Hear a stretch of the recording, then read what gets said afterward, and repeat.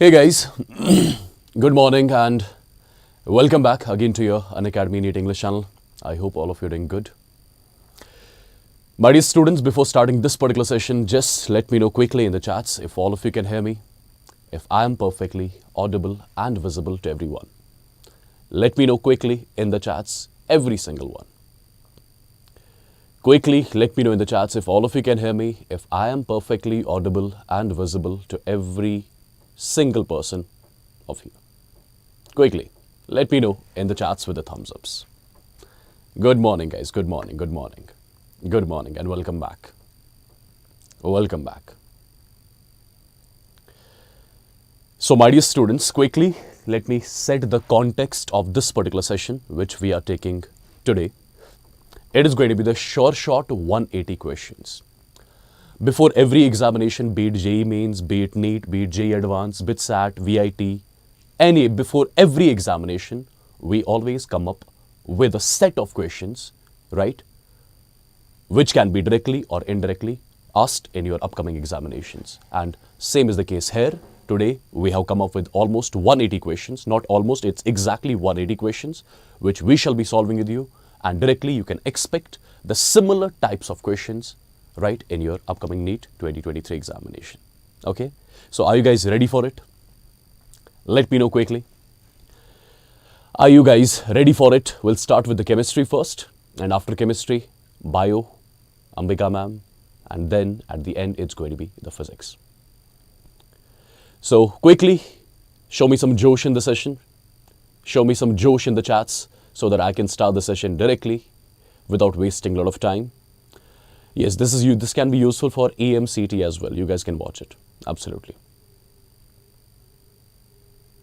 Quickly. I want the chat box to run fast today. It should not stop. Wonderful, guys. How long will the session what is going to be the duration of the session, students are asking. Let me tell you, the duration of the session will be almost 3 to 4 hours. Okay, you be relaxed. We'll just solve 180 questions in lesser time, right, so that you can do the revision afterwards as well. We have planned it properly. Do not worry. 3 to 4 hours maximum. Okay, and at the same time, a lot of students are asking about the NEET 2024 batch, right? Do not worry at all. Right now, we are focused on NEET 2023. Let this NEET 2023 get over. Right after that, I have planned something wonderful for all the NEET 2024 aspirants as well. Okay, so no need to worry. Everything is planned. Just stay tuned to the channel. If you have not subscribed to the channel, I would want all of you to subscribe to the channel. If you have not shared this particular session with everyone, please do that. Let every single one get benefited out of this particular session. Okay, so NEET 2024 students, you be relaxed. If something good is planned for all of you, right? Planning has already been done. Okay, so now let's focus on the short session. Perfect. So my dear students, let's get going then. Let's get started with the subject chemistry first. Okay, and I'll be starting with the physical chemistry, then inorganic, then organic. Okay. All right. The first question, which is on your screen. Look at the question carefully and see how to approach to this sort of a question. The number of moles of oxygen, required for complete combustion of 10 moles of acetylene, right? How many moles of O2 are required for the complete combustion of acetylene? A very simple and basic question this is. Have a look. First of all, remember one thing. Whenever you will have a general hydrocarbon in this format, CXHY, let's assume it's the hydrocarbon, CXHY. When you make it to react with O2, it always leads to the formation of carbon dioxide, and with the carbon dioxide, we always get water. This is the general reaction. Now, first of all, my dear students, have a look properly how to balance this type of the reaction. There is a general procedure of balancing this reaction. See, we have got X atoms of carbon here. Take this X, make it the stoichiometric coefficient here. Y atoms of hydrogen, take this Y and make this Y by 2 as the stoichiometric coefficient of water. Now, what should be the stoichiometric coefficient of O2? Stoichiometric coefficient of O2 is going to be X plus Y divided by 4. X plus Y divided by 4. This is the stoichiometric coefficient of O2. This one is the stoichiometric coefficient of hydrocarbon. X is the stoichiometric coefficient of carbon dioxide and Y by 2 is the stoichiometric coefficient of water. This is the general way by means of which you can balance this combustion reaction. Okay.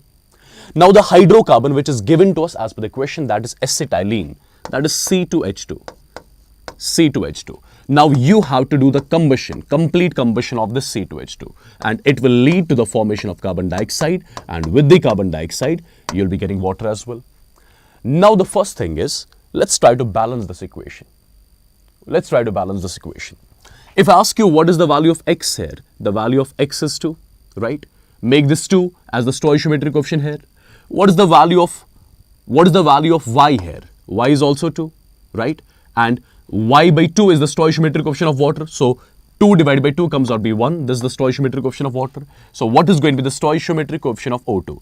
It's going to be X, which is 2, plus Y, which is 2, divided by 4. So, it's going to be 2 plus 1 by 2. 2 plus 1 by 2 means 2.5. The stoichiometric coefficient of O2 over here is going to be 2.5. I hope you got it properly. Now, it's simple. Now, it's simple, guys. Have a look. What are we supposed to calculate? The number of moles of oxygen required for complete combustion of 10 moles of acetylene. Look at this balanced chemical equation. For the combustion of 1 mole of acetylene, 2.5 moles of O2 are required, right? For the combustion of 1 mole of acetylene, I would say 2.5 moles of O2 are required. But do we have to do the combustion of 1 mole of acetylene? No. We have to do the combustion of 10 moles of acetylene. So, for the combustion of 10 moles of acetylene, I must say 25 moles of oxygen will be required. So, is there any option as 25? Yes. Is it clear to everyone? Absolutely. You can expect this sort of a question in your exam, dear students. It is just you are supposed to balance the reaction. After balancing itself, you can kill this sort of a question. Perfect. Moving on to the second question. Look at this one. Look at this one. The number of atomic orbitals which have got 5 radial nodes. How many atomic orbitals do you see which have got 5 radial nodes? My dear students, there is one more name for the radial nodes. These are called as spherical nodes as well. Either you call them as spherical nodes or you can call them as the radial nodes. Now, there is a general formula by means of which you can calculate the number of spherical or radial nodes. It is n minus L minus 1, right? This n stands for the principal quantum number as L stands for the azimuthal quantum number. Now, let's start with 7s orbital. If I start with 7s, in case of 7s, the principal quantum number n is 7. And for S subshell, the value of L is 0. So, how many radial or spherical nodes will be there? Radial nodes will be 7 minus 0 minus 1, which comes out to be 6. When you talk about 7p, N value is 7. And for P subshell, the value of L is 1. So, if I ask you about the radial nodes, it's going to be N minus L minus 1. So, 7 minus 1 minus 1, which comes out to be 5, right? Similarly, if you talk about 6s, N value 6 and L value for S subshell, that's going to be absolutely 0. So, radial nodes here is going to be equal to N minus L minus 1. It comes out to be 5 again, right? Then you have got 8p. In case of 8p, N value is equal to 8. For P, L value is equal to 1. So, radial nodes here, it's going to be N minus L minus 1. So, it's going to be 6. And at the end, it's going to be 8d. In case of 8d, the value of N is 8. The value of L for D subshell is 2. So, radial nodes, if you ask me, it's going to be N minus L minus 1. It's going to be 5. So, look at the options. how many orbitals are there which have got in total 5 radial nodes. So there are 3 orbitals. So it has to be option C, which is going to be the correct answer of this question. Yes, perfectly done. Expect a similar type of question in your upcoming examination. Okay, moving ahead. Look at one more question, guys. The question says at constant temperature. It is mentioned that we have to keep the temperature constant. Okay. Now, if I ask you which gas law is applicable at constant temperature, you will say it's going to be Boyle's law. Boyle's law is applicable to at constant temperature, right? So basically in this particular question, which gas law I'll be using? I will be using the Boyle's law in this question. And what is the basic equation as per Boyle's law is concerned? It is nothing, it is just P1 V1 is equal to P2 V2. This is the basic equation as far as the Boyle's law is concerned. This is the basic equation as far as the Boyle's law is concerned. Number 1. Number 2, at constant temperature, a gas is at pressure of 940.3 mm of Hg. So the initial pressure of the gas is given to us as 940.3 mm of Hg. This is the initial pressure of the gas. Let me assume the initial volume of the gas as V. Let's say the initial volume of the gas is V. When the pressure of gas is this much, let's assume volume of the gas at that point of time is V. Now what we are going to do exactly? We are going to decrease the volume of the gas by 40%. Since the initial volume of the gas was V, now we are going to decrease the volume of the gas by 40%. That means if we decrease the volume of the gas by 40%, what will be the final volume of the gas? It will be 0.6 V. So initially the volume of the gas is V. Now we are decreasing the volume by 40%. So the final volume of the gas now is going to be 0.6 V. And let's assume the final pressure of the gas I'm representing by P2. And this P2 I think we have to calculate. Yes? The equation is almost done and dusted. So you'll be using the equation P1 V1 is equal to P2 V2. P1 is 940.3. V1 is V is equal to P2 you have to calculate. And V2 is nothing, it is 0.6 V, and V got cancelled. So from here, you can calculate the value of P2, which is going to be 940.3 divided by 0.6. And the units are going to be in mm of Hg only, right? A bit of calculation is required. The question is done and dusted, right? Let me know quickly in the chats if it is super duper clear to everyone. Let me know with the thumbs ups. I want the chat box to be running continuously. What do you think? Simple and basic question? Yeah? Will you be able to solve this sort of a question if it comes in your exam? Say yes or no in the chats with the thumbs ups. Everyone, quickly. Quickly, people. Everyone.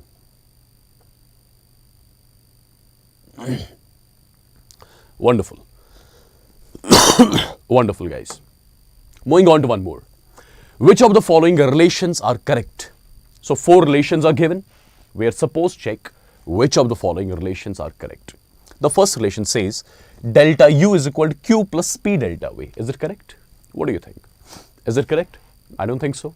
Because you know, as far as your first law of thermodynamics is concerned, delta U is equal to Q plus W. This is the actual relation. And delta U is equal to Q. What is W? W is minus P delta V. W is minus P delta V. So this is the actual relation. And they have mentioned plus sign in between. So this is not the correct one. Delta G is equal to delta H minus T delta S. This is correct, right? Delta G is always equal to delta H minus T delta S. Entropy change is always equal to Q reversible divided by temperature. Absolutely correct. Divided by absolute temperature. Look at the next relation. Delta H is equal to delta U minus delta N RT. What is the actual relation if you remember? Actual relation is delta U is equal to delta H is equal to delta U plus delta N multiplied by RT. This is the actual relation. This is the actual relation. They have mentioned minus sign over here. So this is going to be wrong. So which of the following relations are correct? So it's going to be B and C, which is going to be correct among all these relations which are given to us. Yeah? Perfect. Very simple and basic. Okay. So make sure if this sort of a question comes in your exam, you should be able to solve this one as well. Okay. Look at one more question from the chapter Chemical Equilibrium. The equilibrium constants of the following reactions we are given with three reactions. All the three reactions are at equilibrium. Their equilibrium constants are given to us as K1, K2 and K3. We are supposed to calculate the equilibrium constant of this particular equation. This particular chemical equation, its equilibrium constant we are supposed to calculate. Now, how do we approach to this sort of equation? My dear students, do remember just a single thing. The reaction whose equilibrium constant is to be calculated. The reaction whose equilibrium constant is to be calculated. You will have to make this reaction out of the given reactions. Out of the given reactions, you will have to make this particular equation. And how exactly you are going to make it? Let's have a look. First of all, if I reverse the first reaction, it's going to be 2 times NH3 in equilibrium with N2 plus 3 times H2. Since I have reversed the first equation, and on reversing the equation, the equilibrium constant is inversed. The equilibrium constant initially was K1, now it's going to be 1 by K1. Okay, that's something which I did first.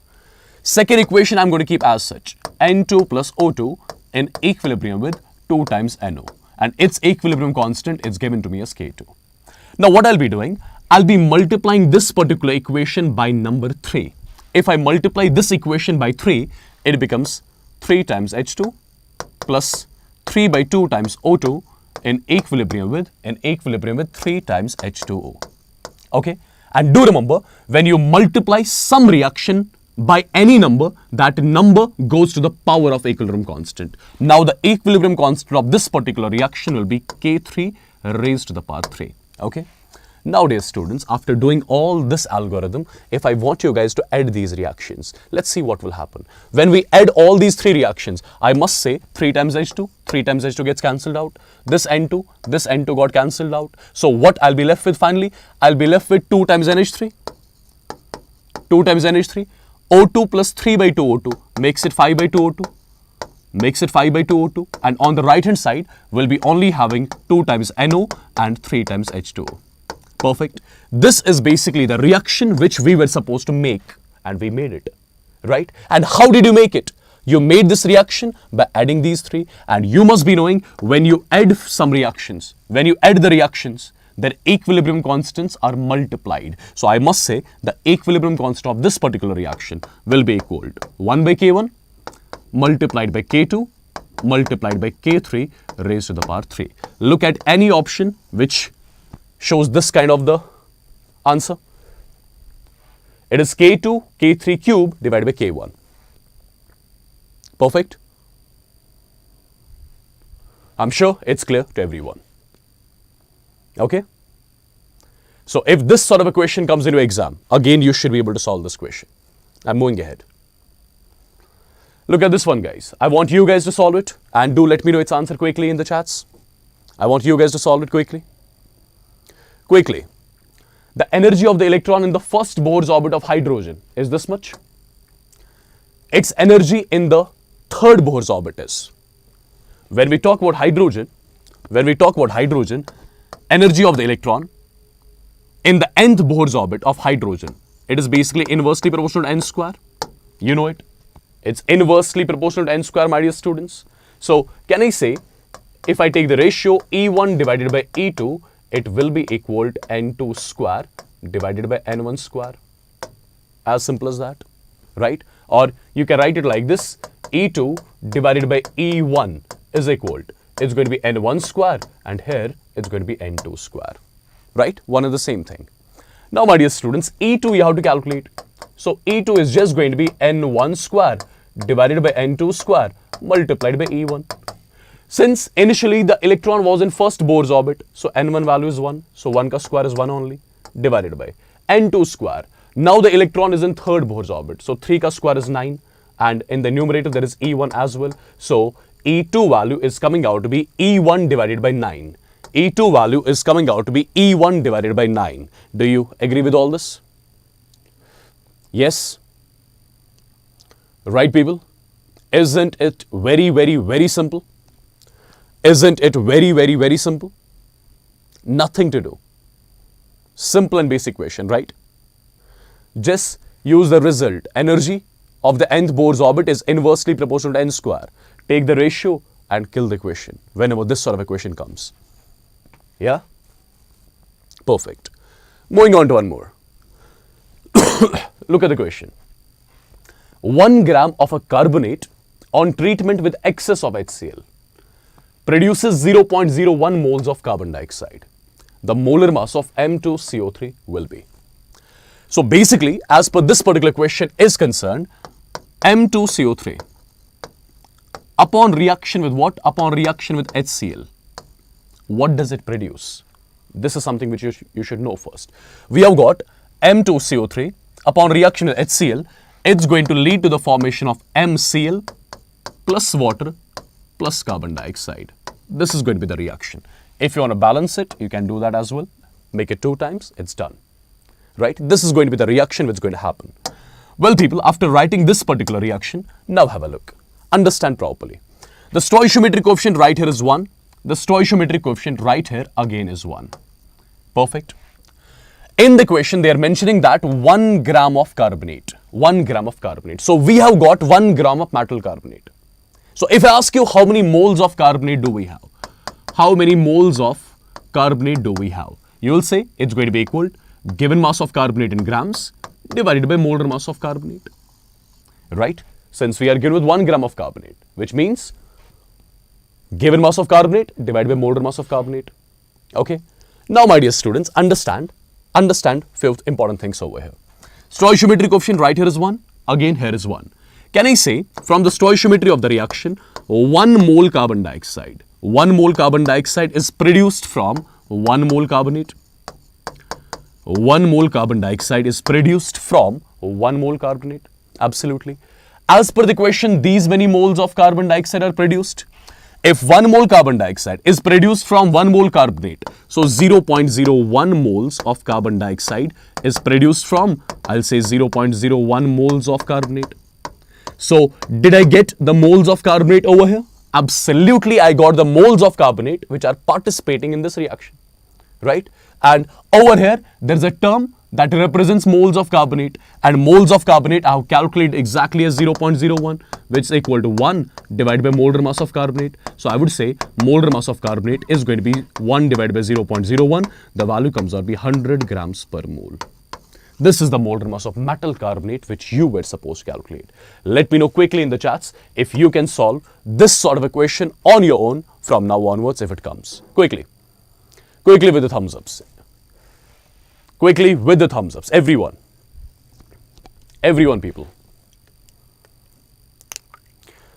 Someone is saying, I'm confused about KP-KC calculations. Just watch the lecture. I have taken equilibrium like few days before on this channel itself.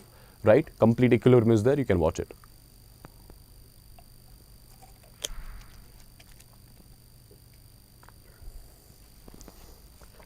Perfect, guys. Moving on. All right. One very simple question, basic question. The depression in freezing point of 0.1 molar aqueous solution. So basically, as per the question, we have got the aqueous solution of HCl, we are given with the aqueous solution of copper sulfate, and we are given with the aqueous solution of K2SO4. Right? These are the aqueous solutions which we are given with. Aqueous solution of HCl, aqueous solution of copper sulfate, aqueous solution of K2SO4. Now, dear students, you must be doing depression in freezing point is directly proportional to Van 't Hoff factor. Depression in freezing point is directly proportional to Van 't Hoff factor. Since the concentration of all these solutions is given as same, since the concentration is given same everywhere, so I would say simply depression in freezing point is directly proportional to Van 't Hoff factor, right? So what is the Van 't Hoff factor for this one? It's going to be 2 because it's going to dissociate as H positive plus Cl negative. What about this one? It's going to be 2. It's going to dissociate as copper di positive plus SO4 di negative. What about this one? It'll be 2 times K positive plus SO4 di negative. So it's going to be 3. So I would say the ratio of depression in freezing point will be the ratio of their Van 't Hoff factors since the concentration is same. Whatever is going to be the ratio of the depression in the freezing points, that is actually going to be the ratio of their Van 't Hoff factors. Since you got the ratio of the Van 't Hoff factors 2:2:3, so you can convert it into the simplest form. It's going to be 1:1:3/2. That means 1.5. Look at all the options and see if any option matches. Right? I can see majority is coming up with option A. Absolutely, you all are perfectly right. It's option A, my dear students. Okay? Moving ahead. Moving ahead. All right. A metal M forms hexagonal close-packed structure. The total number of voids in 0.02 moles of it will be. What do you think about this one? Many a times I have taught you this. Many a times I have taught you this. Have a look, guys. When we talk about the hexagonal unit cell, in case of the hexagonal unit cell, the value of Z is 6. The value of Z is 6. And you know, whatever is the value of Z, same is the number of octahedral voids, and twice of it is the number of tetrahedral voids. Perfect. So in your hexagonal unit cell, you'll find 6 octahedral voids, 12 tetrahedral voids. So if I ask you how many total voids will be there in total, how many voids will be there in total? It's going to be 12 plus 6, that comes out to be 18. So there'll be 18 voids in total basically. Absolutely. Can I say something like this? In one hexagonal unit cell, there are in total 18 voids. Yes, in hexagonal unit cell, I can categorically say there are in total 18 voids, out of which 6 are octahedral and 12 are tetrahedral. Now you tell me one thing. If in one hexagonal unit cell, there are 18 voids, can I say in 1 mole of unit cells? In 1 mole of unit cell, you'll find 18 moles of voids. As simple as that. If one unit cell contains 18 voids, so 1 mole of unit cells will contain 18 moles of voids. But are we given with 1 mole of unit cells? No, we are given with 0.02 moles of it. So I must say, if 1 mole contains these many voids, so I would say 0.02 moles of unit cells will contain 18 multiplied by 0.02. It's going to be moles of voids, right? Moles of voids. So these many moles of voids will be in total in 0.02 moles of unit cells. Perfect. So the value comes out to be how much? I mean, you can solve it now. Perfect. Done. Is it clear to everyone? Quickly. Quickly, people, is it clear to everyone?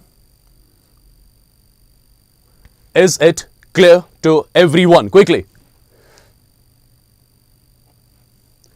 I can see majority is coming out with option D, and absolutely you all are perfectly right, it's option D.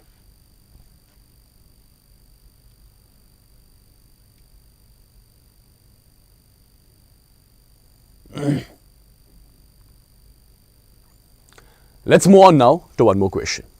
Let's move on now to one more question. The equilibrium constant for the reaction. We are given with the reaction which is at equilibrium. Its equilibrium constant is given to us. The magnitude of standard electrode potential of Sn gives Sn di positive if one value is given to us. Okay. So see what the question says exactly. As far as this particular question is concerned, we are given with a cell which is at equilibrium. You must be remembering when the cell is at equilibrium, its E cell is taken to be 0. When the cell is at equilibrium, its E cell is taken to be 0. And when you talk about your QC, QC is replaced by KEQ. QC is replaced by KEQ. And as per the question, equilibrium constant KEQ is given to us as 10 raised power 20. 10 raised power 20. Now, if I use the Nernst equation, Nernst equation says E cell is equal to E naught cell minus 0.0591 divided by N, and then it's going to be log of QC. But if I write the same Nernst equation at equilibrium, since E cell is 0, so E naught cell you will shift on this side, so the final expression will be E naught cell is equal to 0.0591 divided by N. Now it's going to be log of equilibrium constant, log of KEQ. Okay. Now all the parameters are given to us. Have a look. I would say E naught cell is equal to 0.0591 divided by N. N represents the number of moles of electrons exchanged. Have a look in this particular equation, how many moles of electrons are being exchanged. Zinc is getting converted into zinc dipositive. So 1 mole of zinc is losing 2 moles of electrons. And those 2 moles of electrons are being gained by this Sn dipositive. So I would say N value is directly 2. And it's going to be log of KEQ, that's 10 raised power 20. Log of M raised power N is N log M. So 20 comes to the front. 20 comes to the front. So from here you got the E naught cell value. From here you got the E naught cell value. Now dear students, if E naught cell you got, E naught is always equal to E naught of cathode minus E naught of anode, right? This value actually you got 0.0591 divided by 2 multiplied by 20. You can write 1, this can be 10 and this can be 0.591, correct? Now this term over here, it represents the standard reduction potential of cathode, and this term over here, it represents the standard reduction potential of anode. Now look at the parameters which are given to us. So I can categorically say standard reduction potential of cathode. Which one is the cathode? It is the tin electrode which is undergoing reduction. So tin is your cathode. So standard reduction potential of cathode, I would say it is E naught cathode. That means standard reduction potential of tin, okay, minus standard reduction potential of anode. Anode is your zinc and its SRP is given minus 0.76. So minus makes it plus 0.76 is equal to 0.591. So from here you can calculate E naught C, standard reduction potential of cathode, which is going to be equal to 0.591 minus 0.76. Right? This is the standard reduction potential of cathode. This is the standard reduction potential of the tin electrode. But as per the question, is this SOP? I mean, is this SOP or SRP? Tin getting converted into tin dye positive. So it's SOP. It's SOP basically. SOP we have to calculate. We calculated SRP, standard reduction potential of cathode. So at the end, we just have to reverse the sign. That's all. At the end, we just have to reverse the sign. That's it. Is it clear to everyone? So after doing this part of calculation, let me show you what is the final answer which you get, right? Just a second.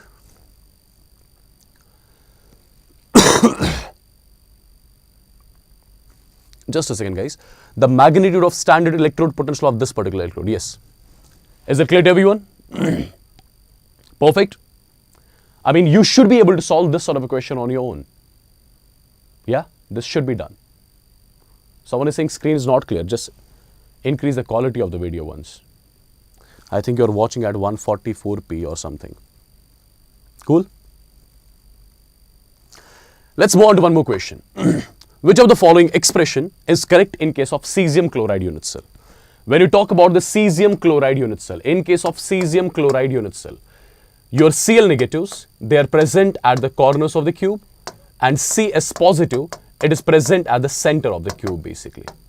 It is present at the center of the cube, or you can say Cs positive occupies the cubic void, right? Or you can in general say CsCl, it forms BCC structure.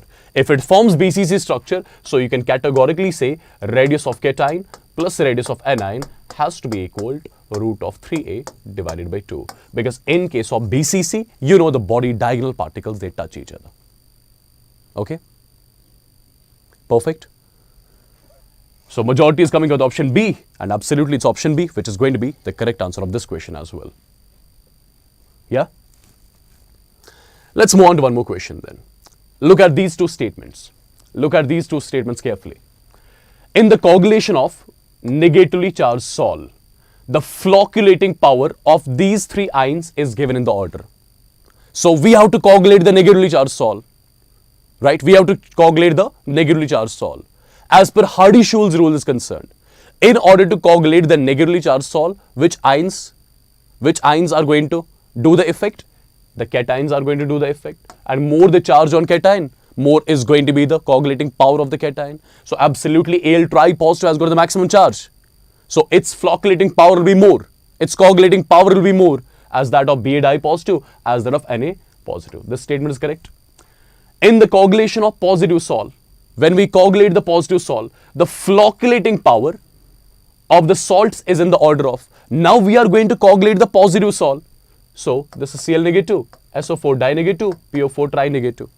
In order to coagulate the positively charged sol, it is going to be the anions which are going to participate basically. It is going to be the anions which are going to participate. More the charge on anion, more is going to be the coagulating power of that particular species. Okay, but look at this particular order. This is wrong over here. This is wrong over here. The order should have been reversed. The order should have been reversed. So statement 1 is correct, but statement 2 is incorrect. Okay, statement 1 is correct, but statement 2 is incorrect. All right. And do remember one more thing, your coagulating power, that is inversely proportional to coagulating value. Sometimes they play with coagulating power, sometimes they play with coagulating value. Okay, do remember these two are inversely proportional. That electrolyte which has got more coagulating power will be always having less coagulating value. Look at the next question now. The total change in the oxidation state of manganese involved in the reaction of KMnO4 and potassium iodide in acidic medium. This is something which all of you must be knowing. When we talk about MnO4 negative, or you can write KMnO4, MnO4 negative, you know it converts I negative in acidic medium into what? Into I2. Itself gets converted into Mn di positive, and with this you can write water as well. This is the reaction which happens. This is the reaction which happens. MnO4 negative, upon reaction with I negative, it converts I negative into I2. But in what? In acidic medium. What do we have to calculate? The total change in the oxidation state of manganese. If I ask you what is the oxidation state of manganese over here, it's +7. Oxidation state of manganese over here is +2. So +7 to +2, what is the change? Final minus initial. The change comes out to be 5. So 5 is the change in the oxidation state of manganese in this particular reaction. So the answer of this particular question has to be option A. Right? Simple and basic again. I'm sure you can easily solve this sort of a question. Alright, one more question guys. One more question. It's again simple. In 1 molar solution, so basically you have got a solution whose molality is 1. That contains 0.1 moles of solute. So number of moles of solute is equal to 0.5. Okay. In 1 molar solution that contains 0.5 moles of solute, there is 500 ml of solvent, 500 grams of solvent. What will be there exactly? See, if I ask you what is molality, molality means number of moles of solute divided by mass of solvent in kgs. Mass of solvent in kgs, right? Well, molality of the solution is given us as 1 is equal. Number of moles of solute is given as 0.5. That means the denominator should be also 0.5. Then only LHS RH will be equal. Denominator 0.5 means mass of solvent is coming out to be. Denominator 0.5 means mass of solvent is coming out to be 0.5 kg. But the answer is not given in terms of kg, it's given in terms of grams. 0.5 kg means 500 grams of solvent. I hope this sort of a question you can easily solve if it comes. Okay? And do expect these sort of questions, people. Alright, one more simple question. I'm damn sure you can easily solve it. Quickly. 75% of the first order reaction completes in 4 hours. 87.5% of the same reaction completes in. You must have studied time taken to complete 75% of the first order reaction. That's always equal to 2 times the half-life. And do remember time taken to complete 87.5% of the first order reaction. That's always 3 times the half-life. And do remember time taken to complete 99.9% of the first order reaction. That's 10 times the half-life. These are the 3 equations which you need to know, which you need to remember about the first order reactions. Now, 75% of the reaction is completed in 4 hours. So this term is 4 is equal to 2 multiplied by T half. So from here, you can exactly calculate T half, which is 4 by 2. That means 2 hours. So T half you have calculated.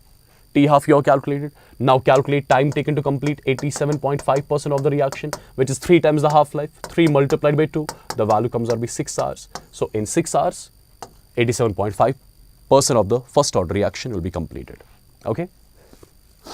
I hope you can easily solve this sort of a question as well. One more question. I mean, you can expect again a question based on the formula which I'm going to give you. Do remember, molality of the solution is equal to 1000 multiplied by molarity of the solution divided by 1000 multiplied by density of solution minus molarity multiplied by molar mass of solute. Do remember this particular result. From this particular result, you'll be directly asked a question. Since molarity of the solution is given us as 3, molarity of this solution is given us as 3. So this term is given to us. Okay? Density of the solution is also given. Density of the solution is also given. Molar mass of Na and Cl is also given. So basically we have got NaCl solution, right? So NaCl molar mass is also given, which is 35.5 plus 23, 58.5. So all the parameters are given. Just put the parameters into this equation, get the molality of the solution. That's all. Right? That's all, people. Yeah? Isn't it very simple and basic? Do remember this particular result. Whenever in a question, you'll be supposed to calculate molarity of the solution and molarity will be given. This is the result which is going to help you out in order to solve the question in lesser time. Moving on to one more.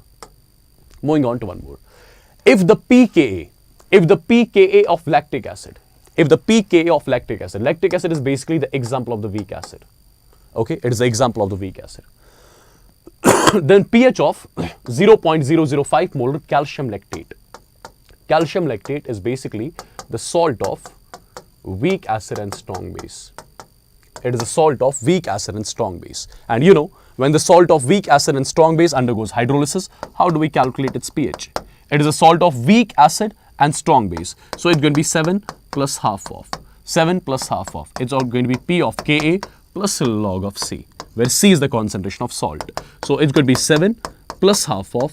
P of Ka value is given to us as 5 plus log of C. C is the concentration of salt, which is 0.005. You can write it as 5 into 10 raised per minus 3. You can write it as 5 into 10 raised per minus 3. Can you do the calculation after this? It's a simple calculation now. It's going to be 7 plus half of 5 plus log of m into n is going to be log m plus log of n. So I'm sure you can do the calculation afterwards. It's simple now, right? One equation. You just have to solve, that's all. Well, after solving this particular equation, what do you get at the end? At the end, you get exactly the value of pH as 8.5. I can see majority of the students already gave the answer. Absolutely. Option A has to be the correct answer. Perfect? Perfect, guys. Moving on to few questions of inorganic chemistry now. Now, this is your favorite, I'm sure. What do you think about this one? What do you think about this one? All these elements which are given, these are your third period elements, and we have to arrange them on the basis of their first ionization enthalpy. Sodium, magnesium, aluminium, silicon, phosphorus, sulfur, chlorine, argon. Generally, what happens on moving from left to right, ionization enthalpy increases. This happens generally. On moving from left to right, ionization enthalpy increases. Okay. Now there is one exception basically. You cannot call it an exception. There's a logic also behind that. Well, what is that? You have to interchange magnesium with aluminium. Just interchange magnesium with aluminium. And at the same time, interchange sulfur with phosphorus. That's all. Why is that? What's the reason behind that? Because magnesium, it's out, in order to take the outermost electron out from magnesium, you have to supply more energy. Why is that? Because the electron has to be taken from completely filled 3s orbital. Whereas, in case of this, the electron has to be taken from partially filled 3p orbital. Okay. Similarly, phosphorus, its outermost configuration, if you have a look on, it is 3p3. It's half-filled configuration, which is more stable, right? So, to take electron out from the outermost configuration of phosphorus, you have to supply more energy. So, that's the reason why phosphorus has more ionization energy than that of sulfur. Okay. So, what has to be the answer then? It has to be option 2. Just interchange as I told you. Okay. Moving on to one more question. Which of the following species carries more than one lone pair on the central atom? You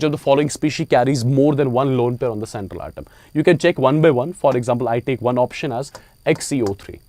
This is one of the options which I took. Okay. If you make its random structure, rough structure I'm saying, XeO3, something like this. Xenon, how many valence electrons xenon has? Xenon has 8 valence electrons. How many terminal atoms are attached? There are 3 atoms attached. Number of terminal atoms is equal to number of sigma bonds, right? Now, out of 8 valence electrons, how many valence electrons xenon is using already? 1, 2, 3, 4, 5, 6. Out of 8, 6 electrons are being utilized by xenon. So, there will be 2 electrons left as such on xenon in the form of a lone pair. So, there is one lone pair. If there is one lone pair, that's something you were supposed to calculate. So, how many lone pairs on xenon? 1, right? They're asking which of the following species carries more than one lone pair on the central atom. It's going to be here. Here, in case of XeF4, xenon carries 2 lone pairs. That's all. You can check in the similar way, the way I did. Right? Again, a basic question which you can easily solve from now onwards. Okay, according to molecular orbital theory, See, bond order, for sure, there will be a short question like this. We are given with O2 dinegative, carbon monoxide, NO positive, right? O2 dinegative is 18 electron species. This is 14 electron species. And NO, oxygen, 8 electrons, nitrogen, 7. In total 15, 15 minus 1 comes out to be 14. This again a 14 electron species. And I have given you a lot of tricks related to bond order, right? Whenever you see a 14 electron species, its bond order is 3. 15 electron species, its bond order directly 2.5. 16 electron species, its bond order 2. 17 electron species, its bond order 1.5. 18 electron species, its bond order 1. Similarly, 13 electron species, its bond order 2.5. 12 electron species, its bond order 2. 11 electron species, its bond order 1.5. 10 electron species, its bond order 1. Perfect. Now you are done. Its bond order is 1. Its bond order has to be 3. Even its bond order has to be 3 as well. Right? Done and dusted? Absolutely, people. All of you are perfectly right. It's option D. Looking at one more question. Which of the following is maximum soluble in water? Few days back only HSP Sir gave you a lot of tricks related to solubility, right? So, which of the following is maximum soluble in water? It is going to be magnesium sulfate here. It's going to be magnesium sulfate here because you have got Mg dye positive here, calcium dye positive, strontium dye positive, barium dye positive. Due to the less size of Mg dye positive, it gets hydrated to the maximum. More the hydration, more the solubility, right? So, MgSO4 is going to be the final answer of the question. Again, one simple and basic question this is. Okay, and this is going to be the actual order of the solubility of sulfates of group second. Okay, right? Or you can just remember solubility trick is there, right? Which is applicable to majority of the cases. More the size difference of cation and anion, more is going to be the solubility. Over here, size difference between cation and anion is maximum because SO4 dinegative, it's considered as larger sized anion, and this is smaller sized. So, size difference is maximum. So, eventually, you can say solubility is maximum. That's it. Okay, what about this one? Look at this one. When we talk about water and SO2, both possess V-shaped structure. Absolutely, both are bent, right? Both are bent. They are not linear. So, this one is so correct. This one is correct. The bond angle of SO2 is less than that of H2O. Do you really think so? In H2O, the bond angle is 104 degree 5 minutes. And in SO2, it's approximately 118 degrees. So, is this statement correct? The second statement is incorrect. First is correct, second is incorrect. Okay? Yeah? Again, one simple question this was. So, have a look on this one. One more question we have. Which of the following statements are not correct? Not correct. The electron gain enthalpy of fluorine is more negative than that of chlorine. It's property of the individual atom, individual element you can say, right? It has got nothing to do with the other atoms which are bonded to it. Al2O3 and NO are the examples of the amphoteric oxide. So people, oh, it's lagging. There's a lag.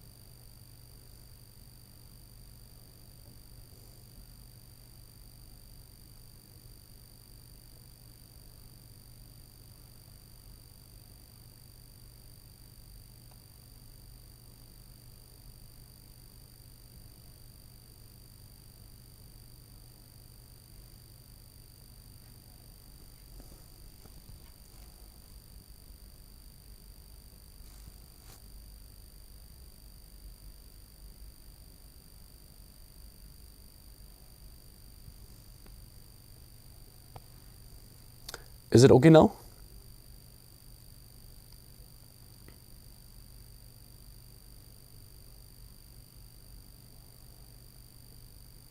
Guys, all cool now?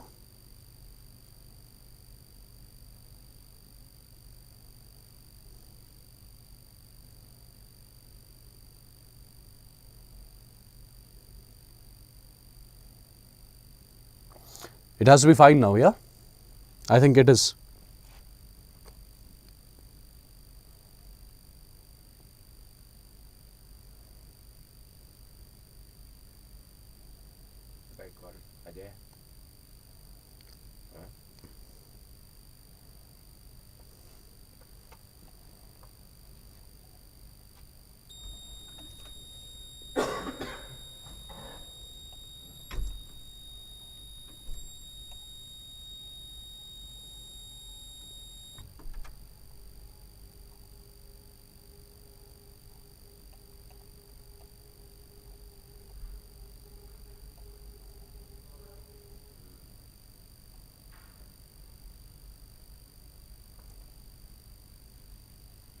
There's a lag, guys, just a second.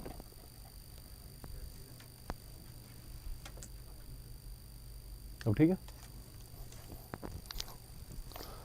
I think it's all perfect now. Yes. Yes, guys, all perfect.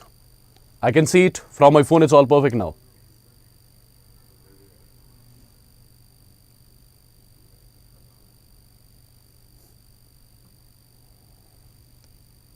It's all perfect now. Don't play around.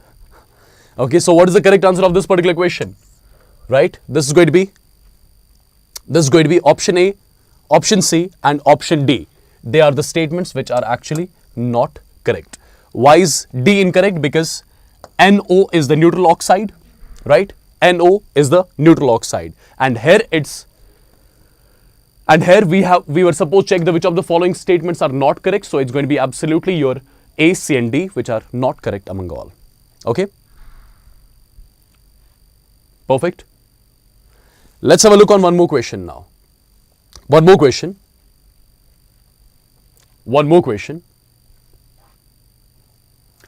What is the correct electronic configuration of the central atom in COOH3 tri-negative?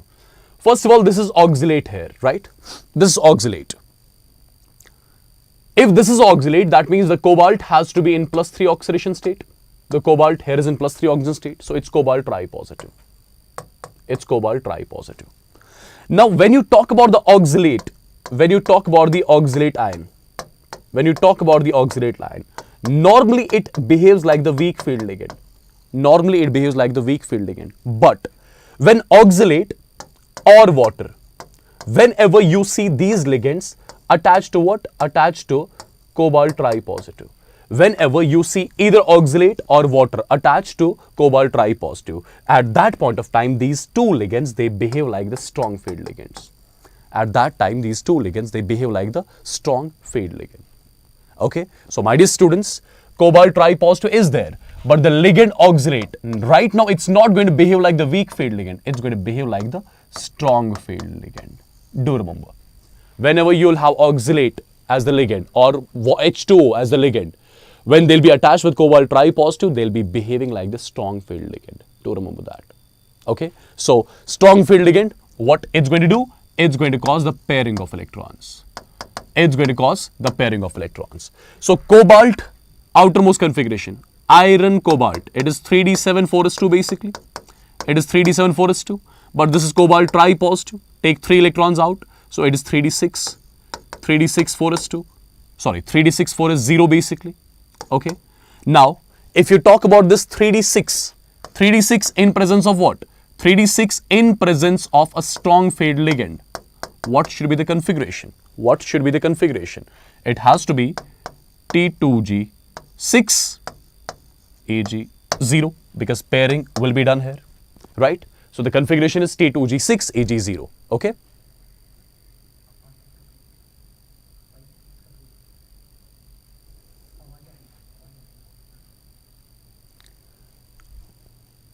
Guys, just a second. Is there some noise coming? 6 Ag0. I'll just one more question, then I'll give a break.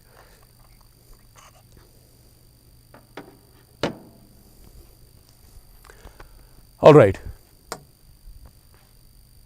So do remove this particular statement. It's very important. When water or oxalate is attached to cobalt tri-positive, then that water or oxalate, it will be behaving like a strong field ligand. Okay. One last question, and after that, HSP sir is going to come and he'll join and discuss the organic questions with you. Guys, this is a memory-based question directly taken from your NCERT. Just tell me in the chats.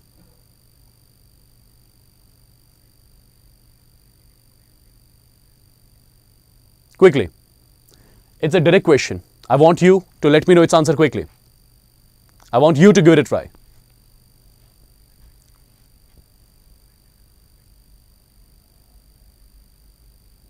It's a very, very, very simple question. And I'm damn sure you can easily solve it. I can see majority of the students came up with option A. Absolutely, you all are perfectly right. It's option A. It's option A for sure. A, slaked lime. You're going to match it with 2, right? Dead burnt plaster.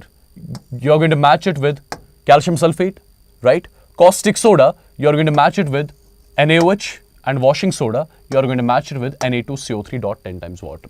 Perfect.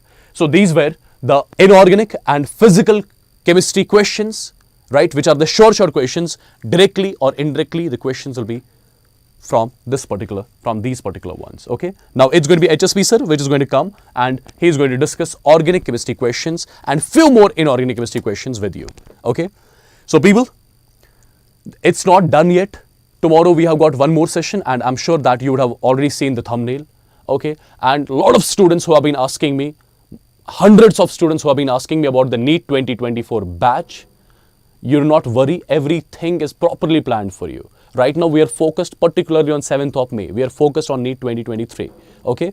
And after that, right after the NEET 2023 examination, I'll let you know about that. I'll give you the details of the NEET 2024 Avengers batch as well. Okay. Be relaxed. Take care. So people, I'm going to call HSP sir now. He's going to discuss the organic chemistry with you. But I want one thing from all of you. Just let me know in the chats whether you are feeling confident now after having these many sessions in the last 15 days, right? It's almost been some 13 to 14 days that we have started the channel. I just want you to let me know in the channel, in the chats, are you actually thinking that? Are you actually feeling confident? I just want to know that. And I would want the honest answers from all of you. See, my reason of creating this particular team was this thing only. All the students who cannot understand Hindi, who want to learn in English, who had no support on YouTube, that was the main motive of creating this particular channel, right? Just tell me honestly, I need the honest update from all of you. Do you really think that you are feeling confident after having so many sessions from last 15 days on this particular channel? And my dear students, that's not it. I want this relationship, whatever the student-teacher relationship we have been maintaining from last 1 month almost, right? I want this to go a long way basically. After your NEET examination, just stay in touch all the time, right? Whenever you need any sort of suggestion, any sort of advice from us, we'll be always at your service. So it has to be, it should not end here, okay? It has to be the long-term mutual relationship among the teacher and the students. That's what we want from all of you, okay? And thank you again for all the love and support which you have been showing towards us. Keep on supporting all the time, right? And the only support which you can provide us is to share this particular channel to all the aspirants across the country, right, who would want to get trained by us in all the subjects and particularly the English language. Yeah, so that's all what we needed from you. Take care. God bless you all, right? I'll see you again afterwards, right, just to disturb all the other people, right? Asha, guys, there is a 2-minute break basically. There is a noise coming up. Okay, so we just want to change the mic basically. Just a second. मैं लगाऊं? ये वाली change करनी है.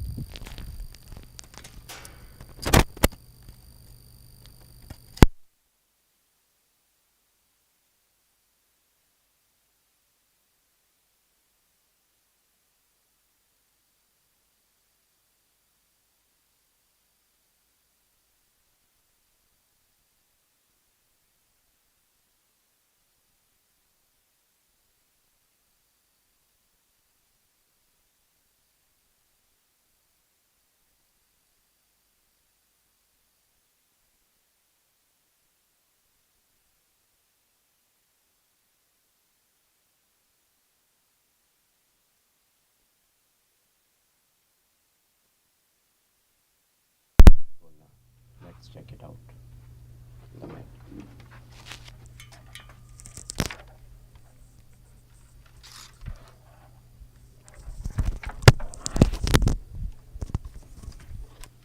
Is it perfectly fine now?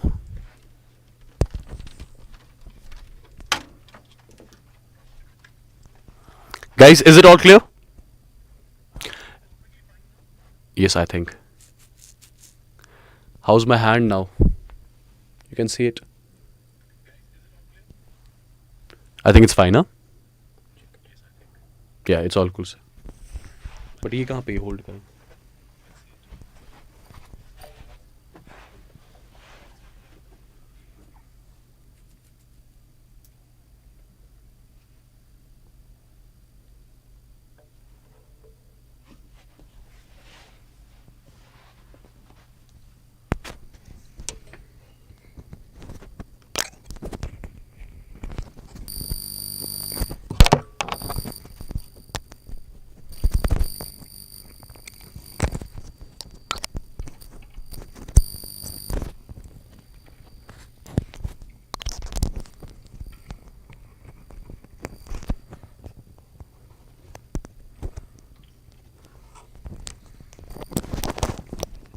Yes, sir.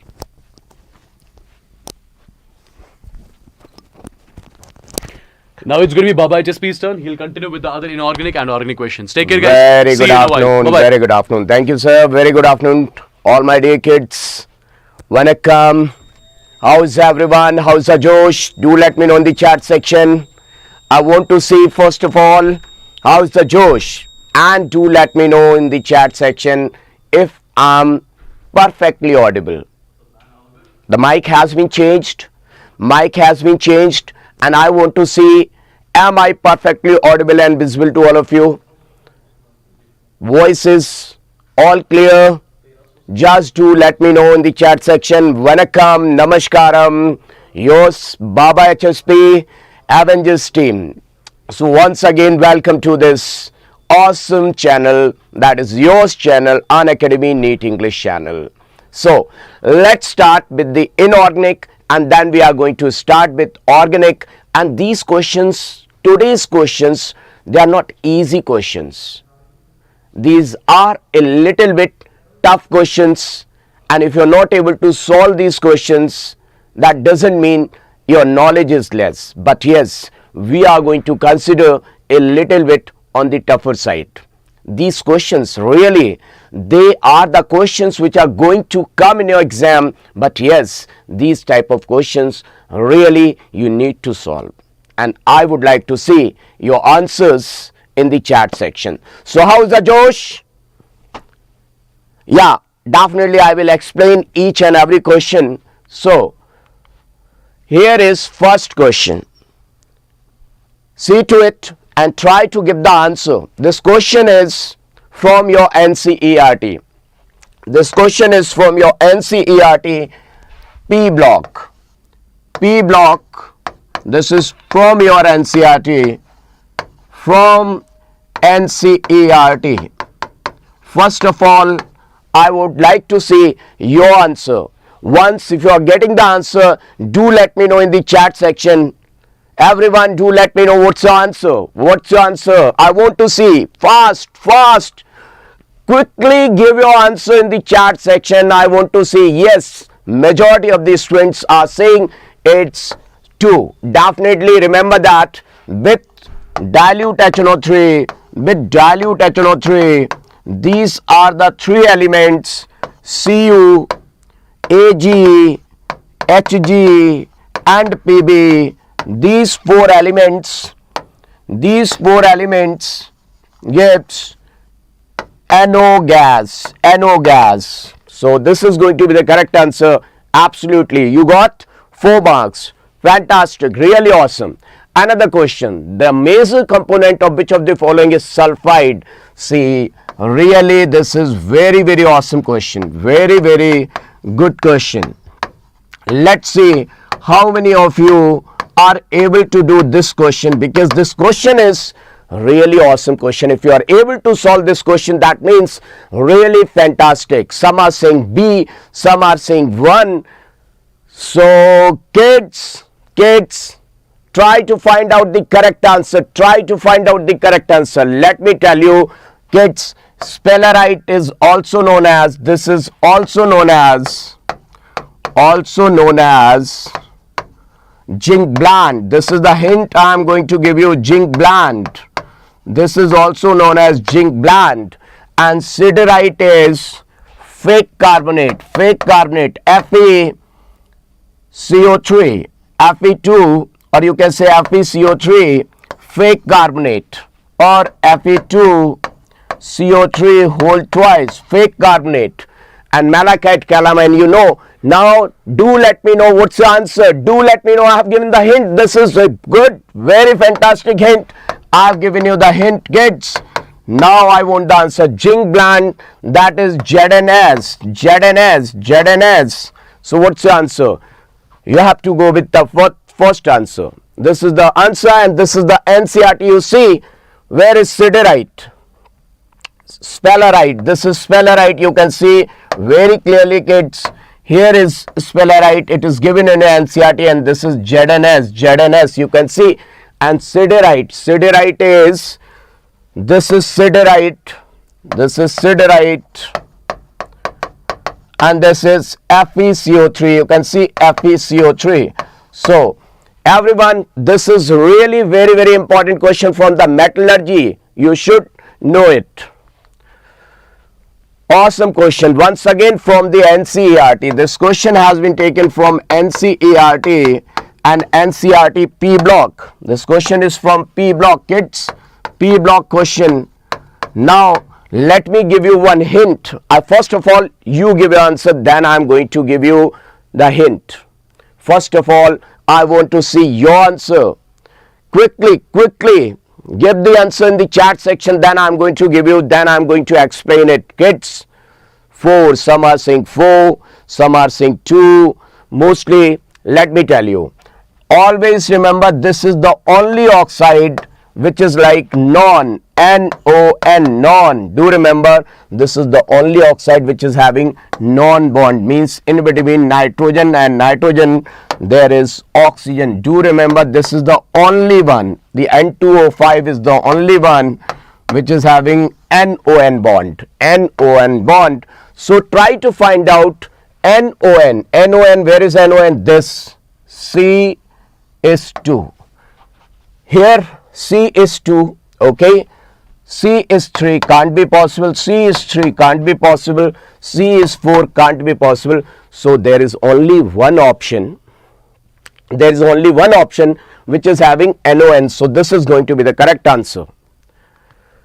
So see, it is given over here, and what I have told you, this is NON, N2O5. See, N2O5 is the only one which is having NON bond. See, this is having NN bond. It is having NN bond. It is having NN bond. NO. This is the only one which is having NON bond, non-bond, right? If this is clear to all of you, I want to see thumbs up in the chat section. If it is super clear to all of you, kids, quickly show me the thumbs up in the chat section if it is very much clear to all of you. Which of the following complexes will exhibit maximum attraction? Maximum attraction means maximum number of unpaired electrons. Now kids, to answer it, we should know science teacher, very cruel man. Science teacher, very cruel man.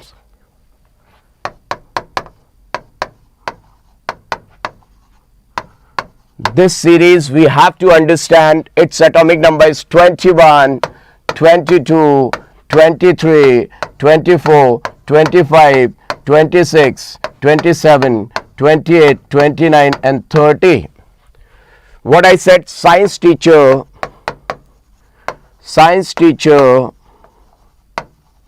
is very cruel man.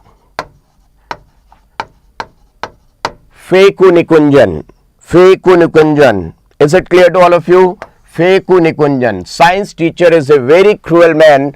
Fekunikunjan. So if atomic number is not provided in the examination, do remember kids, if atomic number is not provided in the examination, we have to understand. See nickel, where is nickel?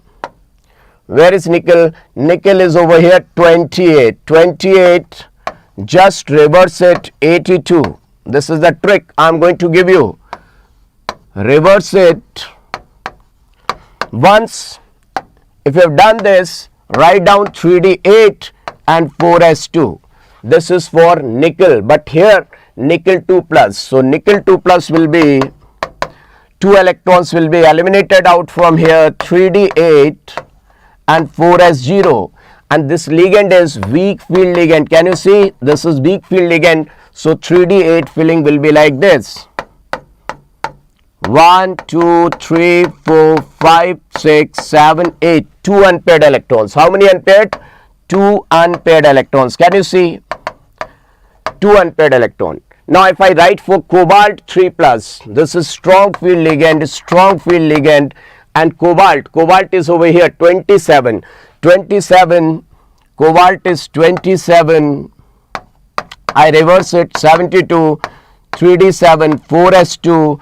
Now 3 electrons have gone, 2 from here, 1 from here, so it is cobalt 3 plus is 3d6 only. 3d6 means under the influence of this strong field ligand, this strong field ligand will make pairing of it, and pairing of it will take place. Let me write down over here. Once the pairing has taken place, 1, 2, 3, 4, 5, 6. Now there is no unpaired electron. What they are asking? Maximum attraction to an applied field, that means maximum number of electron, 0. No unpaired electron. We are not having any unpaired electron over here. Now see zinc. Let me tell you about zinc. If we talk about zinc, zinc is 30. Atomic number is 30. So this is zinc. I will write 3d10 4s2. But we are having Zn2 plus. Zn2 plus means 3d10 4s0 means no unpaired electron. 0 unpaired electron. 0 unpaired. 0 unpaired. We got 2. We got 0. And cobalt. Cobalt water. Do remember cobalt. Along with cobalt, let me tell you kids, water and oxalate, they are generally weak field ligands. But do remember kids, but with cobalt 3 plus, water and oxalate act as strong field ligand. This is the point to be noted, kids. This is very important point, very important point. If you don't know this point, you can't do the question. This is really most important point. Are you able to understand? This point is very important. So it will act as strong field ligand, but here it's 2 plus. See to it, it's not 3 plus. What I said with cobalt 3 plus, do remember with 3 plus, but here is cobalt 2 plus. See to it, it is 2 plus. So this will act as weak field ligand. With 3 plus, strong field ligand. With 2 plus, weak field ligand. And cobalt is like 27. Cobalt is 27. Cobalt is 27, just reverse 72, it will become 3d7 4s2, but we have how many unpaired electrons? You got 3 unpaired electrons. Is it clear to all of you? So what's the answer? Which is having maximum number of electrons unpaired? Here n was 2, here n was 0, here n was 0, here n is 3. So what's your answer, kids? Do let me know in the chat section. If you are able to understand, if the concept clarity is there, definitely you are going to get the answer. The answer is done and dusted. You got it? See, this is the answer and this is the explanation. 2, 0, 0 and 3 unpaired. Just remember one thing, with cobalt 3 plus, again I am telling you, with cobalt 3 plus, water and oxalate, just do let me, they will act as strong field ligand. But with cobalt 2 plus, water and oxalate will act as weak field ligand, and with the rest of other metals, water and oxalate,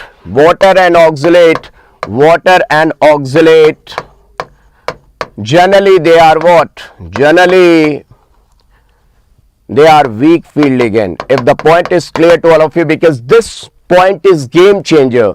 This point is going to decide whether you are getting correct answer or wrong answer, because this is the most important thing. If this is clear to all of you, just I want to see the thumbs up in the chat section.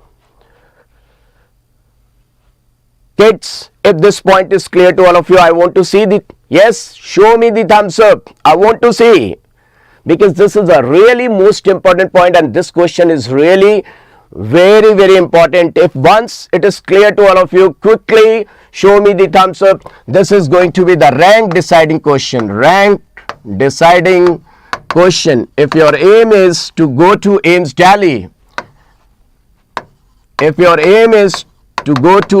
Delhi, then this is the most important thing you should know. Kids, you should know. Very good. I can see everyone is able to understand. Thank you. Dhanyavad. Dhanyavad, Alu. Another question. Oh, once again, very, very super awesome question. Now, kids, try to give the answer. I don't think anyone is going to give the correct answer. This question is really, I can say, a tough question. Really a tough question, but from NCERT. Really a tough question, but still from NCERT.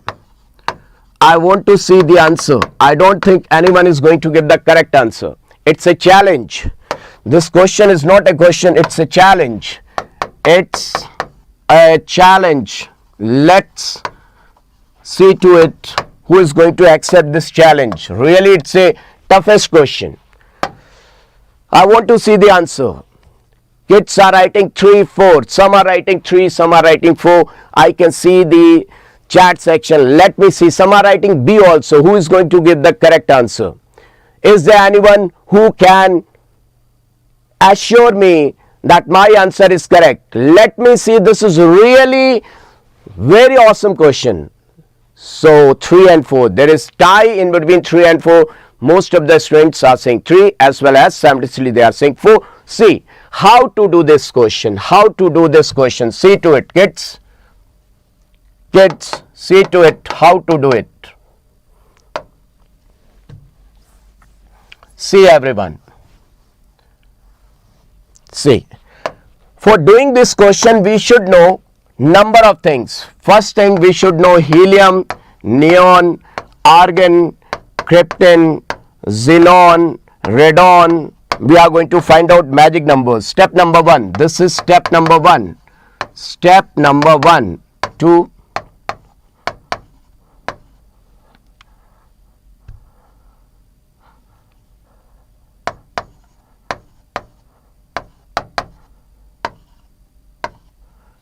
This is 1, 2, 3, 4, 5th and 6th. Now, after xenon, we know that there is 6th period. See to it, hydrogen, lithium, sodium, potassium, rubidium, cesium, francium. This is step number 2.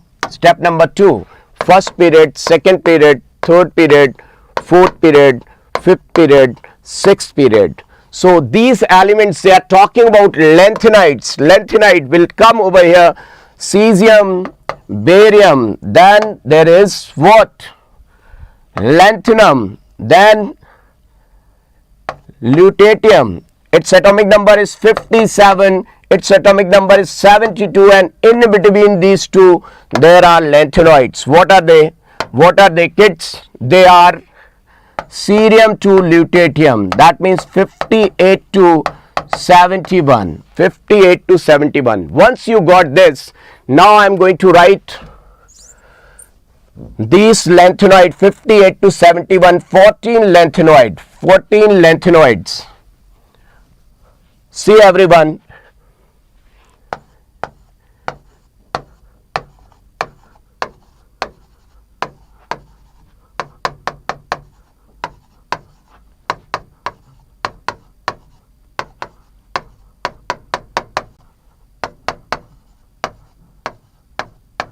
now what are the two elements? See to it. What are the two elements they have asked?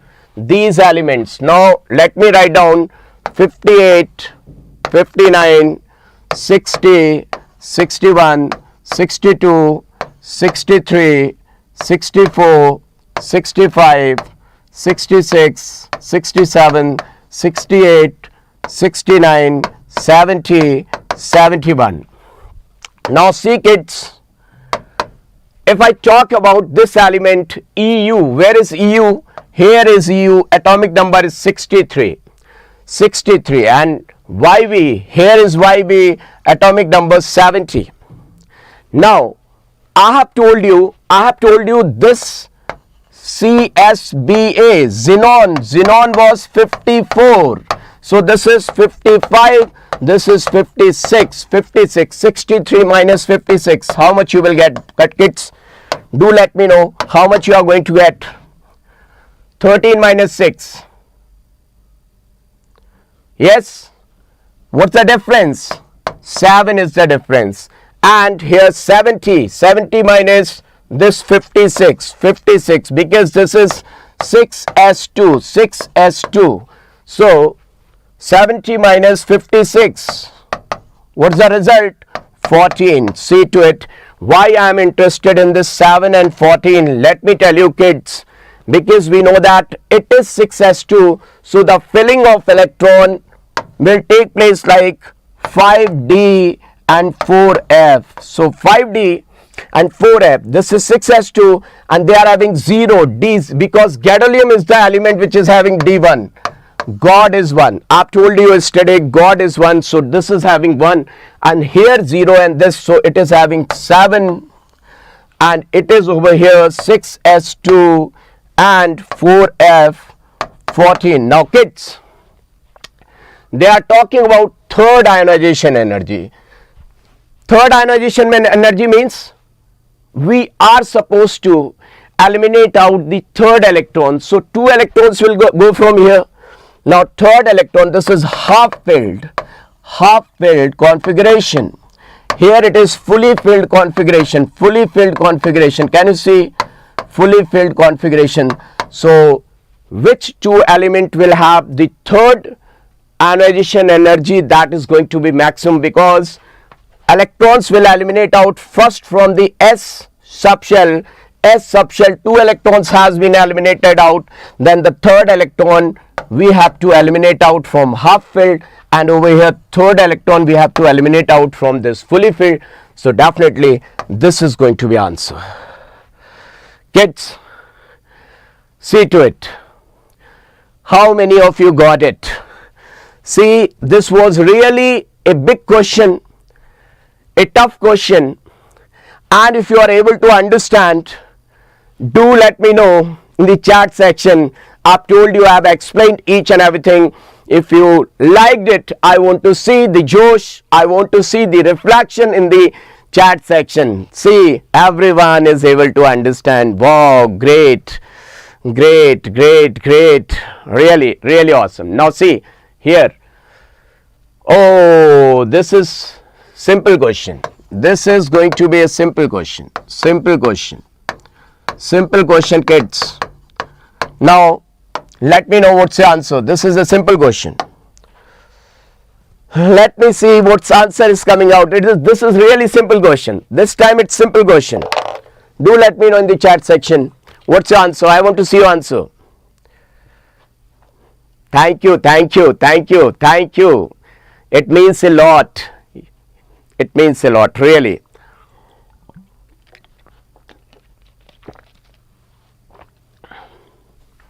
So, do let me know what's the answer. Do let me know what's the answer. C1, C, electron deficient, electron deficient, electron precise. This is given in NCERT, and electron rich. Three categories are there. There are total three categories. So if I talk about BH3, boron has only 3 electrons in the outermost orbit, and from hydrogen it has got 3 more electrons. So it is having only 6 electrons. Only 6 electrons. So either I can say BH3 or I can say B2H6. They are electron deficient. Electron precise means octet is complete. Octet is just complete. Just complete. So I will say CH4 is electron precise. Electron rich means having lone pair. Having lone pair with the complete octet. Having lone pair. Like I can say ammonia. Like water. So just try to find out what is your answer. Everyone, see to it. Electron deficient B2H6, electron rich is HF, electron precise is CH4. So what's the answer, kids? And this is going to be saline hydride. What's your answer? Just try to find out your answer is right or wrong. Everyone. So see, this is the correct answer. Now organic chemistry. Everyone ready for the organic chemistry? I want to see the Josh. Everyone, are you ready, kids? Are you ready? Organic chemistry. Which of the following will be protonated at fastest rate? Means which is most basic. Which is being more basic. They want to ask which is being most basic. Now kids, I am going to give you a hint. If lone pair is localized, if lone pair is localized, that is not taking part in resonance,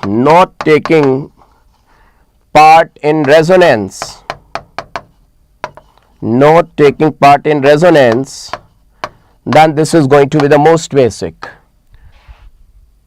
This is going to be most basic. For most basic, now see, kids, do let me know in the chat section what's the answer. I have given you the hint. This is the hint I have given you. Kids, do let me know what's the answer. I want to see the answer. Third. Everyone is saying third, and some are saying fourth also. Kids, this lone pair is doing resonance, so this is delocalized. Delocalized means doing resonance. That is doing resonance. Here lone pair is delocalized. Why they are delocalized? Because they are just adjacent to sp2 hybridized carbon. But see, this is sp3 hybridized and lone pair is localized. Kids, try to find out. This is being localized and this is going to be the answer. If you got the correct answer, do let me know in the chat section that your answer is correct, absolutely correct. Fourth is the correct answer. Now see, another question. Try to find out what's your answer. First chance I am going to give you, kids. This is benzyl chloride. Let me see who's going to get the answer first, me or you. Benzyl chloride. This is being benzyl chloride. Now, once this benzyl chloride is reacting with NaCN, so substitution reaction will take place. Substitution. This chloride will go with Na and you will get CH2CN. Now kids, dival H, this dival H is given in a NCERT. This dival H is given in a NCERT. What this dival H is going to do, kids? Let's see. Dival H converts RCN to RCHO. RCHO. So cyanide will convert into CHO. Cyanide will convert into CHO. Kids, it will convert into CHO. Now just try to find out, what do you think, what answer you are going to get? Dival H, diisobutyl aluminum hydride plus water, this will convert cyanide to CHO. So what do you think? This is having alpha hydrogen, it is having alpha hydrogen, 2 acidic alpha hydrogens. So what's your answer? I want to see what's your answer. Definitely it will give aldol condensation. Aldol condensation. So this is the correct answer. If the answer is super duper clear to all of you, do let me know with the help of thumbs up. I want to see the thumbs up because this is the only medium by which I can understand that you people are getting what I am telling you. If it is super clear to all of you, do let me know. Wow, great. I don't want to. Yeah, very good. That's really fantastic. Chat must be filled with super awesome energy. I don't want to see less energy. Another question. A, on reaction with bromine CS2. The CS2 is non-polar solvent. Non-polar solvent means will decrease the rate of reaction. Will decrease rate of reaction. Will decrease rate of reaction. It will decrease rate of reaction. NaNO2 HCl, you got this. So what is the function of H3PO2? H3PO2 removes benzene diazonium chloride. Always start from the last. Such type of questions always start from last. From last. Because this is H3PO2 is your phosphinic acid. Phosphinic acid. And what is the role of phosphinic acid? It removes N2Cl. It removes N2Cl and it is going to convert this compound into benzene. So here we must be having somewhere N2Cl, and what is the role of NaNO2? The role of this compound is to convert NH2 group into diazonium. N2 into diazonium. That means before N2Cl it must be diazonium, and this must have converted NaNO2 like this, and before this bromine carbon disulfide. That means we must be having NH2 over here. So what's the answer? Kids, we know that what's the answer you are going to get, because if we are provided with aniline and this is being ortho para director, ortho and para director. So I've told you each and everything, I've told you the logic. Just do let me know what's the answer. What's the answer? This can't be the answer. This can't be the answer. This can't be the answer. So this is going to be this, and this is the correct answer. If your answer is clear, do let me know with the help of chat. Yes, thumbs up if your answer is correct. Everyone, be fast. Now see this compound, correct IUPAC. See to it, everyone. This is most senior group. This is going to be the most senior group. Most senior group. So this will act as secondary suffix. Secondary suffix. So I have to say 1, 2, 3, 4, 5, 6. This is the numbering. Once the parent chain is selected and the numbering is done, this is acting as your prefix. Prefix. So how to name it? Prefix, position of prefix, then word root, then primary suffix, then secondary suffix. What are the meaning of these? This means position of prefix, position of prefix. P means prefix. WR means word root. Everyone, I think you know very well word root. As we know this is double bond or triple bond, double bond or triple bond, and this is your senior most functional group, senior most, secondary suffix. So prefix 5 oxo or keto, we can say 5 oxo or keto, either we can say oxo or keto. Now 2-methyl. If we are writing oxo, then methyl will come first. If we are writing keto, then methyl will come later on. Because I have written 5-oxo, so I am supposed to write 2-methyl, and then this O will be small. Then O will become small. So it depends on you. If you are writing oxo first, then methyl, before oxo methyl will come, and if you are writing keto, then you will write keto. So see how to write. If I am writing 5-keto, 2-methyl, either I can write like this, or I can start writing like this, 2-methyl, 5-oxo, both are correct, and then let me complete it, hexanoic acid. Hexanoic acid. So what's your answer? Kids, do let me know what's your answer. Yes, 2-methyl, 5-oxo, hexanoic acid. I want to see in the chat section what's your answer, kids. This is going to be answer 5-keto, nothing like that. Yes, clear. Now another question. Oh, match the following. See to it and try to answer it. It is simple question. This question is going to be very simple, kids. Do let me know what's your answer. This is not clear. CH3Cl toluene. Here is, I don't know what's written over there.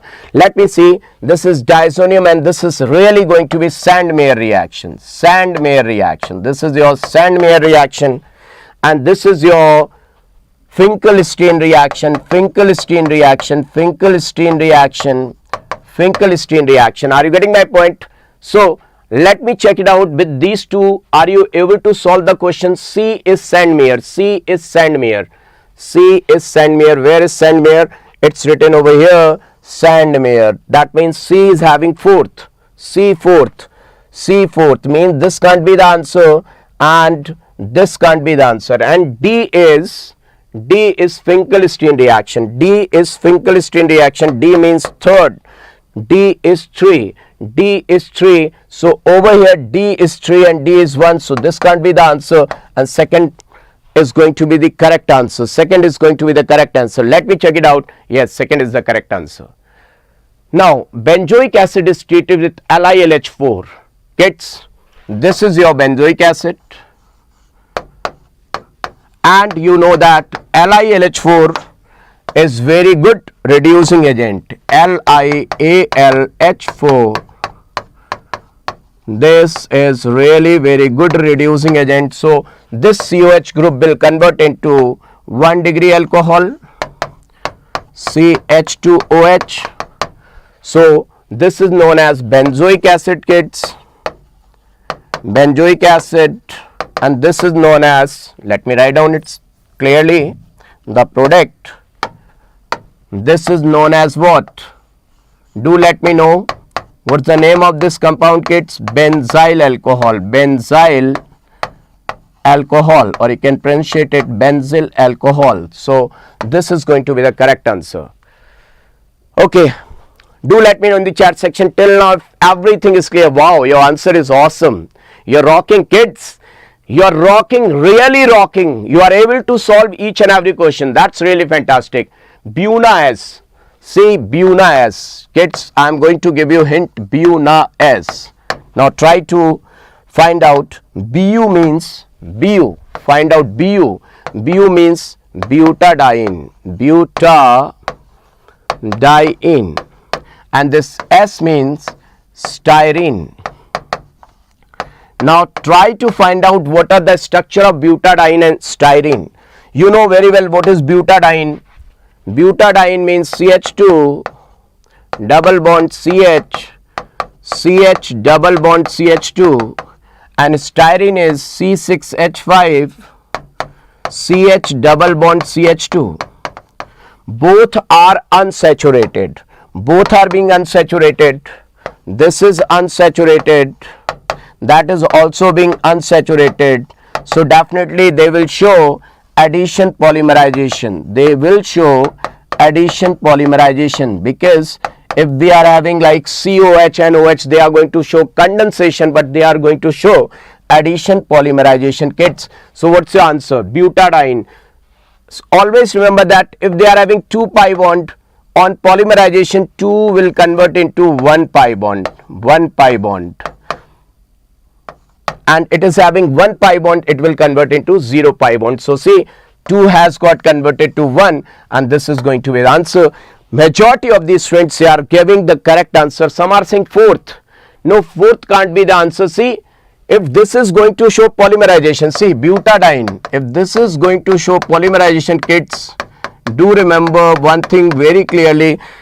It will show free radical formation. That means, see to it everyone, how it is going to show polymerization. CH2 dot CH free radical, CH free radical, and CH2 free radical. See to it everyone.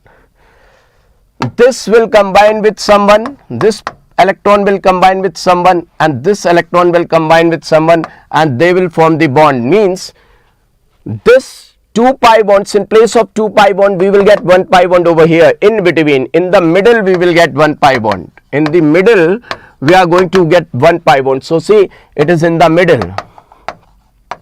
1, 2, 3, 4. In between 2 and 3. 1, 2, 3, 4. In between 2 and 3. 2 and 3. This is 2 and this is 3. Is the point clear to all of you? Is this point clear to all of you? So this is your answer. Now, which compound amongst the following is not, focus over here. Point to be noted. Point to be noted, kids. Point to be noted. Now see the first one. First one is 1 pi electron, 2 pi electron, 3 pi electron, 4 pi electron, and 2 more pi electron. So this is planar because all carbons are sp2 hybridized. sp2, sp2, sp2, sp2. All they are sp2. So planarity is there, and it is following Huckel's rule as well. It is following Huckel's rule as well. So this is declared to be aromatic. Now kids must be thinking, carbanion is sp3 hybridized or sp2 hybridized. Do let me tell you, carbanion. If carbanion is like this, CH3, CH2, CH2 negative, then the carbanion is sp3 hybridized because this lone pair can't move. This is being sp3, so that carbanion is being sp3. But kids, the important point to be noted, if it is like this, CH2 double bond CH and CH2 negative, so this pi bond is doing resonance, involved in resonance. This pi bond is involved in resonance. So this carbanion is sp2 because adjacent carbon is sp2. If this is sp2, this is going to be sp2. If this is sp3, that is going to be sp3. So this is localized and this is delocalized. Is this point clear to all of you? So this is going to be sp2. Now see, this is tropylium cation, very important compound, kids. Tropylium. It is found as yellow crystalline solid. It is found as yellow crystalline solid. It is given in NCERT, yellow crystalline solid, kids. Now see how many. This is sp2 and rest of all other pi bond sp2. So planarity is there. How many pi electron? 1, 2, 3, 4, 5, 6. Following Huckel's rule, because of 6 pi electron, this is also aromatic. So this is not the answer. That is not the answer. Now let me draw it clearly. The ring is like this, and this is the positive charge. You can see very clearly this carbon is sp2, this carbon is sp2, and this is also sp2. So planarity rule is followed, and 1, 2, Huckel's rule is followed. 2 pi electron, this is also declared to be aromatic. But see over here, this carbon is sp3 hybridized. Ring is non-planar. Ring is non-planar, so it is not aromatic. So this is going to be the answer. If each and everything is clear, kids, do let me know in the chat section that you got each and everything. Kids, if this is clear to all of you, please do let me know in the chat section. Yes, you are able to understand, kids. I want to see the energy. Kids, if you are able to understand, do let me know with the help of the thumbs ups. If your thumbs are up, that means you got the clear answer. Very good, very good. I can see the energy level. I can feel the energy level. Now you will never say chemistry pedicure adu customer. You will never say chemistry pedicure adu customer. Always you will say it's romba sulbham. Romba sulbham. Now this is the answer. Here is another question. Which sequence of reaction is suitable to synthesize chlorobenzene? Let me see first one. Benzene, Cl2 anhydrous FeCl3 anhydrous. We will get chlorobenzene. Definitely we are going to get chlorobenzene. This is nothing. Phenol NaNO2, nothing, doesn't mean anything. NH2SCl doesn't mean anything. So first is the correct answer. Everyone got it. Oh great, everyone's answer is correct. Yes. Now, which of the following compound is most reactive in electrophilic? That means they are talking about ESR, electrophilic substitution reaction. That means they are talking about which benzene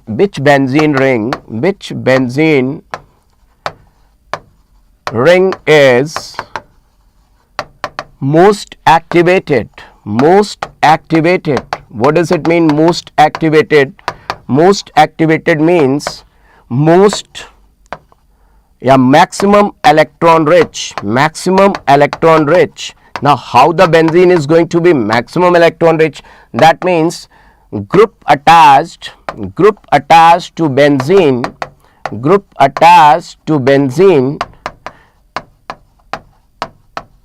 is donating maximum electrons to benzene. Now what does it mean, kids? What does it mean? This is phenol. Phenol is providing electron through plus M, that is plus R, and withdrawing electron through minus I, but plus M is dominating. Then minus I, so overall it is electron donating group. Chlorobenzene. Kids, if I talk about chlorobenzene, do remember in case of halogens, minus I dominates. So here minus I dominates, then plus M. So this is a little bit less electron rich. Nitrobenzene, you know very well, kids, nitro is minus M and minus I. This is though deactivated towards ESR, deactivated and benzene. So what's the answer?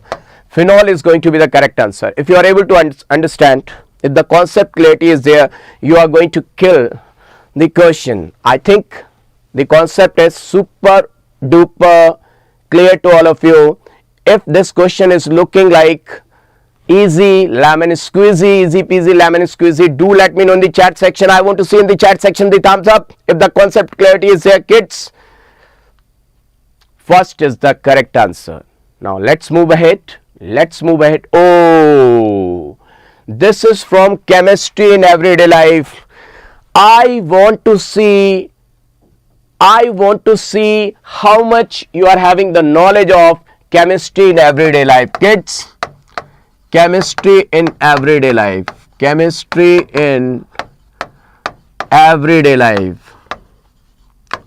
Let me check it out. This question is going to be a challenge. Let me see how many of you are able to solve this question. Do let me know. Everyone, do let me know. Let me check it out whether you are able to do this question or not. Kids, tranquilizers. Do you remember what are tranquilizers? If I say tranquilizers, how many tranquilizers do you know? at least 10 tranquilizers you should know, kids. These are the tranquilizers: Amital, Nimbutal, Veronal, Luminal, Seconal. How many of you wanted to get the trick of it? See, I am going to give you the trick. See, whenever the name is ending with tul, or the name is ending with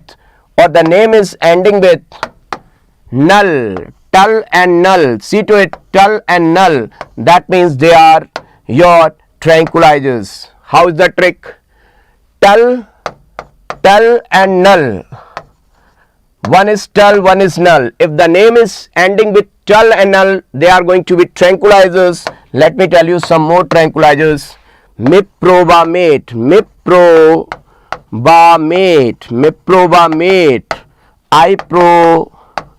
iproniazid, nardil, then chlordiaz epoxide. These are the tranquilizers. So see, any tranquilizers is given over there. Tranquilizer, oh my god, names are not given. Antidepressant drug, oh great, no name is given. See to it, no name is given. Aspirin, we know aspirin protects us from heart attack. Blood thinner, this is blood thinner, kids, this is going to be blood thinner. So anti-blood coating. Now antibiotics, salvarsan, you know salvarsan, the structure of salvarsan is like this. Salvarsan is an antibiotic, and what is the structure of it? Salvarsan will look like this, kids. See, N double bond N, like dizo, like dye. Its structure is little bit like dye. OH, NH2, this is salvarsan, so salvarsan is your antibiotic is salvarsan. See to it, antibiotic is salvarsan and antiseptic is soframycin. So let me check it out. Antibiotic, this C is 2. For C we have to get 2. C is 2. Only at one place C is 2. See, it's not away, only at one place. If you know only one thing, then tranquilizer, A is 3, okay, A is 3, that's okay. B is 1, so this is going to be the answer. 4th is the correct answer. Answer is 4th. Now kids, don't worry about chemistry in everyday life. If you know only one thing out of 4th option, if you know only one option out of 4 is going to give you 100% marks. It's going to give you 100% marks. See, if you are having 25% knowledge in chemistry in everyday life, what I'm saying, if you know 25% in chemistry in everyday life, if you know 25%, then you will get 100%. What logic? What is the moral of this question? If you are having only 25% knowledge of chemistry in everyday life, you can achieve 100% marks. Those who are agreed with this point, are you agree? If you are having even 25% knowledge, you are going to get 100% marks. So don't worry. Don't start thinking like that. If you are not able to understand these structures, if you are not able to understand the chemistry in everyday life, whether we are going to get the marks. Kids, see over here, with only one option, antibiotic, I have got 100% marks. Kids, agreed or not? Do let me know agreed or not. If you are agreed, write down agreed. So this is the answer. Which of the following phenol is strongest acid? Kids, you know, this phenol is having methyl. Methyl will show hyperconjugation. let me tell you the concept first. Let me tell you the concept first. This is your phenol, and why this is acid? This is going to donate H plus ion in aqueous medium. This is acid and this is its conjugate base. This is its conjugate base. Agreed? The acidic strength is directly proportional to acidic strength of an acid. Acidic strength of an acid is directly proportional to stability of conjugate base. Agreed? So the one whose negative charge is least, the entity with least negative charge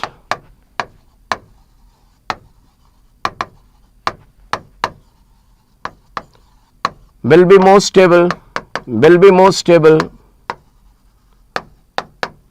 and the one whose stability is maximum is going to be most acidic. Is this point clear to all of you? If this point clear to all of you, now once this point is clear, kids, let me show you one by one. But first of all, I want to see your answer. First of all, I want to see your answer in the chat section. First of all, I want to see your answer in the chat section. Now we are having O negative and there is methyl. This methyl is applying hyperconjugation. This is putting hyperconjugation, kids, and due to plus hyperconjugation and plus I effect, this is donating electron at its ortho and para. This negative charge will increase the charge. This is going to increase the charge and stability will get decreased. Stability will get decreased. That means acidic strength of phenol, acidic strength of phenol, that methyl phenol, that is cresol, which cresol, para cresol will get decreased. First point is clear. This got decreased, acidic strength got decreased. Here NO2 is minus M, you can say minus R and minus I. So it is putting plus charge because it is electron withdrawing group. Now this plus charge will decrease because positive and negative, the charge magnitude will decrease. So conjugate base stability will increase. So acidic strength will increase. Agreed? This is increase, this is decrease. Now OCH3 is applying plus M, that is plus R and minus I, but plus M is dominating than minus I, so it will put over here negative charge, ortho and para negative charge. So charge got increased, so conjugate base stability got decreased, so acidic strength also got decreased. Kids, acidic strength got decreased. Now ethyl is just putting plus H and plus I. So who is going to be most acidic? Strongest acid. So second is going to be the strongest acid. Once the concept clarity is there, definitely you are going to get the correct answer. If you like the explanation, if the question has become super duper easy, lemon squeezy, plus do let me know. Do let me know in the chat section if you are able to understand each and everything. Please kids, do let me know. Show the energy level. I want to, yeah, definitely I will share yesterday's PDF, today's PDF. You will get, kids, you are going to get yesterday's PDF as well as today's PDF, but I want to see the energy level, kids. Just do let me know your confidence level is increasing or not. Just do let me know your confidence level is increasing or not. Are you able to understand the concept, the logics? Now see everyone, another question. This is the correct answer. Which of the following will not undergo, will not, point to be noted my lord, will not, because this, don't forget this point, number of times improper reading of question gives you negative marks. Remember it, kids, remember it, don't forget. Okay, now see, we know that the rate of SN1 reaction, rate of SN1 reaction is directly proportional to stability of carbocation. So see, this carbocation is benzyl carbocation is stabilized by resonance. How it will stabilized by resonance, kids?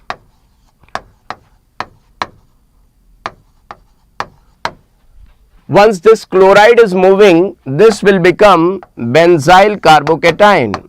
Now this positive charge will do resonance with the benzene. Agreed? Agreed? This will do resonance with the benzene. So it is stabilized by resonance. Definitely it will show SN1 reaction, but they are asking will not show. Now see, this is allyl chloride.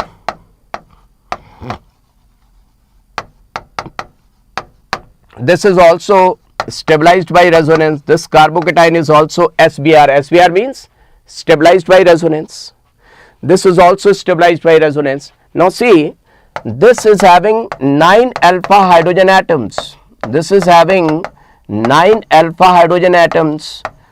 This is also stabilized by hyperconjugation. SBH means stabilized by hyperconjugation, right? Stabilized by hyperconjugation. Now this one, see to it everyone, see to it.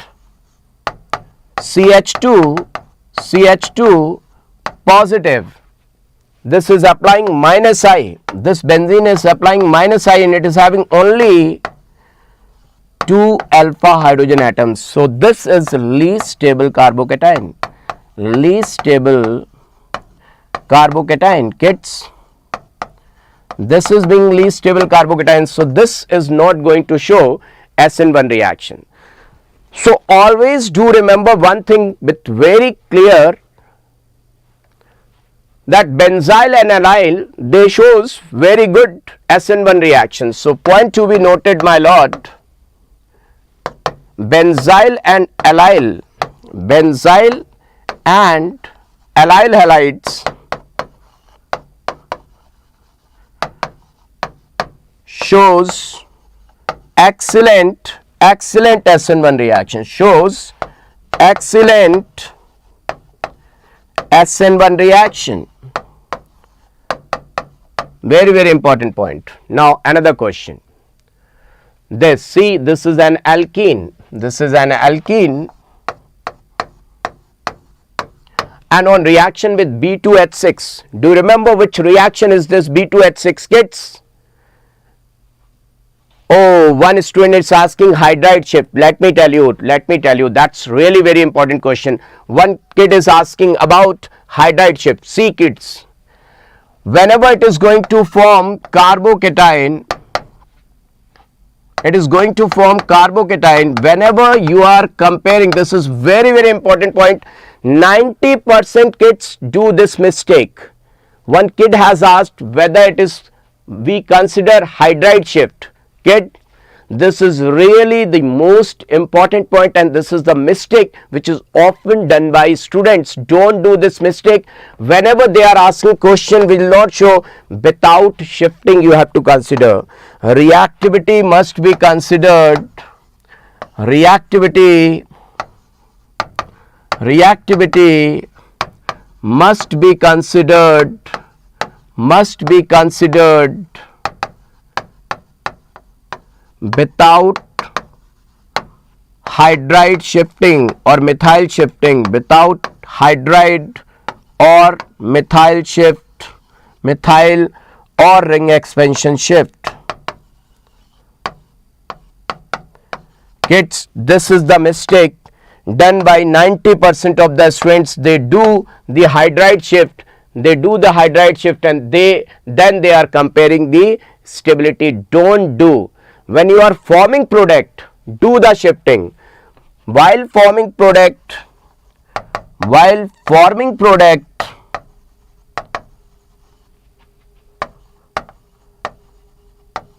shifting can be done.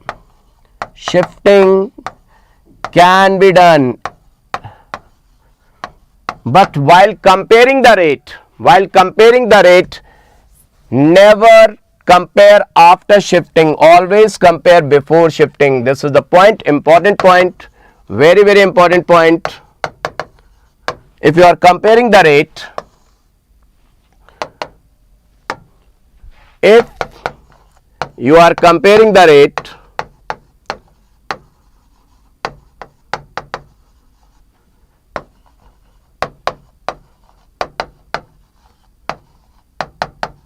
do it without shifting or rearrangement,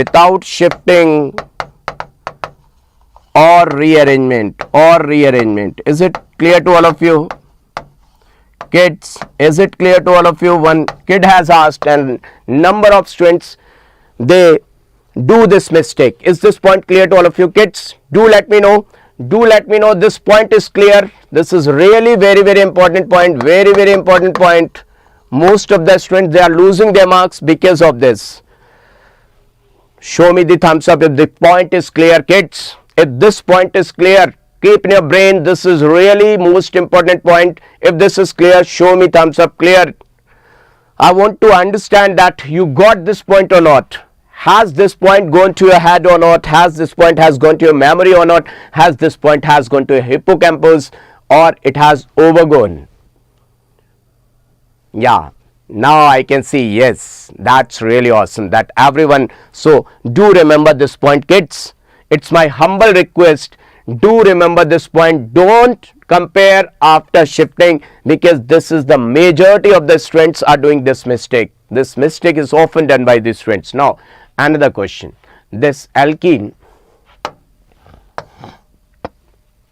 this B2H6 H2O2 OH negative, this is brown hydroboration oxidation. Brown hydroboration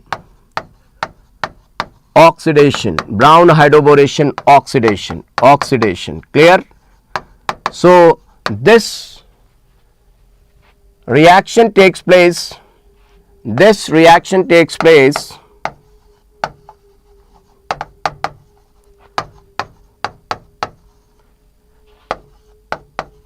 Without shifting,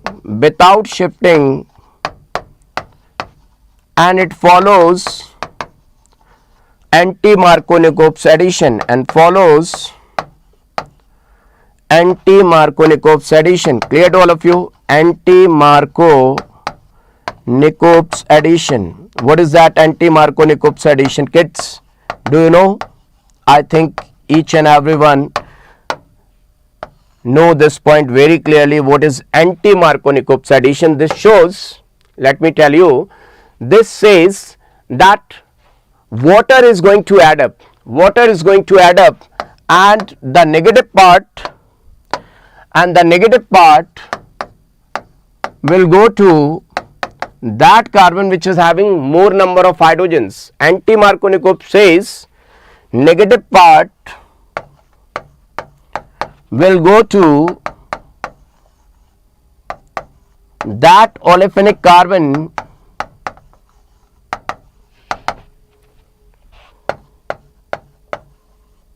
which have more number of hydrogen atoms. So which carbon is having more hydrogen? This is having 1 and that is having 2. So definitely OH will add up over here, H plus will add up over here. So what answer you are going to get? You will get CH3, CH2, CH2, CH2, OH, OH. So what's your answer? This can't be answer, this can't be answer, this can't be answer. So the second is the correct answer. How many of you got second? How many of you got B? B is the correct answer. Who got the correct answer? Those who got the correct answer, kids, let me know with the thumbs up. If your answer is wrong, thumbs down. Thumbs up, thumbs down. Kids, I want to see thumbs up or thumbs down. This was easy question, easiest question, brown hydroboration. This was the easiest question. I think this is done and dusted. Oh, I can see the energy level. Wow, great, great. Good question. This question is awesome question. And most of the students are going to get negative marks over here. I think most of the students are going to get negative marks in this question. Do let me know what's the correct answer, kids. If you are able to solve this question, then I will say yes, your knowledge is okay. You're going to rock. I want to see the answer. Clear? Students, do let me know what answer you are going to get. I want to see, kids. For this question, what's your answer? Write down your answer in the chat section. Let me check it out whether your answer is right or wrong. Majority of the students are saying C. They are saying third. Some are saying second. Oh my God. Number of answers by number of people. Let me check it out how to do this question. See, whenever you are going to deal with such type of question, it's looking like tough. It's looking tough. But do remember, kids, whenever something is like this, always try to find out the thing which you know very well. Whenever the question is looking tough, try to search out the thing which you know very well. The thing which you know very well. Which you know very well. You know very well. So what's that? This you don't know, this you don't know. Carbylamine test. This you know very well. What is carbylamine test? This test is given by primary amines, whether they are aliphatic, whether the primary amines are aliphatic or aromatic. And what happens over here?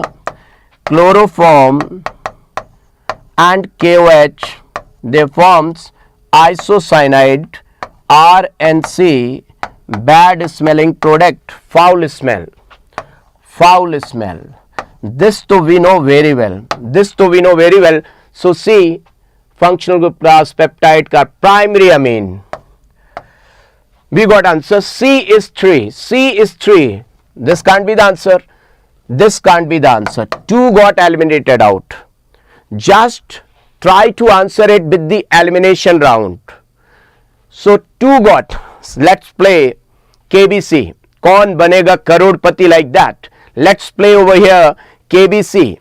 Kids, these 2 can't be the answer. Now see, biuret test is for peptide linkage. Biuret test is for peptide linkage and CIPS test is for aldehyde. Now D is 4. D is 4. D is 4. Both are having D4. Now B is 1. B is 1. Which one is having B as 1? B is 1, like this. And this can't be the answer. And molys is for carbohydrate, we know very well. So A is 2. This is in your bio also. This is in your bio also, kids. A is 2. A is 2. So I am going for third answer. Kids, is your answer 3? 3 is your answer. Is your answer 3, kids? Third is the answer. Done and dusted. Done and dusted. Done and dusted. If your answer is 3, do let me know now. So organic we have completed. So let's see who is going to come, your Captain Sir or Ambika ma'am. Just find out, write down in the comment section who is going to come, which Avenger, who is going to come next, your Ambika ma'am or Captain Sir. I want to see the prediction whether it's going to be right or wrong. Kids,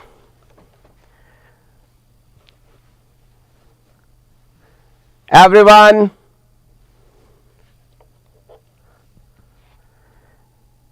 try to find out.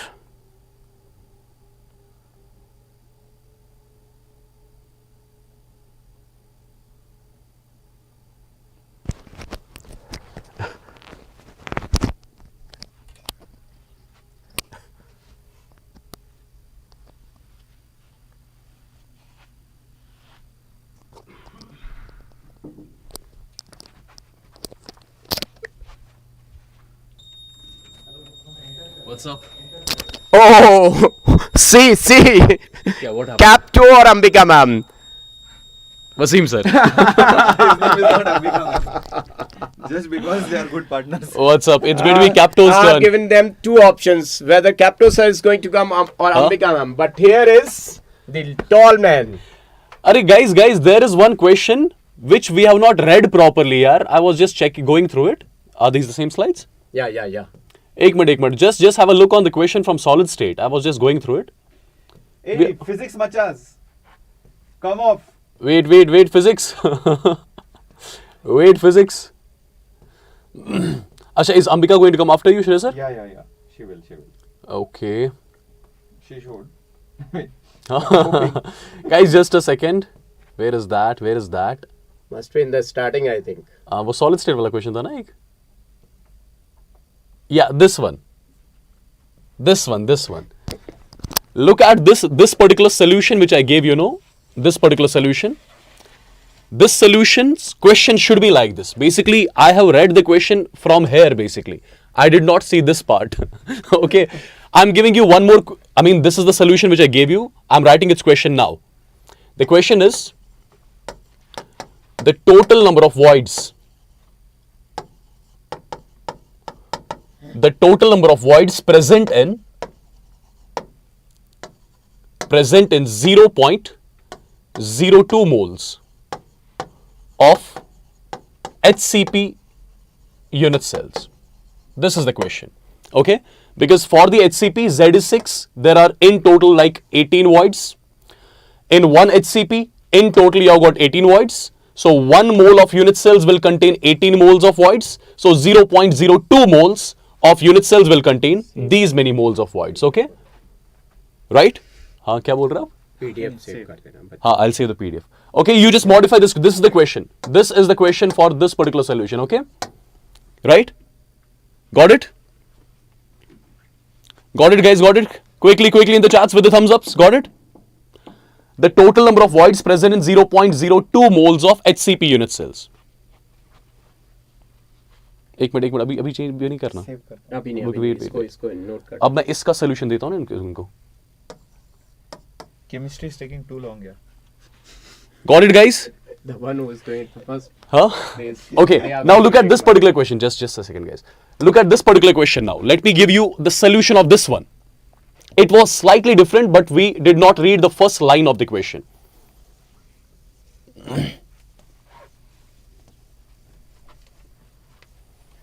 Okay, have a look. Have a look. A metal M forms HCP. A metal M forms hexagonal close packed structure. The total number of voids in 0.02 moles of it will be. This is the question. So what do you think should be the answer of this particular question? Asha, answer I've already marked. Right? See how it's to be done basically. Have a look properly. Basically, when we talk about HCP, in HCP, how many particles are required? I'll say 6 particles. 6 particles are required to make one HCP. Correct? And in one HCP, how many total voids are there? There are in total 18 voids. Right? So can I say 6 particles of M forms 18 voids? In short, 6 particles of M they lead to the formation of 18 voids in total. Correct? So one particle of M is enough to make 18 divided by 6, which comes out to be 3 voids. Okay? So one particle of M is enough to form 3 voids.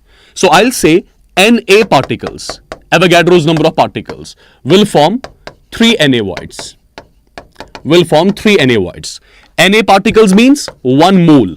So 1 mole of M is forming 3 Na voids in total.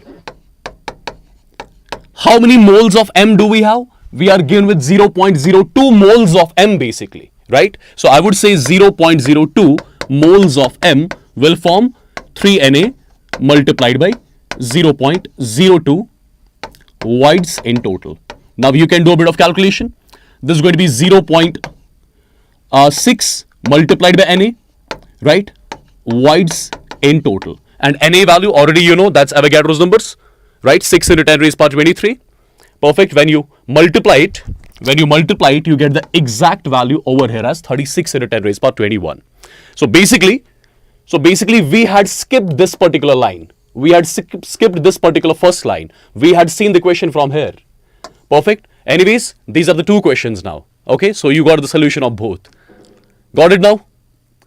Quick in the chats, everyone. Quickly in the chats with the thumbs ups, everyone. There is no break in this session, by the way.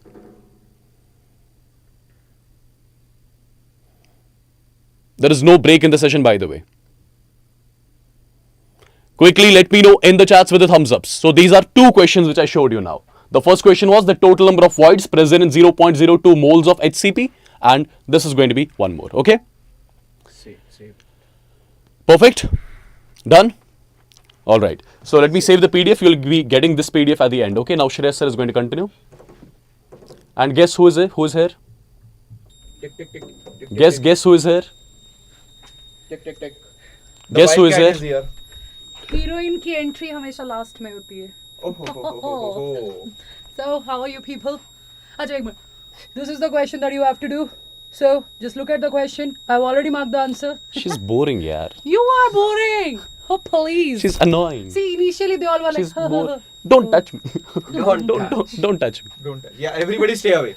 Stay away. Yeah. Why cat is here? Maintain distance, please. Maintain distance, please. Distance. इसको बाहर निकालो यार. 1 hand distance. 1 arm distance, yes. मैं नहीं जा रही कहीं पे भी. Show your nails first. Did you cut them? Kids, he is my Wassim, na? Oh. No, go away. You are in my team. You are in my We team. are no. There is nothing like my Wassim. We are a team Avengers. That's it. So she should Today. be there only. Somebody is texting देखो, Chudel.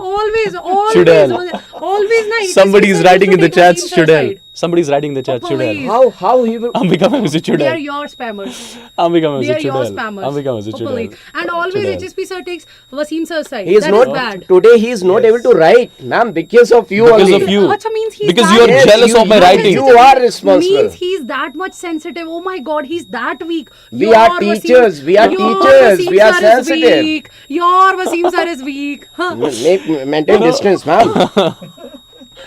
Maintain distance, yeah. I am 1 arm on distance. the side of Avengers. Maintain distance. Go to the No, door. I'm not going there. Guys, see, this is how they tease me. That is why I No, used yaar, to do things like that. she's a cute kid in the team. Okay. No, I'm not a kid. I'm a biology teacher. Why are you standing up on your toes like this? Why? See. First of all, she's this short. I am tall. Be In here. front of him, I am. Come. You Come stand here, over, please. Stand over the Please chair. stand. On the chair. Yes. Then you can match the height. Sir, you have to do something for me. Here is the chair. I can Let us get one keep. more Let chair us for keep you. the chair over here. Huh. Yes. Huh. Now you stand over here. And if it's not working, now let. Bus. No. Bus. No, You will no, get no. tripod also now. Let me keep it Oh over my here. God. You have to support me. Ambika ma'am, sit here. Yeah. You have Let's to sit. support me. Now. Stand on it. Then you can maybe This is match. boundary. See, Now just this is he boundary. tall. I agree, he's tall. But I am not. That doesn't mean that I'm short. I'm just short in front of you. Otherwise, I'm Ma'am, tall. everything is relative in physics, you know. First of all, we have to follow this boundary. That side. Exactly. This side. Oh my God. I'm following the boundary. I'm telling you guys. wild animal activated. See, that's how they tease me, but that's how they tease me. It's the harsh reality, guys. I mean, one should accept it, right? She's short, so she's short. I am not. I'm 5.6. You are. I am 5.6. You're talking to 6.1. Boundary. Let me make boundary more bigger. Imagine. Shreyas sir is uploading, guys. Imagine. Shreyas sir is uploading the file, so it is taking long. Guys, That's why we are, entertaining you a bit. 1, 2. That should be like a good break, no? What more break you want? Nothing. Boundary got. Short He's girls are just like cute, it seems. that. He's just like that father who used to tell the siblings, "You have to stay in this room. You have to stay in that room. We are not allowed to talk to each other." And this is my favorite kid. Now it's working. Now it's working. See. Now He's it's so working. partial. He's biased. Now it's working. Chemistry. I'm all alone. That is why I have that nails, to protect myself. Oh.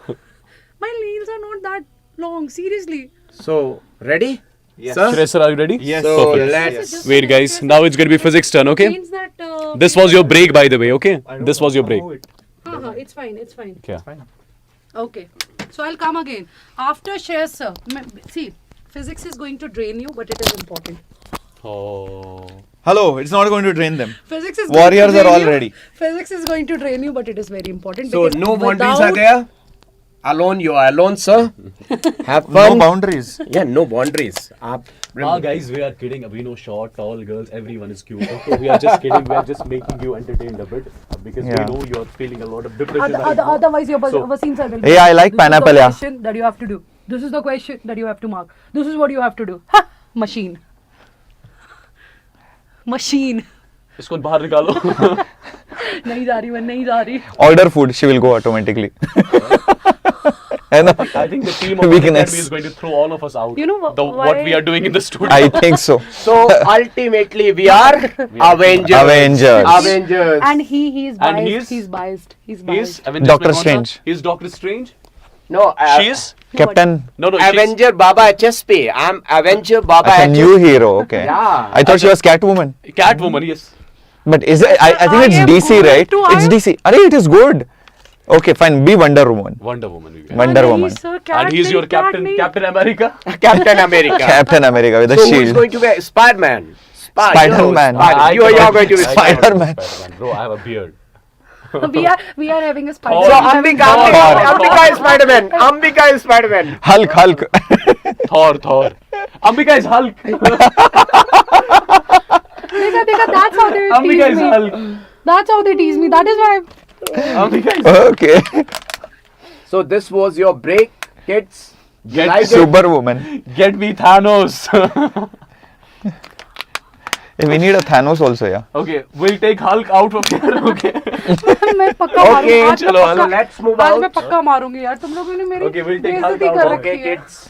Chalo guys, take it. Yeah. Physics. Let's have teacher. I can't come. No, it's fine. We are all like I will have We are it. like best friends. Yes. Okay? Chalo. The best friend. Bye-bye. That used to tease me. NEET is Thanos. Neat is Thanos. Oh, good one. Really good one. Good one. Good one. Neat is Thanos. Oh, we like it. Keep this We present like in the it. examination hall as Good well. Okay? vision. Really good vision. See, and I want 1,000+ students to solve the physics question now. Seriously, it is important. Oh, today we haven't asked for the likes. We have. Let them discuss. Chalna ab chhodna. Chalo.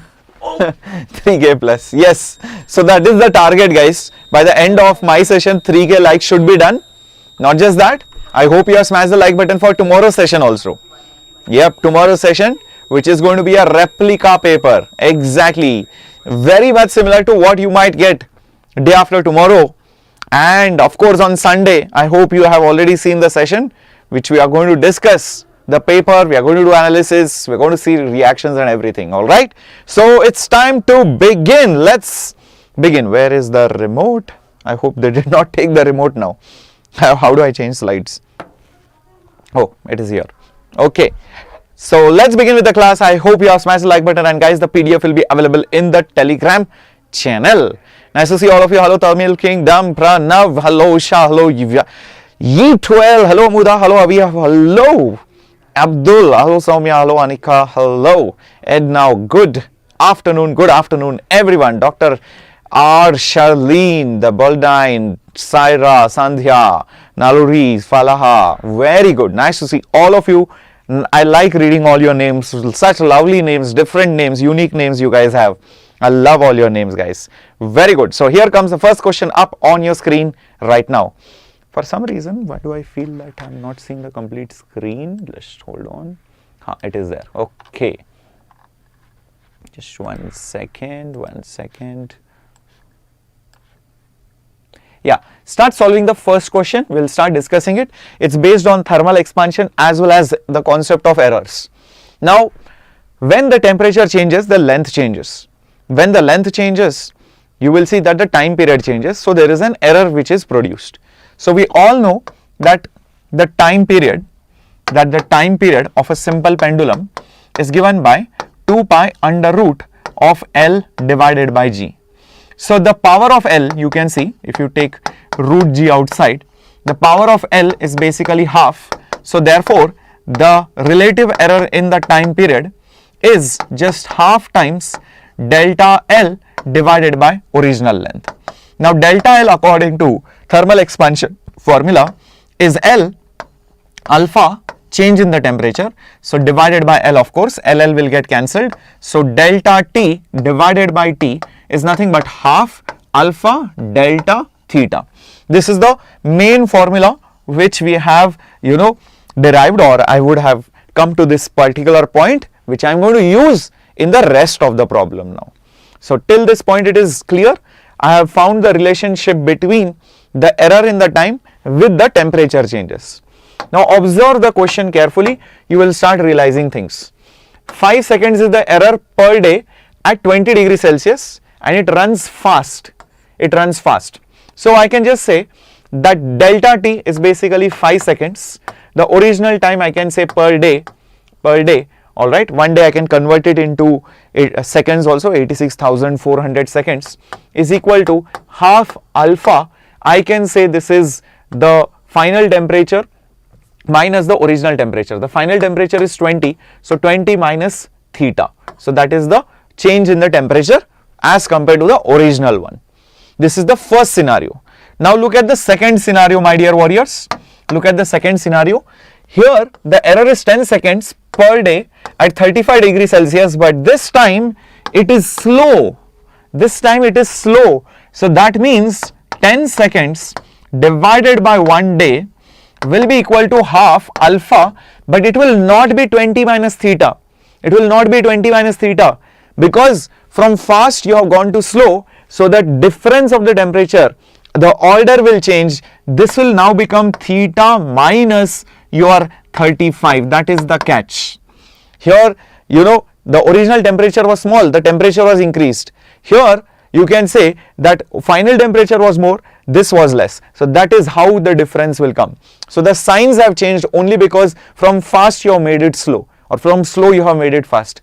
Understood? Is that clear? That is the catch in this particular problem. Now, you just divide. Now, what do? Just divide both of them. 5 seconds by 10 seconds. 5 seconds by 10 seconds. Reason is 1 day and 1 day will cancel. 1 day and 1 day will cancel, correct? Okay, half alpha will also cancel, and here I will have 20 minus theta upon theta minus 35. This will go with this 2 times. Cross multiply, my dear warriors, and see what do you guys get. So, you will get theta minus 35 is equal to 40 minus 2 theta. So, take it on the other side, just check if everything is fine. Yes.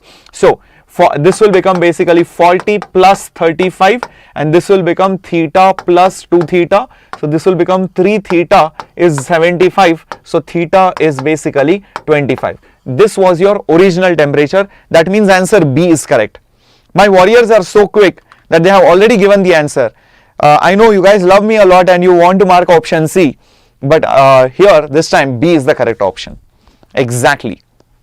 Okay. All right. Chemistry is equal to chemistry of students. Very true, Ganesh. Oh my God, is there a lag? Lag. Again lag.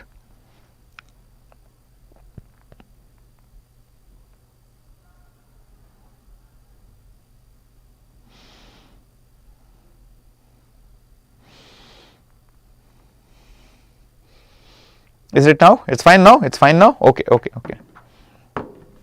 All right, all right, all right. Cool. So, my dear warriors, all right. So, the wavelength of the radiation emitted. So, if you have a black body and if it is emitting radiation, we all know that there is something called as the Wien's displacement law. This is wavelength, this is your energy, and that graph goes like this. And the graph begins to shift if you change the temperature. Alright, if you change the temperature, the graph shifts. So, basically the wavelength depends on the temperature of the surface, nothing else. Yes, this answer is, you know, your captain, option C. This is based on Wien's displacement law. Lambda into T is basically a constant. Lambda into T is basically constant, that is your Wien's displacement law. What is this lambda? This lambda is this lambda. That maximum wavelength which is produced at any given temperature is a constant, that is Wien's displacement law. If temperature increases, wavelength decreases. Temperature decreases, wavelength increases. Inversely related, so that their product is constant. Cool. Moving on. The radiation emitted by perfectly black body, if the temperature is doubled, will become the radiation which is emitted by a black body. If the temperature is doubled, I think we should use Stephen Boltzmann law. This was also a sure shot subtopic which I had given you. So, the energy emitted per unit time is given by E sigma A T raised to 4. Now, observe this carefully, you will realize that this is proportional to the fourth power of temperature. Fourth power of temperature. So, if temperature is made 2 times 2 raised to 4, how much is 2 raised to 4? It is basically 16. So, hence even this will become 16 times. This will become 16 times. D for doctor? D for doctor, everybody? Yep. Some questions might involve area is doubled. If area is doubled, then this will become double. If temperature is doubled, 2 raised to 4, because temperature is doubled, 2 raised to 4 is 16. So, RHS becomes 16 times, LHS also becomes 16 times. Hence, the energy will become 16 times more. Crazy. Next question.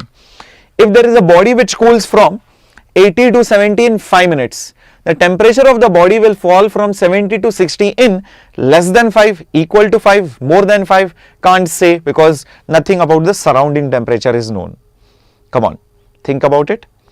Many questions, Joseph, you can expect from this particular lecture. Similar category you can definitely expect. Alright, chalo, let's try to think about this question graphically. If this is temperature versus time, if this is temperature versus time graph, the graph looks something like this. It starts from some temperature and then it goes like this. Now, what I would do is basically, just imagine if this is 70, okay, this is, let's say, 60 degrees. So, maybe I'll just draw a line like this and draw a line like this. This is 5 minutes. This is 5 minutes. So, from 70 to 60, sorry, this was 80 to 70, my bad. This was 80, this was 70, it took 5 minutes. Now, from going from 70 to 60, same amount of temperature change, what will happen if you just draw a dotted line, you will see it will come here. This width is more, na? This is 5, this won't be 5, this will be definitely more than 10 minutes. So, this interval, this gap which is there, definitely it will be more than 5 minutes. Do you guys agree with that? As you go down over here, for getting that same difference, you will have to go longer. So, the time taken will be more, hence answer is 3. Very nice. Correct. C for Capto again, very good. Simu Sami, Arvind, Noor, Monica, Vasu, Dona, Cricket Guru, Mansi, Yeet, Sachin, Arvind, Harshu, Mamta, very good. Kaju Kadri, very good. Sakshi, very good. Parkavi, very good. Deva, very good. Rahul, very good. Vasu, excellent. Under stress state, under steady state, the temperature of a body will, so this steady state in conduction, there could be many kinds of steady state. In conduction, what do you think is the correct option? In steady state, the temperature of the body increases with time, decreases with time, does not change with time and is same at all the points in the body, or does not change with time but is different at different points of the body. Very interesting question. Theoretical, conceptual, I would say. If you know it, or else you will probably get a wrong answer. What do you think? Everybody saying Capto again. Is that so? Think again carefully, my dear students. It is not Capto, I doubt. Yep, it is option 4. Many of you made a mistake here. Many of you are getting negative marks here. Be careful. What is the problem? See, if you have a rod like this, then at this particular point, this is hot side, this is basically your cold side. The heat is flowing from the hot side to the cold side, and when this happens, here the temperature is more, then the temperature is less, then the temperature is even less, and then less. So the temperature falls. So the temperature is different at different points. The temperature is definitely different at different points, but it does not change with time. Meaning, if right now it is showing 80, after some time also it will show 80, after some more time also it will show 80. This will show 60, after some more time also it will show 60, after some more time also it will show 60. If this is 20, it will show 20 now, later, or even after a long time. So with the time it is not changing, but with distance it is changing. So that is the reason why the heat flows in steady state in conduction. That is what you should understand. Understood? With what will it change? With position, with distance, with length, it will change. But with what will it not change? Time. Okay, so with time it will not change. So many students also might write down in short notes like this: dt by dx is not 0, but dt by dt is 0. Do you understand the meaning of this? Do you understand the meaning of this? Rate of change of temperature with time is 0. That means it is not changing, but with position it is changing. Hence you can see for time change the rate is 0, the slope is 0, it is constant. That's why the derivative of a constant is 0. But if it is changing with distance or position, then it is not 0, because there is some kind of a slope. Very good. And also you can use the longest answer trick, but not so much difference, so I would not really go for it. If the length of a wire is reduced to half, then it can hold the same load, half load, double load, 1/4 of the load. Yes, definitely, Sabarth. In fact, today in the evening at around 6 o'clock, I think, I'm taking the BITSAT mock test. So if you are writing BITSAT, many biology students also write BITSAT, or if you know a friend who is going to write BITSAT, I ask them to attend the BITSAT mock test, where on the IITJEE English channel by Unacademy. Okay, so that is going to be at 6 o'clock in the evening. Just let your friends know. At least that is something which you can do. I know many of you may be not writing BITSAT, but if you know a friend, share that link, because that is also your sister channel or brother channel, you can say. Just like you are on Unacademy NEET English channel, same way the Unacademy IITJEE English channel is also your channel. Alright, cool. Fine, what is the answer for this? D, B, many of you are confused. The correct answer is B. Reason is, what is the reason? If you take that wire and if you apply some kind of that load, okay, if you measure that stress, that will be that load per unit area. This is not dependent on the length. It is not dependent on the length. Not just that, you can see one more thing, my dear students. One more thing. Even if I cut this, what happens is the same load will be applied. Same load will be applied from here, and the stress is what decides whether it will break or not. Only if sigma is more than the breaking stress, only then it will break.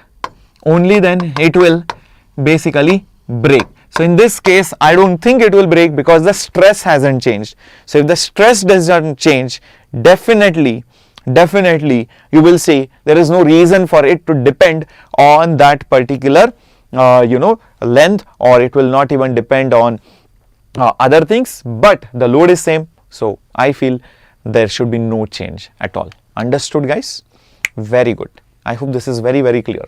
So there will be no change in the load. Okay, it will still be able to withstand the exact same value. Okay, it does not depend on the length. Moving on to the next question coming up on your screen. Here it is. Here it is. The velocity of kerosene oil in pipe is 5 meters per second. Gravitational acceleration is 10.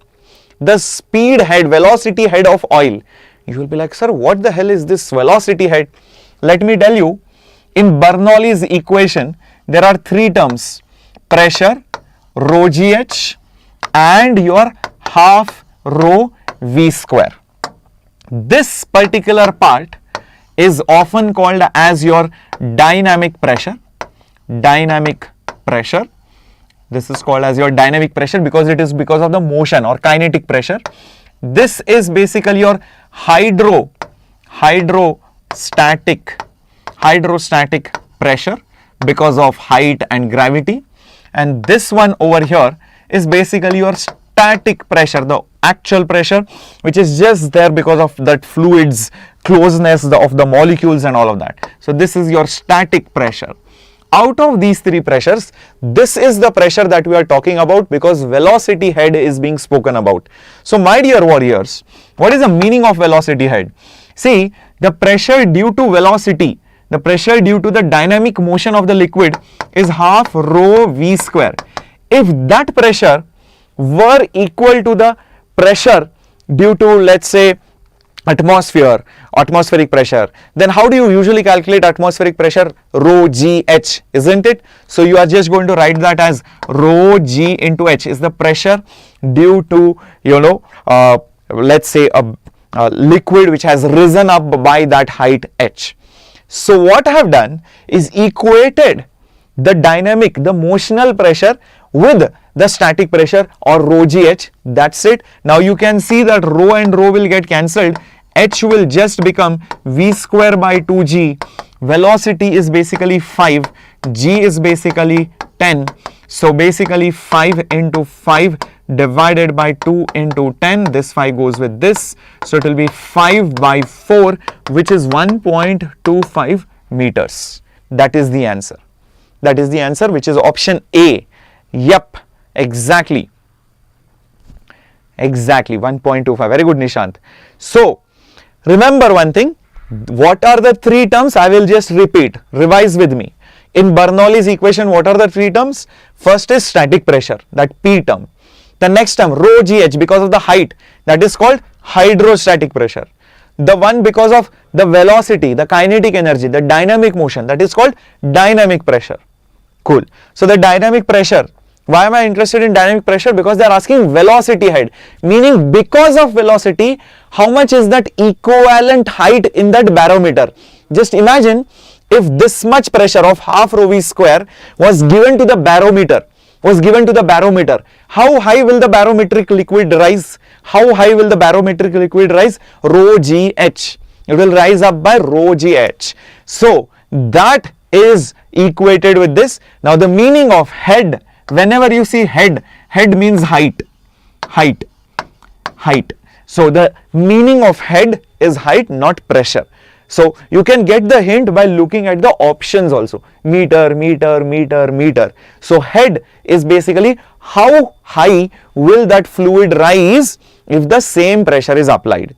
How high will the fluid rise if that same pressure is applied? That's why I equated this pressure with this rho gh. Is that clear in everybody's head?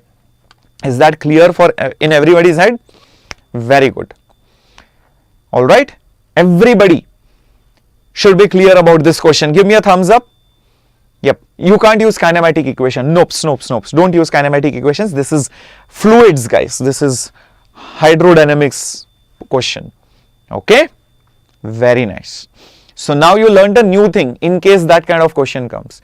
If they ask you what is pressure head normally, okay, let's see if you guys have really understood this. Normally at sea level, what is the atmospheric pressure? Normally at sea level, what is the atmospheric pressure? 1 atm, approximately 1 bar. If I ask you what is the pressure head at sea level, I am asking you what is the pressure head at sea level. That means I am asking you what is the height which the liquid will rise in a barometer at the sea level. So what will your answer be? 760 millimeters or basically 76 centimeters. So your answer will be just 76 centimeters is the pressure head at the sea level. 76 centimeters or 760 millimeters or 0.76 meters is the pressure head at sea level. Understood? Thank you Nitya for those cookies. I love cookies here, especially the ones with choco chips and which are dark chocolate. Very nice. So after this you will never make a mistake. I have given you an example of the same. So that is the importance of this session, guys. You will learn a lot of things. If A is the aerial velocity of the planet of mass m, then its angular momentum, I think this is based on Kepler's law. This is based on Kepler's law. So this is the sun and the area which is swept by the planet, the area is the answer. 2 am is the answer. Again lag. Array, what is this?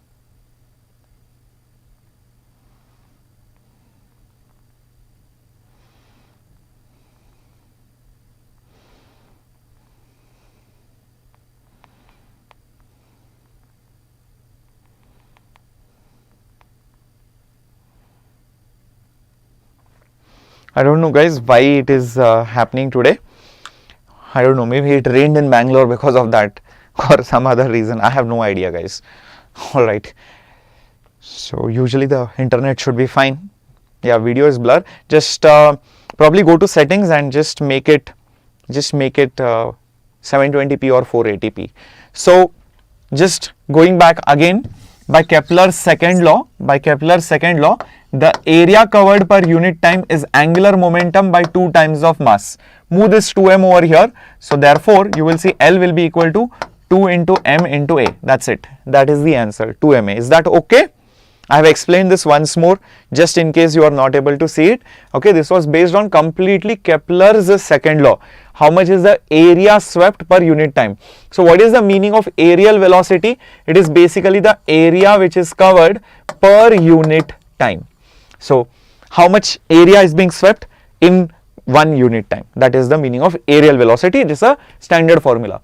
Is angular momentum constant? Yes or no? Let me know in the chat box. For a planet which is revolving around the sun, I think I gave this question in one of yesterday's or maybe before this class. I had given you this question. Is angular momentum constant for a planet which is revolving around the sun?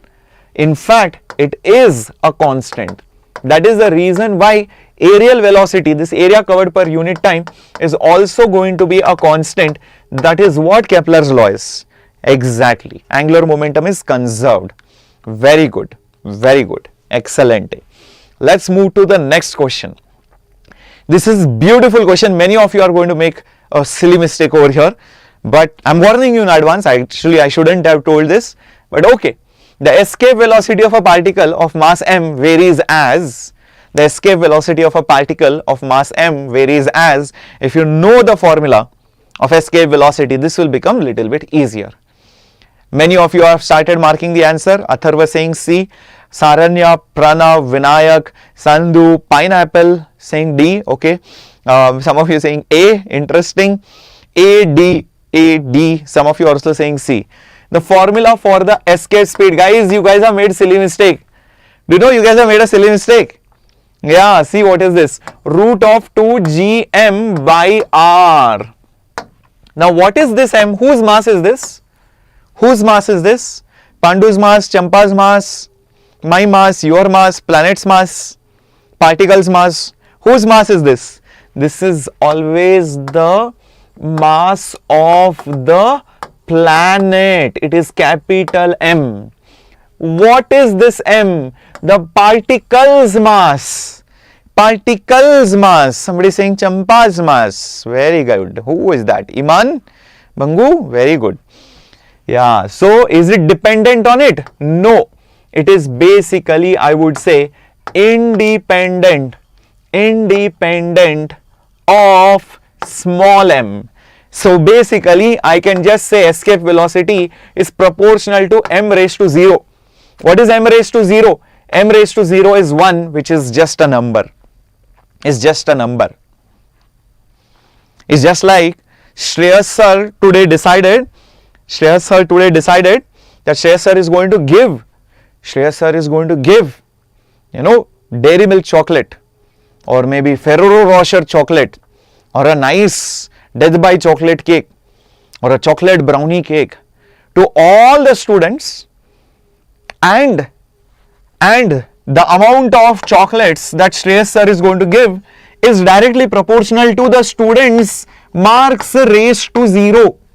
Is directly proportional to students' marks raised to 0. Some student will like, sir is going to give chocolates which are proportional to the marks. Arey bhai, my dear warrior, understand, marks raised to 0 is 1. So basically I played with you, I am not going to give anything. That's it. It is not dependent on how much your marks is going to be increasing. So everybody gets the same thing. Understood? Yeah, it is just 1. Very good. Not Federer Roger. I am not going to give you the tennis player. Who is that? Ferrero Rocher, man. Yeah. It's a chocolate. See it, okay, sometimes. It's very nice, very yummy. And if you meet someday, maybe we'll all share some Ferrero Rochers. Okay, moving on to the next question. Consecutive frequencies by an organ pipe are 75, 125, 175. The frequency of the 10th overtone. 10th overtone. Okay, now my question is, which kind of pipe is this? Open or closed? Is it open or closed? Just tell me that. Come on, my dear students. If you guys can tell me, it will be great. Titan, yes, I'm in Bangalore. Okay, come on. Yeah, that's what, Nitya. See, that is distraction. How you will control distraction is very important. Because you guys are going to be doctors, na? And you will be distracted so many times of the day. But still you have to use your hands properly, you have to think properly. So that focus is very, very important for a doctor. It is not mentioned, but we have to figure out. I don't know. See, when I say it is an open pipe, it means both sides are open. When I say it is a closed pipe, that means one side is closed, the other side is open. That is the meaning of that. Now notice carefully, you will realize that 75 is 25 into 3, then 125 is 25 into 5, and 175 is basically 25 into 7. All these are multiples of 25, so definitely there will be one number over here. All these are odd numbers, so 25 into 1, that will give you 25. So this, my dear warriors, is your fundamental. This is your fundamental, correct? This is your fundamental. This is your first overtone. This is your second overtone. This is your third overtone. What kind of pipe is this? Obviously it is a closed pipe because only odd harmonics are present. Odd harmonics are present. Odd harmonics are present. So my dear warriors, think carefully like that only and think what should be the frequency for the which overtone? For the 10th overtone. So the general formula will be 25 into 2n plus 1. So I'm just going to put the value of n as 10 and then plus 1. So it will become 25 into 20 plus 1 is 21. So what will it be? It should be 525. It should be 525 hertz. This is 2n plus 1 is that odd number 1, 3, 5, 7. So the odd number is 2n plus 1. That's it. Option C. Understood the step-by-step procedure? Logically, dreamers, just do one thing, just press on that settings button, choose advanced settings and make sure you choose 480p at least. If you can, choose 720p. Yep. For open, it would have been like 25, 50, 75, 100, all the multiples would have been present. You can see the even multiples are absent. That is why it is a closed pipe. Else for open pipe, everything is present. In that case, F will be 25 into just n. For open pipe, 25 into n will be the correct answer, right? The formula, I would say. Next, beats are produced by two waves, this wave and this wave. How many beats are heard per second? Basically, they are asking you what is the beat frequency, guys. Come on, let's see. Nitya 1080p for me. Thank you so much. But I don't know whether the screen supports so much. Just check it out. Okay, let's start with the next question. How do we do it? First of all, this one is basically your omega 1. This one is basically your omega 2.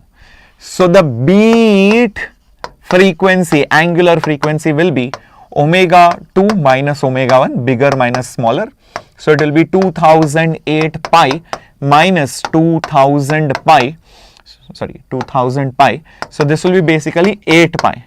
But we know delta omega will be 2 pi delta f. That is standard formula. Omega is 2 pi f. So delta omega will be 2 pi delta f.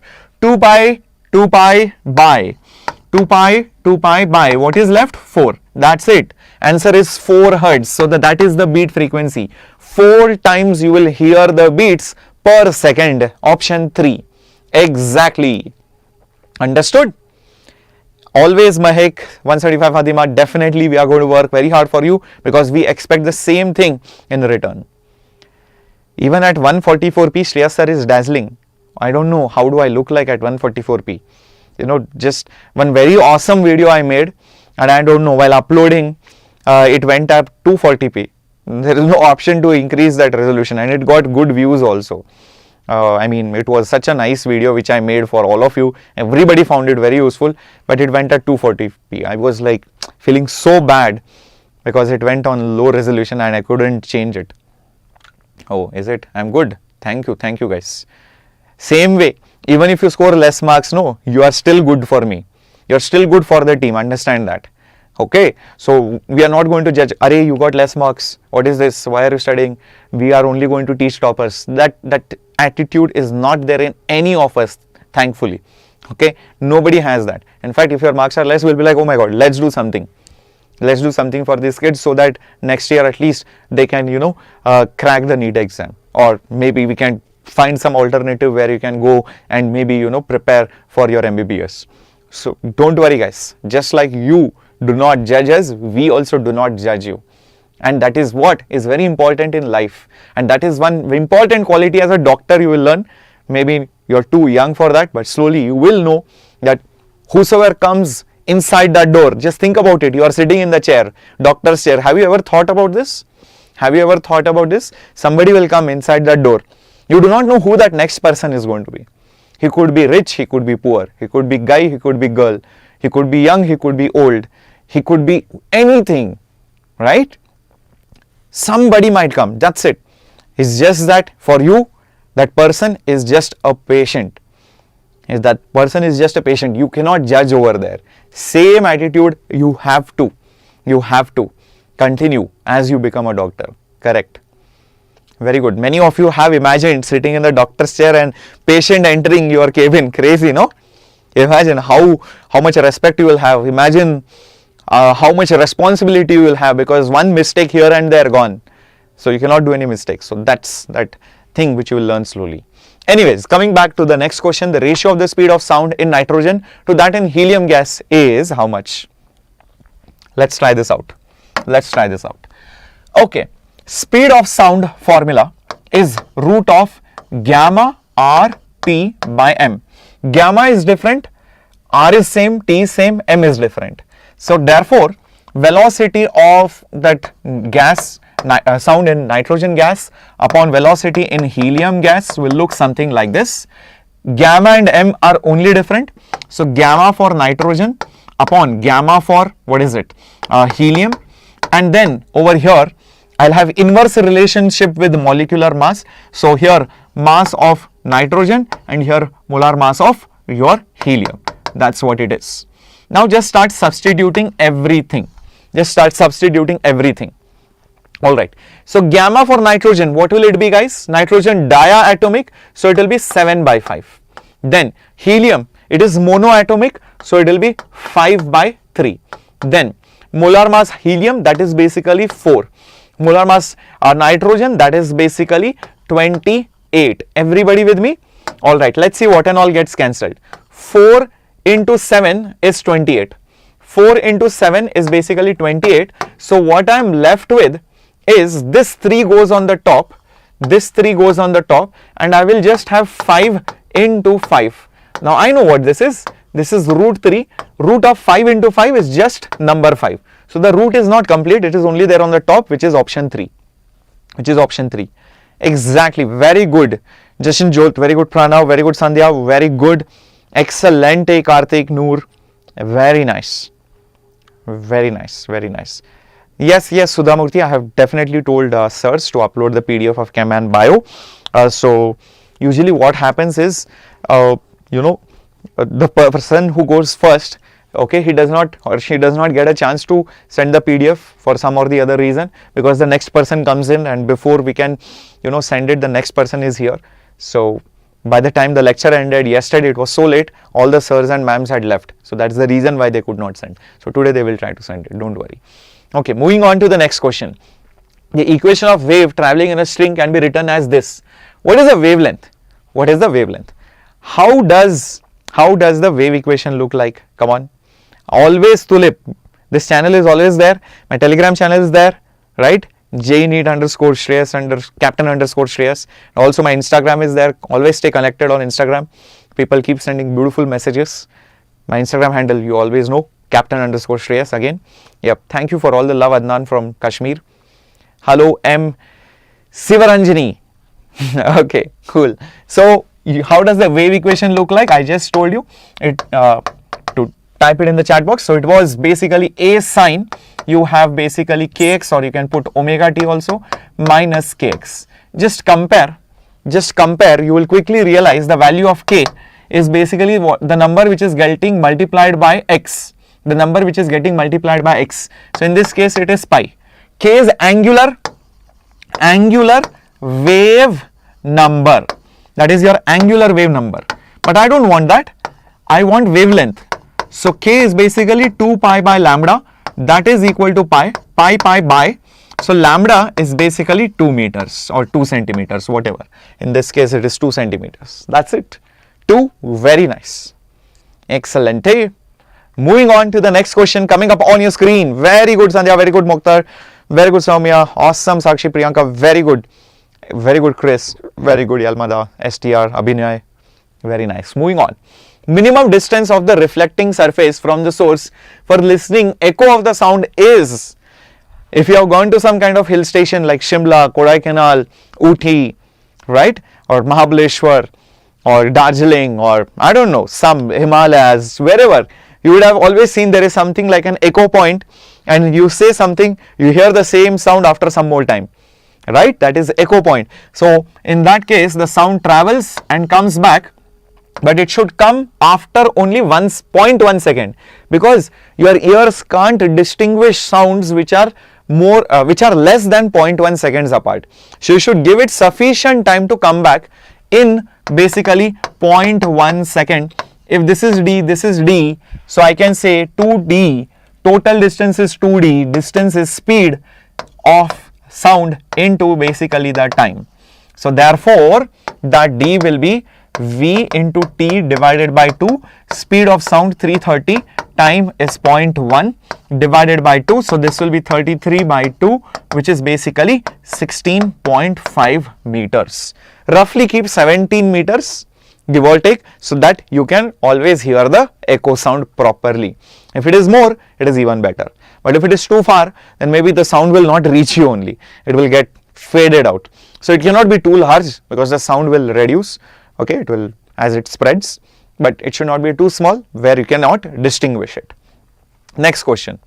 The harmonics which are present in a pipe open at one end are, this question we have just done something which is similar. Thank you Anusuya for all the love from Karnataka. Thank you Adnan. Very good. Let's see how many of you can do this. In a pipe which is open at one end, that means it is closed at one end. That means it is closed at one end. The other end is open. What is the value of the frequency? It is N. No, it is basically odd V by 4L. Exactly. So odd harmonics are present. Whereas for a pipe which is basically open on both sides. In that case, the frequency is NV by 2L. In that case, even as well as odd will be the correct answer for that case. But here the pipe is open, so answer will be 1. Odd harmonics. Understood how to solve this question? This was for basically open pipe at both the sides. This was for the closed pipe that is there.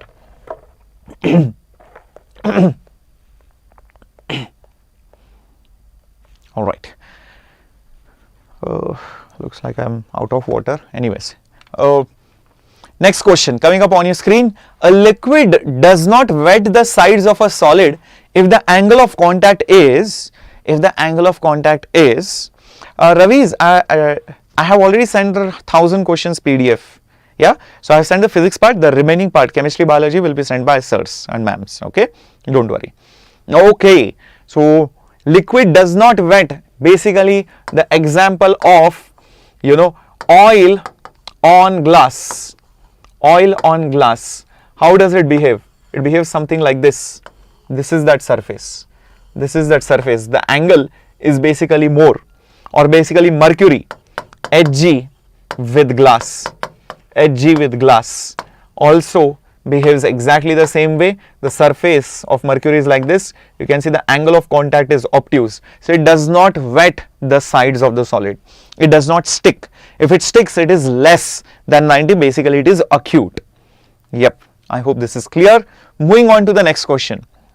Two charges, 1 coulomb each, separated by 1 kilometer apart. What is the force between them?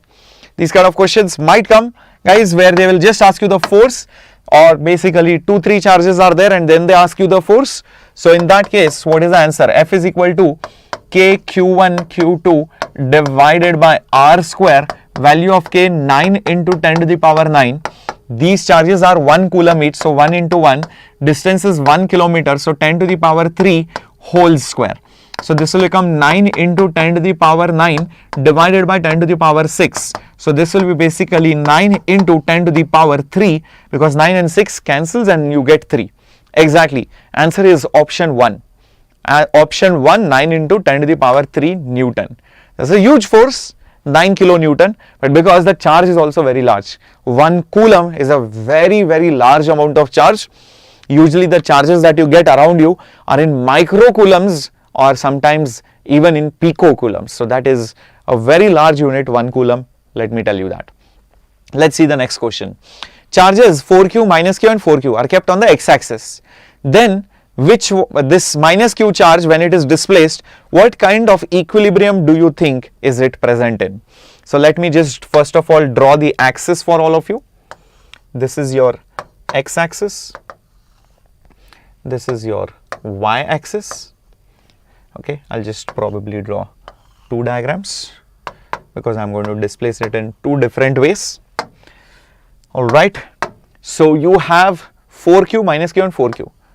Okay, 4q over here, 4q over here, 4q over here, 4q over here. Then you have the minus q in between, minus q in between over here. Okay, now you are first displacing it in y, then displacing it in z. Okay, sorry, not z. First in x, then in y. Let's try out both the scenarios. Let's say, for example, I move this minus q over here. If I move this minus q in the y axis, okay, I'm moving it here in this particular direction. What will happen? This will get attracted by both these charges, one force here, one force here. Both these forces are basically attractive forces in nature. So where will the resultant force be? Because of this and this, what will happen? The resultant force will be here and displacement is here. Isn't it like restoring force? Restoring net force, I can say. It is trying to pull it back. So what kind of equilibrium was it in? Because it tries to come back. Therefore, this was basically a stable kind of equilibrium. This was basically stable equilibrium. Is that clear? Why is it stable equilibrium?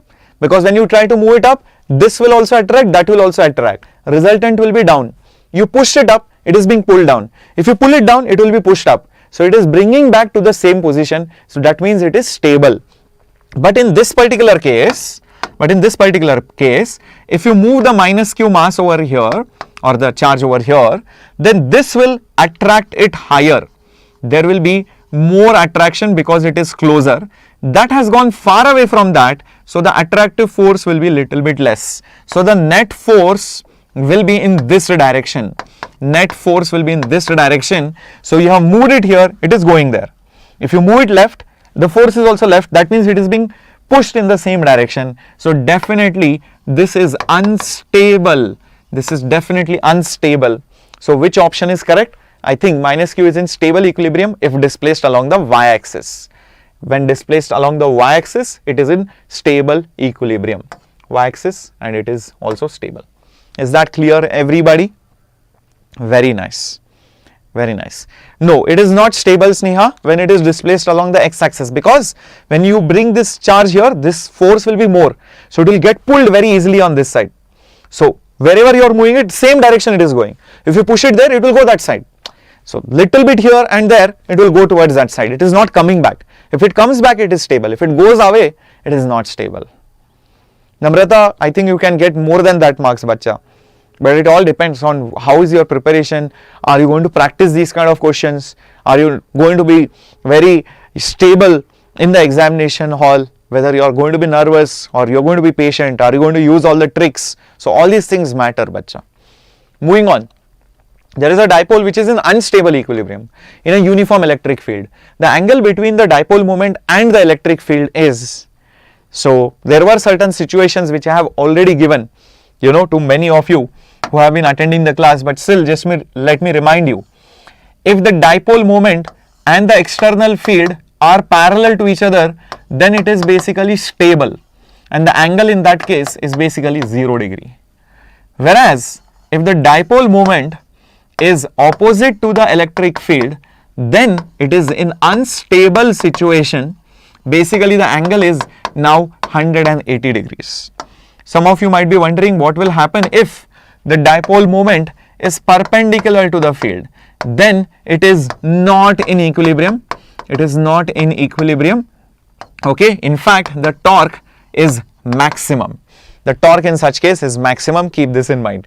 So hence the correct answer is for unstable, definitely angle should be 180 degrees, which is option 4. Very good, very good, very good guys. Awesome, awesome, very nice. So Upsuba, I have already shared the PDFs of all the formulas for all the chapters in my Telegram channel. Just check out the pinned message which is there in the Telegram channel, just check it out. All the PDFs of all the chapters formulas are mentioned as short notes. You can revise through those short notes. Okay, moving on. All right, here the potential energy is maximum, by the way. Let me tell you, in this case this will be the maximum potential energy, this will be the minimum potential energy.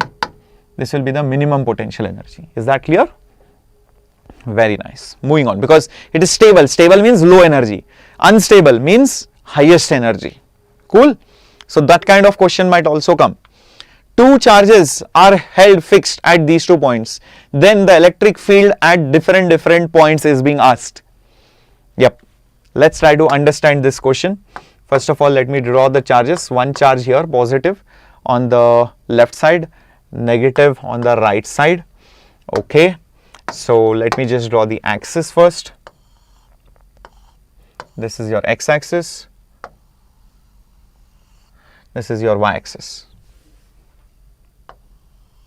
Okay, this is your x-axis, this is your y-axis. How will the electric field look like? It will always start from positive and go towards negative. So one electric field line like this, then another electric field line like this, then maybe another electric field line like this. So this is how the electric field lines will look like. Correct? I can even show some more field lines.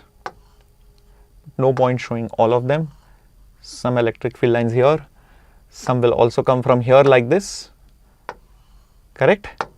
And some will also come from infinity like this. This is how the electric field diagram looks like for a dipole. Now think logically and look at each option one by one.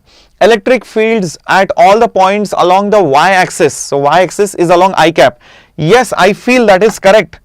I feel that is correct because the electric field at this point is along the I cap direction. It is in the X direction. Definitely this is correct. Will you now sit and check other options? Will you now sit and check other options? No, right? It's a single correct. Nothing is like option A and B are correct or all of them are correct. So why do you want to check it? That's it, it is done, dusted. Just move on to the next question. Definitely. Option 1 only. But if you want to cross check, don't do that in the exam. I'm just showing it to you. Okay, just check. Electric field at all the points on the x-axis has the same direction. That is definitely wrong. In this point, at this point, electric field is left side. At this point, electric field is right side. At this point, electric field is left side. So how is the direction same on the x-axis? Definitely this answer is wrong.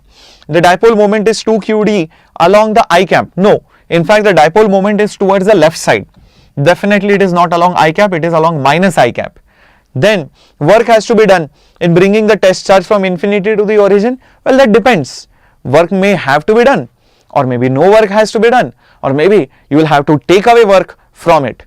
Depends on how you are coming from high to low, low to high, or coming along a equipotential line. So you do not know that. Okay, so that is also definitely wrong option. Moving on, very easy peasy question. Very easy peasy question. The total electric flux coming out of a unit positive charge put in air is. I want everybody to spam this. If you are not spamming, that means for this question especially, that means you have not studied well. Yeah, come on, yeah. This question everybody should spam. Everybody should spam the answer. And that too correct answer, yeah. That too correct answer. 2 or 4. Oh, somebody is saying 1, somebody is saying 4, somebody is even saying 2. Interesting. Many of you are saying 2 in fact. Let me tell you, the total flux using Gauss law. Use Gauss law. Gauss law. According to that, the total flux is the enclosed charge by epsilon naught. It is clearly mentioned it is unit positive. So this is basically 1, this is basically epsilon naught. So it is epsilon naught inverse. That is the flux. That's it. So hence answer is 2. Hence answer is 2. That's it. Is that clear, my dear warriors? No, Mekla, it is not 4. Okay. Yep, it is answer 2. Yes, Aryan, it is not 4, it is 2. Very good, Harisweta, Somya, very good medicine time, Rajashri, Banastod, Surya, very good Sudarshan, very good Chris, very good Rafi. So you understand what mistake you have made. From that you will realize okay, why it is not 4 pi epsilon naught or 1 by 4 pi epsilon naught. That is a wrong answer, guys. Moving on. What is the potential energy of two equal positive charges 1 microcoulomb held 1 meter apart? Potential energy formula is K Q1 Q2 divided by only 1 R. K value is 9 into 10 to the power 9. Q1 and Q2 both are 1 micro. So 10 to the power minus 6 into 10 to the power minus 6. Whole thing divided by distance is 1 meter. So this will become 9 into, this will be minus 12. So this will become 9 into 10 to the power minus 3 joules. So I think that is the answer. Where is it? Option A. Option A. Yes, very good. 1. Very good, Nidin, Mochi, Namanta. No, it is not 4. It is option 1. Very good, Anurag, Deni. Very good, Mathan. Very good, Khuli, Isha. Very good, Sasni. Very good. Everybody has marked it as 1. Excellent. Moving on. What is the current in the arm CD of the circuit? I think this is based on current electricity. One of the 2 important laws of current electricity circuits. I have told you. The 2 important laws. Who was it given by? Kirchhoff.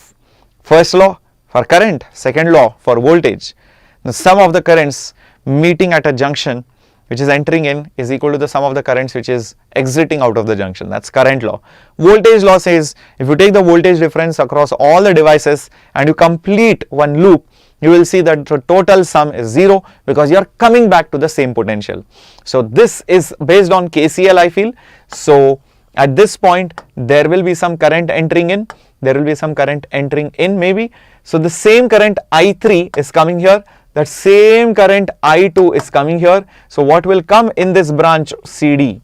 What will come in this branch CD? It will be I2 plus I3. Correct. That is option B or 2. I2 plus I3. Very good. I can see a lot of 2's in the answer. Very nice. Excellent. Okay. So that same current I2 will go from here and this I3 will come from here, meet and become I2 plus I3. Next question on again current electricity. What do we have? In this circuit, what is the potential of point E? Many students will make some mistake. This is very good question. Yep. Come on. Yep. Yes, it is joule only, bacha.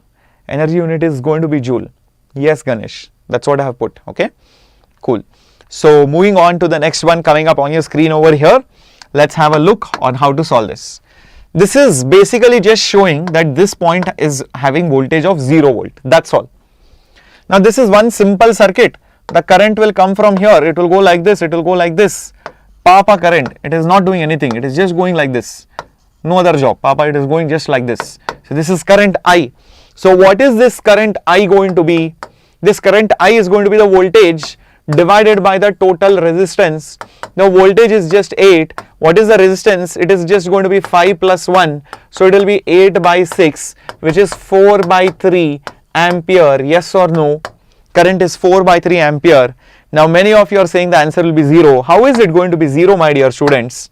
Just think, if I start from here, I go like this, and then come at this point, I can see at this point the voltage is 0 volt.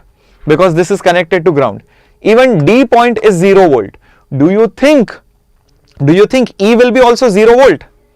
Do you think E will also be 0 volt? I don't think so, because there is a resistor in between. In fact, voltage at point E will be voltage at point D, because you are going in the direction of current. In the direction of current, the voltage drops. So minus IR. Yes, understood? Just like that battery's terminal voltage. Definitely. So this will be nothing but 0 minus current is 4 by 3, resistance is 1. So hence it will be negative 4 by 3 volts. So that is the voltage at point E. Minus 4 by 3 volts. Option 3. Yep. Answer will be 4 by 3. Correct. Understood? Clear?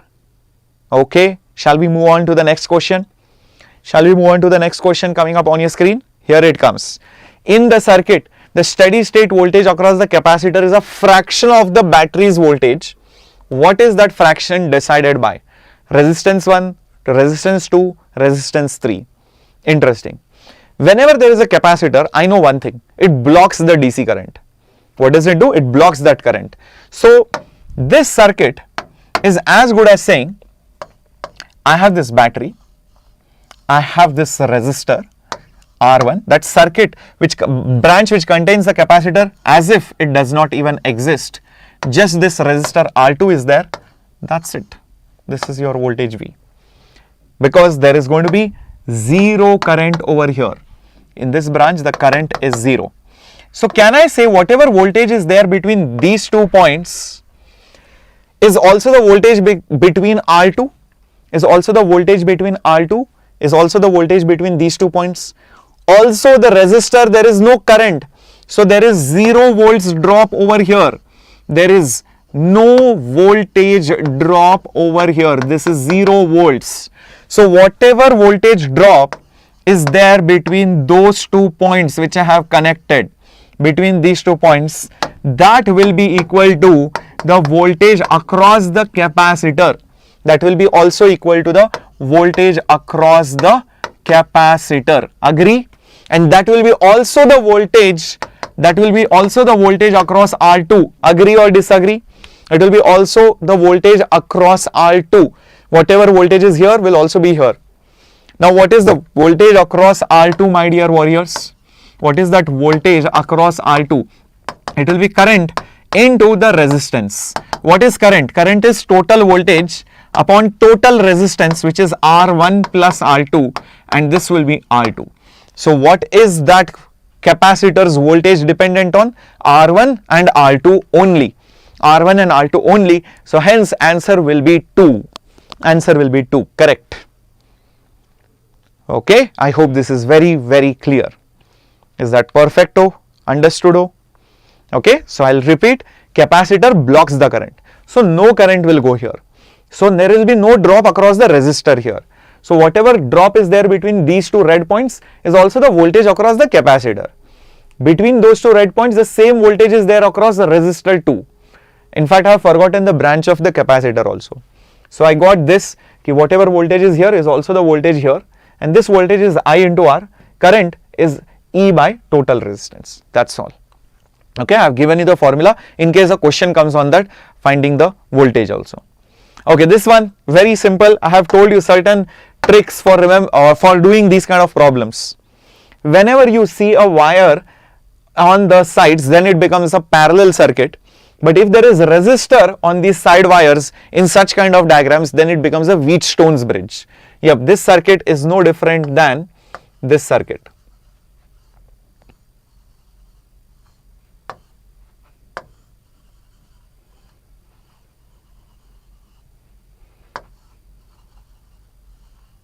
Think and tell me, is this circuit different from this? This is exactly the same, let me tell you. There is no difference. You can try it out. You start from A, okay, you start from A, you get 2 ohms, okay, you get 2 ohms. You get 4 ohms, yes, you get 4 ohms. 4 ohms and this 2 ohms are connected by 10 ohms. 4 ohms and 2 ohms are connected by 10 ohms. The 10 ohms is also connected by 8 and 4 to B. The 10 ohms is also connected by 8 and 4 to B. Exactly matching. So now it becomes simple. I can just get rid of this because it is balanced. Because this is a balanced, what kind of bridge? Balanced Wheatstone bridge. It's a balanced Wheatstone bridge. So my dear warriors, quickly think and tell me, this 4 and 8 are basically in series. Basically they are in series. What is their effective combination? 12 ohms. These two are also in series. These two are also in series. What is their effective combination? 6 ohms. Now these two are in parallel. So the effective resistance between AB is R1 R2 upon R1 plus R2. So 12 into 6 divided by 18. 6 goes with 18 3 times, 3 goes with 12 4 times. So answer should be 4 ohms. 4 ohms is option 2. 4 ohms is option 2. You can see that. Exactly. Answer is 4 ohms, which is option 2. Exactly. Okay. Yep. Sir, can we write 4 inside R in R side and 8 in S side? I mean right side, and no, 8 you cannot shift here, because if you write 8 here, 8 is not connected to A, no? Look at this, 8 ohms is connected to B, 8 ohms is not connected to A. So that is why I have put 8 ohms here. Okay, I hope you can see that. A is connected to 4 and 2. A is connected to 4 and 2. B is connected to 8 and 4. B is connected to this 8 and this 4. 10 is connected in between. This is how it works. If 4 ohms and this 4 ohm is not there, then what will be that circuit, guys? Imagine if you get only this much. I am telling this to you again. Only this much. Only like this and like this. What kind of a circuit this is? This is just going to be a parallel circuit. Keep this in mind. This is just going to be a parallel circuit. You should keep this in mind. If there is just wire, if there is a resistor, it becomes Wheatstone. Okay? Everyone? Everyone? Clear? Yes, very good. Okay, start solving the next question. Meanwhile, I'll just drink the water and come. I'll just get some water and come for myself. Okay, just start solving this question.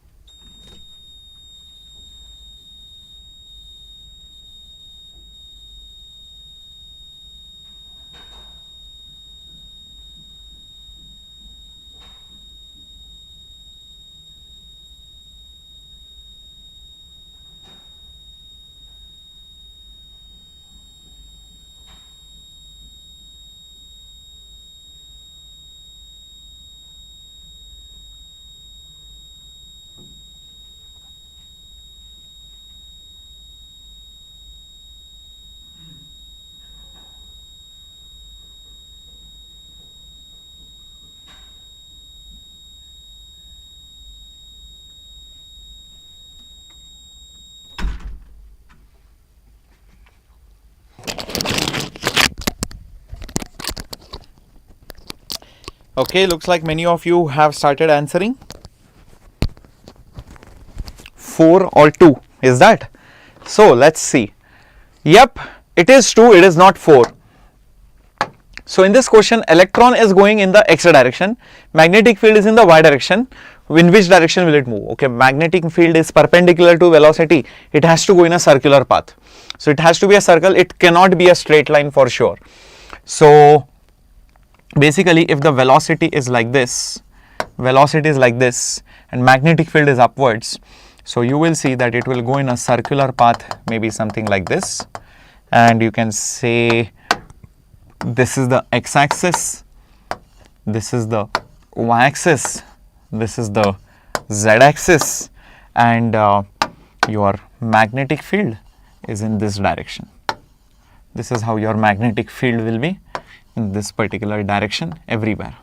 So that is how it is going in a circular path in the xz plane. This is the xz plane. Are you able to visualize this? Okay, see my dear students, if you are able to visualize, this is the radius. This is the radius. Yep, everybody, very nice, very nice. Divya official, how will I be going to write the NEET exam for students? Very good. It's very simple, Divya. You know what I'm going to do? I'm going to use Snapchat filter. Hai na? So when you use Snapchat filter, you suddenly become young. You would have seen my shot. All of us were looking young. So all 4 of us, what we are going to do is, maybe Wassim sir has beard, so maybe not. So we are going to make ourselves look like kids, and then we are going to enter the examination hall. We also clicked photos of us using the filter. We have pasted it on the NEET application form also. So the examiner will never get to know that we are actually teachers. So we'll be like students over there. Hai na? So that is the brilliant plan that we have. Okay. Current is 0, Shreya, in that particular branch because capacitor blocks current. Capacitor blocks current. Okay. I hope this is clear. Okay. Next question coming up on your screen. A magnet is brought towards a coil very fast, very slow. Induced EMF and induced charge will be respectively. Okay. Come on. I hope, Shreya, that question was answered. Yep. Come on, my dear students. Think about it. Think about it. How do we solve this particular question? Now, when you bring a coil very fast, then the flux change will be very fast. So the EMF, which depends on the flux flow rate or rate of change of the flux, if the time is less, obviously the EMF will be higher. So definitely it will be more. It cannot be less, it has to be more because you are taking it fast. But for the second part, if it is moved, sorry, not this part, induced charge. For talking about induced charge, how do I find out induced charge is like this. I know current is induced EMF by resistance, so it is delta phi by delta t, and here you have R. Current is the charge which is induced and it is flowing in the time interval delta t. So this will be delta phi into delta t into R. Delta t cancels. So delta charge which is moved is the change in flux by the resistance. This does not depend on time. This doesn't depend on time. So whether you move it fast or slow doesn't matter. So basically it will be equal in both the cases. It will be equal in both the cases. Hence the correct answer is 2. Hence the correct answer is 2. Understood? So this transformation you should be able to understand, or you should be knowing it already. Yep. Very good. Moving on to the next question. Magnetic field due to a coil carrying current I, radius r at a distance of r on its axis. Very important formula, big formula for all of you. In case you have forgotten, you will quickly revise it right now. If there is a coil and you are at a distance of r over here, this is also r, okay, and there is current flowing inside of it. There is current flowing inside of it. So what is the magnetic field at this point? The magnetic field at this point is given by mu naught I r square divided by 2 r square plus x square raised to 3 by 2. Start substituting. Mu naught I r square divided by 2 r square plus r square raised to 3 by 2. This will become mu naught I, okay, r square as it is. here I will have 2, r square plus r square, r square plus r square is 2r square. So I can just write 2 raised to 3 by 2 into r square raised to 3 by 2. I am just separating the terms out. Okay, now what will I do next? Observe. This will become mu naught I r square divided by 2. Now 2 raised to 3 by 2. First do 2 raised to 3. 2 raised to 3 is basically 8. So this will be basically 8 raised to half. 8 raised to half. R square raised to 3 by 2. 2 and 2 will cancel. This will just become r cube. This will just become r cube. Further step, this r square and this r square will get cancelled. So I will be left with mu naught I divided by 2 root of 8.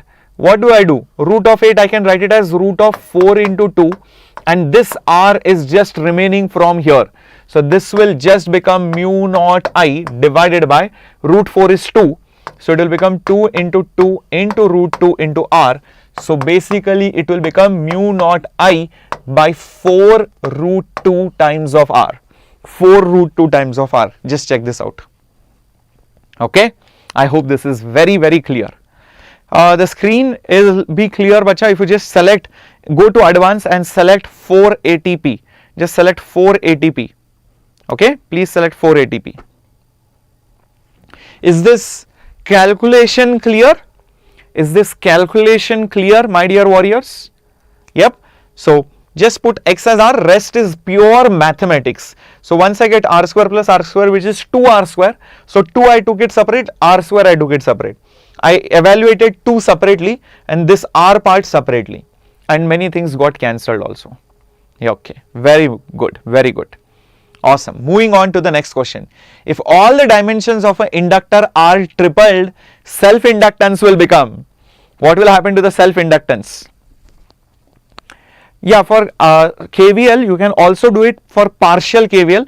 If you start from a point and go to another point, voltage at this point plus voltage at this point plus voltage at this point is this final voltage. So you can do that also. But if you come back, then the final change will be 0. Understand that. Okay.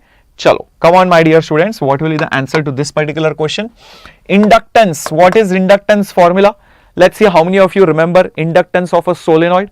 The formula is mu naught n square. Okay. Then you have pi, and then you also have r square, and then you also have L. This is the formula for the inductance of a solenoid. Clearly mentioned over here is that the number of turns per unit length is constant. So you are not changing this. This is a constant, pi is also constant. This you are making it. This you are making it how many times? 3 times, tripled. So you make this radius 3 times, and this length also you are making it 3 times. So totally how many times are you making it? Totally how many times are you making it?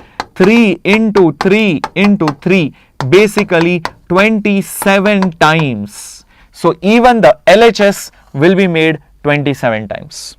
27, option 3, very good beginner, very good Mathan. If you know the formula, it becomes easy. If you do not know this formula, then it is just guesswork. Then you cannot do it so easily, right? So that is the answer, 27 times. Acha, in which of the following situations do you think the mutual inductance is the highest? In which of the following situations do you think is the mutual inductance the highest? Come on, my dear warriors. Mutual inductance is going to be given by this formula, phi is equal to mi. This depends on how much flux is flowing. How much flux is flowing for a given current. Flowing for a given current. So think in which case is that flux the highest. Where if you notice carefully, in the first case, most of the flux is passing through this coil. Most of that flux is passing through this coil. In this case, I think the flux is going from the side, nothing is cutting through it. In this case, also if the flux is entering here, it is also coming back in. It is also coming back in. So I don't think the flux is associated here. Here the flux is 0. Here also the flux is 0. Here the flux is basically maximum. Hence, the first situation is the maximum mutual inductance. Exactly, maximum. It should cut through it. In the third case, whatever is going in is also coming out, hence the net flux is 0. Please keep that in mind. Next question. The shortest wavelength is for which of the following? You should know the electromagnetic spectrum. Microwaves, decently sized, ultraviolet, smaller, X-ray, even smaller, gamma rays, the smallest, yep, of all, wavelength wise. Frequency wise, it is exactly opposite. Frequency wise, it is the highest. Exactly, gamma rays, shortest wavelength, large frequency, large energy. Very good. Next question. Phase difference between the current and the voltage of LCR circuit series combination at resonance. Between current and voltage at resonance. Let's see how many of you can do this. I want everybody spamming the answer. I want everybody spamming the answer for resonance, guys. Try to recollect phasor diagram. The current will be like this. The total voltage will also be like this. That's because this is voltage across the resistor, this is voltage across inductor, this is voltage across capacitor. This and this, they cancel out each other. So this itself becomes the net voltage. So basically the phase difference comes out to be 0 degrees. Exactly, answer 1 is correct. Very good, very good, very good. For a pure inductor, it is 90 degrees. For pure capacitor, it is 90 degrees on the other side. For pure resistor or resonance, it is 0 degree. Okay, maximum power, a maximum current will flow in it. The core of a transformer is laminated to reduce energy loss due to eddy currents, hysteresis, resistance in winding, or none of these. I have already told you that whenever you see none of these, usually none of this is not correct. Usually. Okay. So what do you think is the correct one? Because why none of these comes is because the examiner ran out of what to write or give as options. So that is why he puts none of these. Yes, the correct answer is eddy currents. Very good. Very good. Very good. Proud of all of you guys. Proud of all of you. Everybody has answered it correctly. Very few people marked it as 2. No, it's not hysteresis. But it is laminated to reduce the loss of the eddy currents. Eddy currents are those random current loops which are formed because of changing magnetic fields in a conductor. So random current loops which are formed in a conductor due to changing magnetic field or flux. That is the meaning of eddy current. It causes heat loss, which is not good. Ionization potential of hydrogen atom. Come on, my dear warriors. A ground state hydrogen atom. Electron is there in the ground state, only one electron. You want to pluck it out of the hydrogen atom. So what do you need to do? You need to supply energy. How much energy will you supply? Yep, from the ground state to infinity.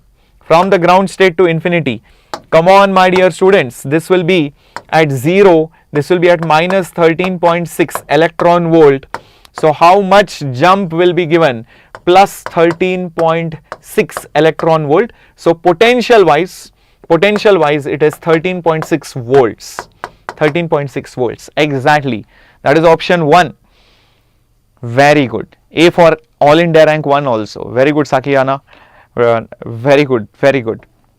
Yep. Sometimes they can give you for helium. Sometimes they can give you for what if it is already excited in the first state. What if it is, different kind of atom with different atomic number. In such cases, then you will have to use basically the energy in the nth orbit is minus 13.6 Z square by n square.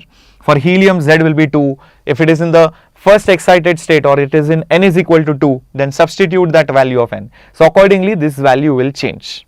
Okay, that is a formula which you need to use. Obviously, the answer is in electron volt. Moving on. What happens when a hydrogen atom emits a photon in the Balmer series?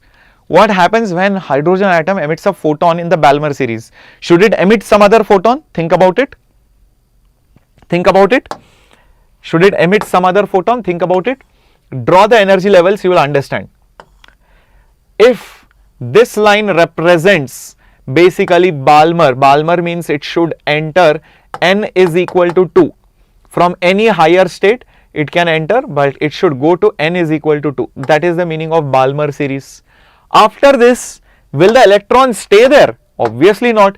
It will go from n is equal to 2 to n is equal to 1 to n is equal to 1. What kind of series is that? That is obviously Lyman series. So it will, it's not may, there is no possibility, it has to, there is no option in that. it must emit another photon in the Lyman series. It must. It is not may also. It will. Very good. Excellente, guys. Excellente. Yep. Moving on. What is the de Broglie wavelength associated with an electron accelerated through 900 volts? Accelerated through 900 volts. Come on, my dear warriors. What should be the answer? Think. Is there some shortcut formula which avoids a lot of calculation? Is there some shortcut formula which avoids a lot of calculation? Come on. Come on, think about it. Yes, my tricks are helping you guys a lot. Very good to know that. What is that tricky formula which I had told you, a shortcut formula? I told you, come on, if you take an electron and accelerate it by a potential difference, then the wavelength of de Broglie is given by 12.3 approximately divided by the voltage difference, but this answer will be in Armstrong. So this will be 12.3 divided by root of 900 Armstrong. So this will be 12.3 root of 900 is basically 30 Armstrong. So 12 divided by 3 will be 4. So I think it will be 4 point something. So yep, very close to 4. So 4.1 divided by 10 Armstrong. So that is roughly 0.41 Armstrong. You don't even have to sit and calculate too much. This was the easy formula. So you have to know this. 12.3 by delta V only for electron. That wavelength is for de Broglie. De Broglie wavelength of an electron accelerated through a voltage. Next question. Energy of a photon is h nu. Momentum of a photon is h by lambda. Then the velocity of the photon will be. This is going to be little tricky, huh? What will you mark? What are you going to mark? Excellent, says John. Very good. This is going to be little bit tricky question. Anu saying 1. Mukhtar also saying A. Praveen saying B. Beginner saying 3. Alam, after solving these questions, at least you must be getting little confidence. Go back and revise these topics, at least the easy ones. Vanita, I don't know, bacha. Few more questions only are there. Hardly, I think 5, 6 questions. Yep. Okay. So, my dear warriors, first of all, and velocity of the photon is asked, right? Now we all know lambda, or I can just say energy is basically hc by lambda.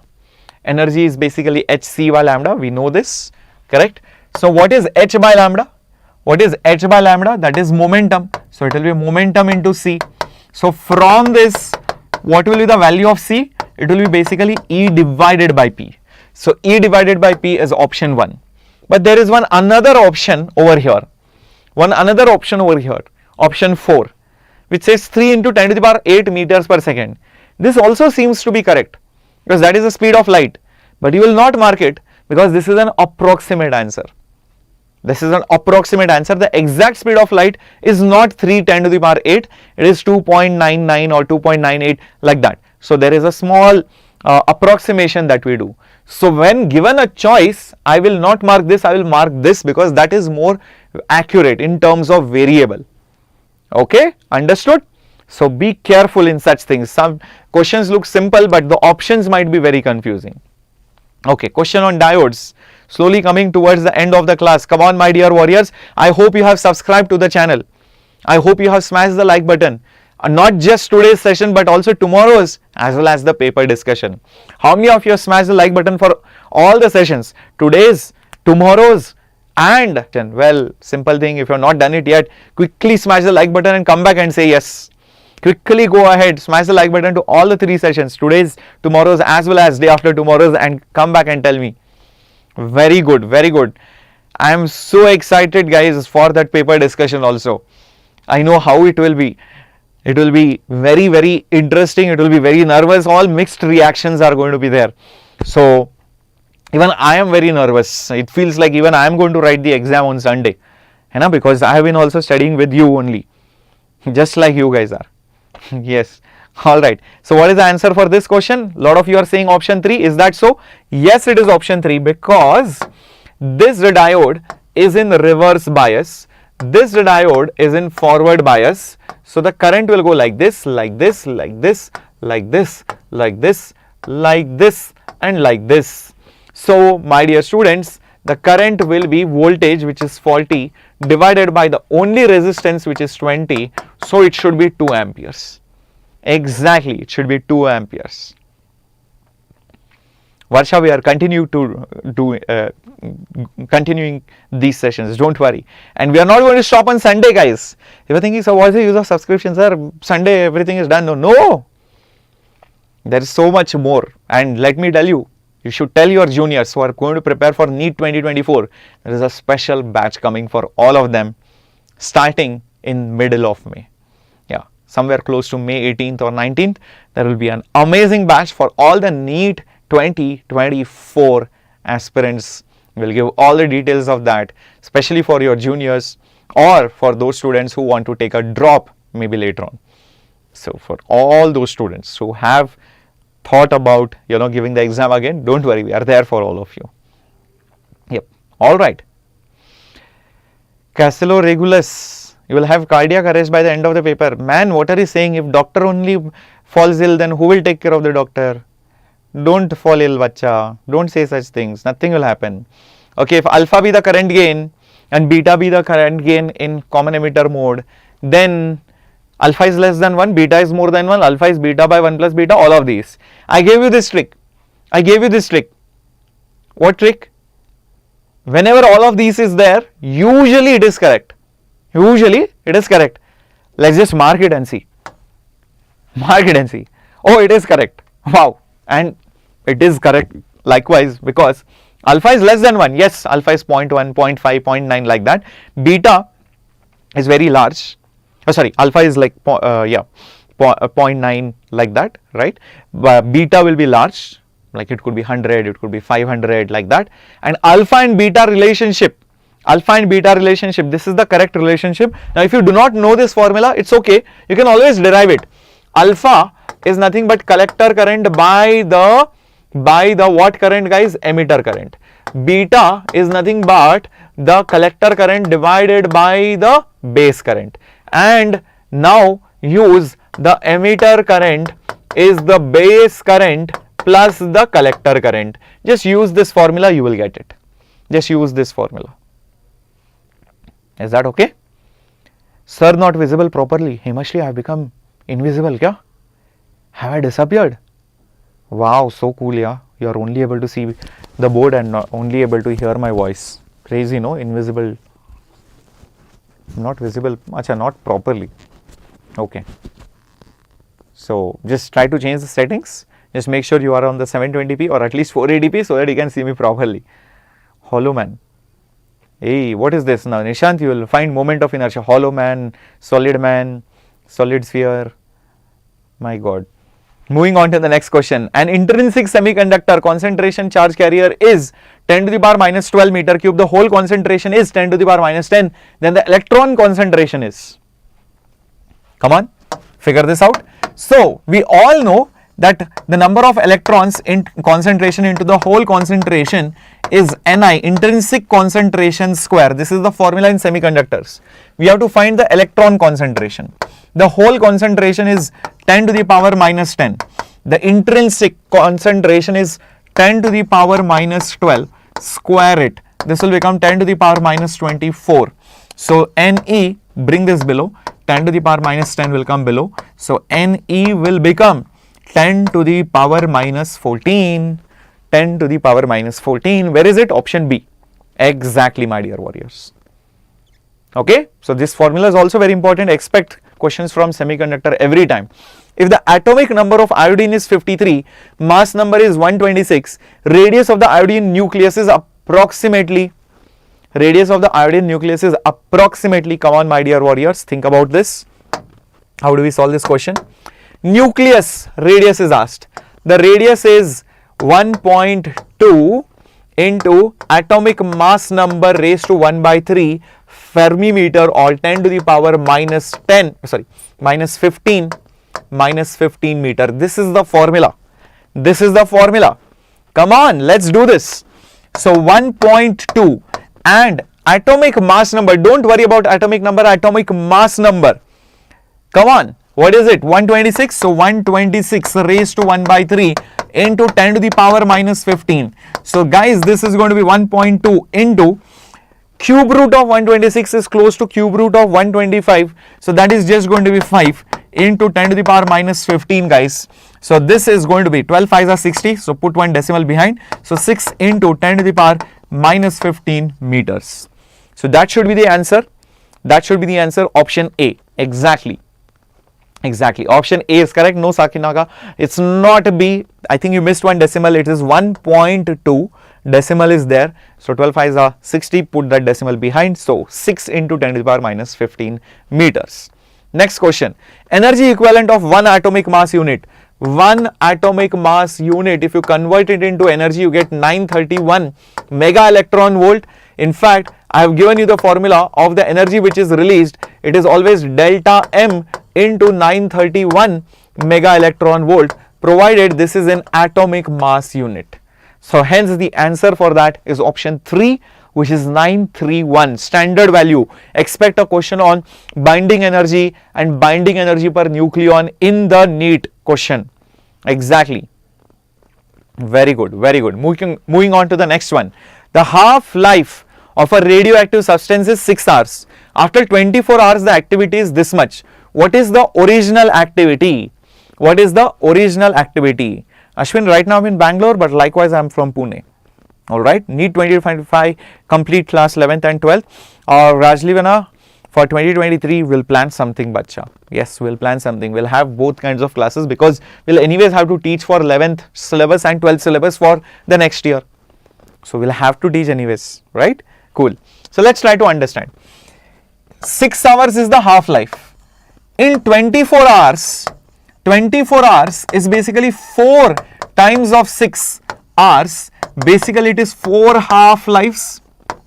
4 half-lives. Correct. So what will happen in 4 half-lives? The final activity will be initial activity into 1 by 2 raised to 4. 1 by 2 raised to 4, half into half into half. The final activity is given after 24 hours. The final activity is given to be 0.01 microcurie. Yes. Now, what is the initial activity? Initial activity. That is what the question is. 2 raised to 4, guys, is basically 16. So therefore, that initial activity will be 16 times of 0.01. So it will be 0.16 microcurie. I hope this is clear. So it will be 0.16 microcurie, which is option 4. Exactly. Next question. What is the number of alpha and beta particles in the following radioactive decay? Come on. Bio is there, Arfa, don't worry. Yep. Yesterday what happened was the session went so late, so long. That's it. By the time I came, that's it. I mean, everybody was drained out. 11 hours are over. Hai na? If you get AFMC Pune, definitely Ashwin. Even if you don't get AFMC Pune, you can meet me. And if you get AFMC Pune, I would be very happy and proud to meet you, bacha. Hai na? So, Meenakshi, I'm like that from Maharashtra. Yeah. Okay. Vishal, I'll be here only. Why will I return, bacha? Because here we are very serious about English channels, right? This is one of the, not just English, guys, we are very serious about NEET. And at Unacademy, here we are very much aligned and very serious and focused towards the English channels. That's what you will see, because we want to make sure that all the students who learn in English in school or who want to go abroad or who want to develop their communication skills, and that's why they want to learn in English, and at the same time get the same better content just like the other channels. That's why we wanted to start this channel over here, and we are going to be here. Alright, cool. Let's see if you guys can solve this. Come on. First, look at only the atomic mass number. Atomic mass number is only affected by alpha particle. So it has gone from 200 to basically 168. So what is the difference? The difference, come on guys, the difference is basically 32. Now each alpha particle reduces that atomic mass number by 4. Reduces the atomic mass number by 4. So therefore, the number of alpha particles, if each reduces it by 4, what will happen, guys? The total change will be 32 divided by 4, which is basically 8 alpha particles. Now think logically, even the atomic number reduces by 2. So because of 8 alpha particles, the atomic number of 90 will reduce by how much? There are 8 particles, each reducing it by 2. So it will become 90 minus 8 into 2, basically 90 minus 16, which is basically 74. Only because of alpha.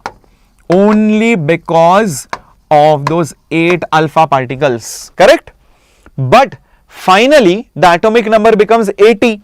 So how will that 74 become 80 atomic number? How will that atomic number of 74 become 80? By emitting how many particles? 6 beta particles, because each beta,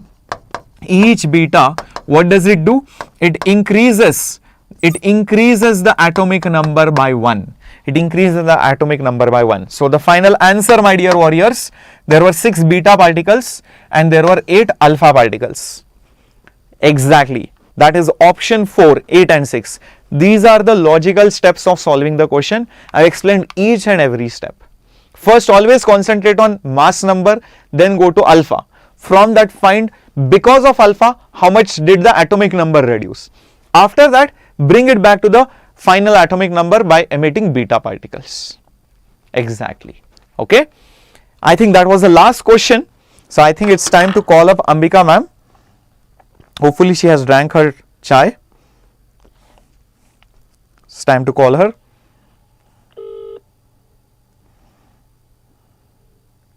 Hello ma'am, you can come. Okay, fine. I'll give a break then.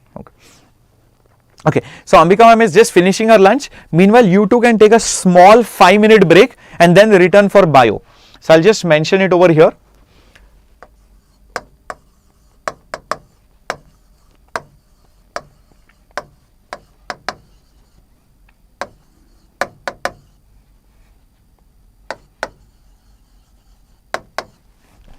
Is that okay? Take a 5 to 10 minutes break.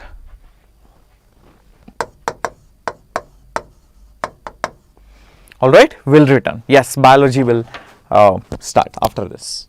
Alright, so meanwhile, let me just export this. You can quickly go grab your meals or whatever.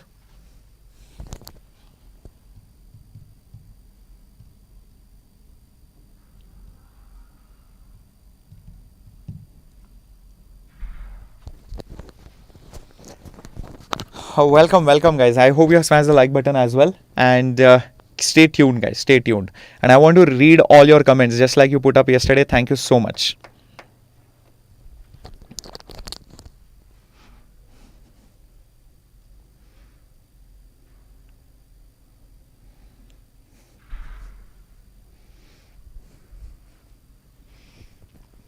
Yep. Bio will start after this, okay? Or else if I could teach bio, I would have taught, but then I think you will fail in NEET exam. I don't want to do that. Logic gates, I will take up a question tomorrow, okay? Yeah, thank you Jaspreet. Thank you so much. Thank you Abhinav. Alright, looks like this thing is ready. Let me just mail it off.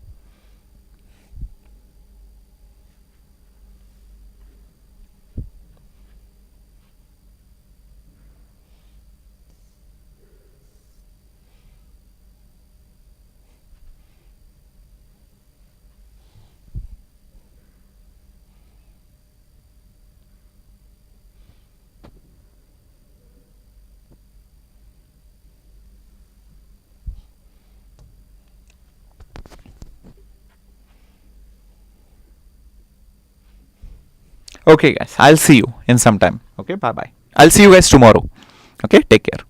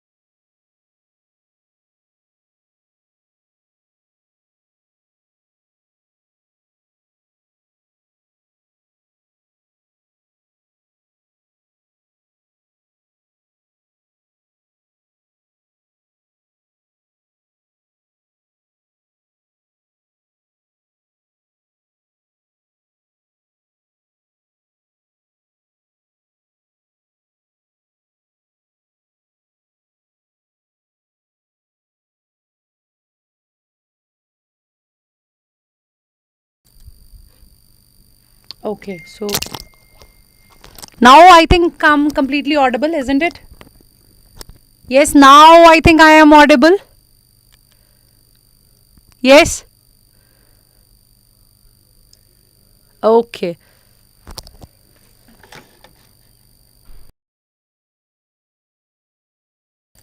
Thanks.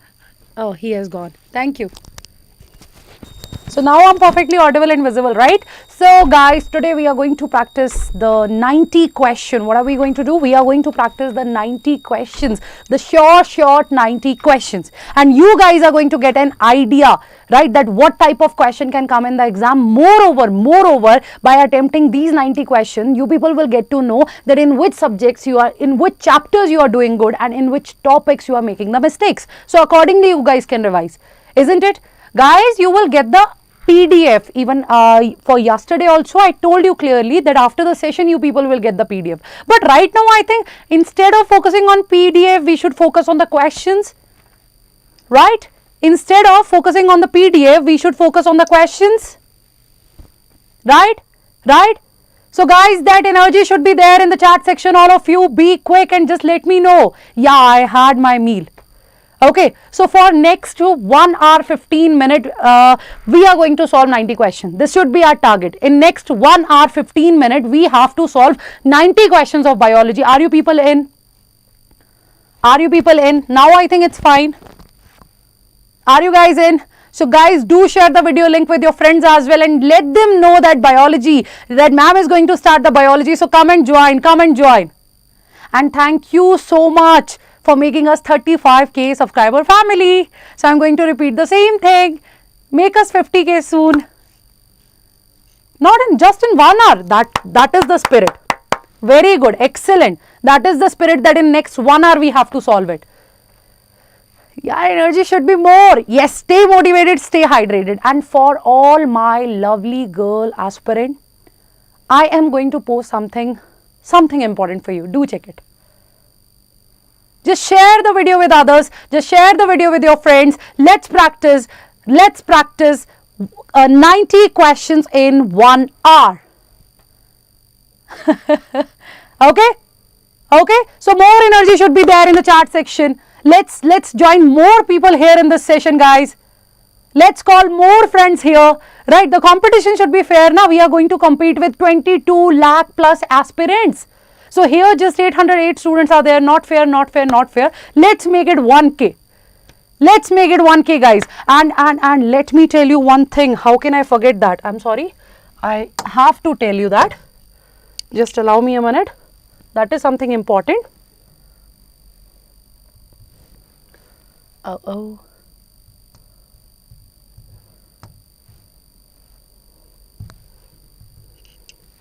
Just a minute, guys.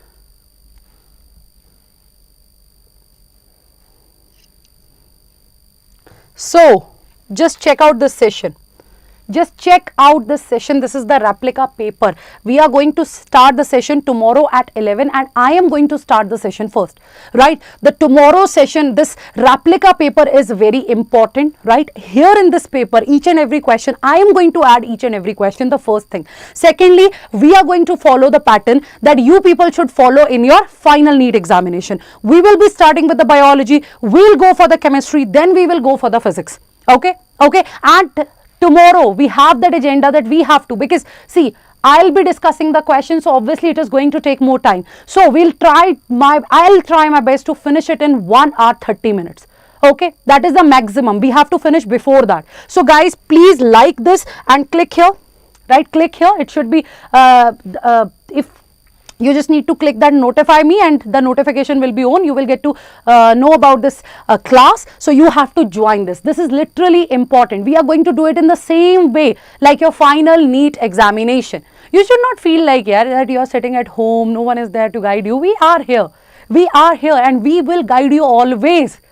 Okay, we will guide you always. So guys, please go and just like this, just hit the like button, share it with your friends, and you have to join this session sharp at 11. So how many of you are going to join this session? Tell me quickly in the chat section.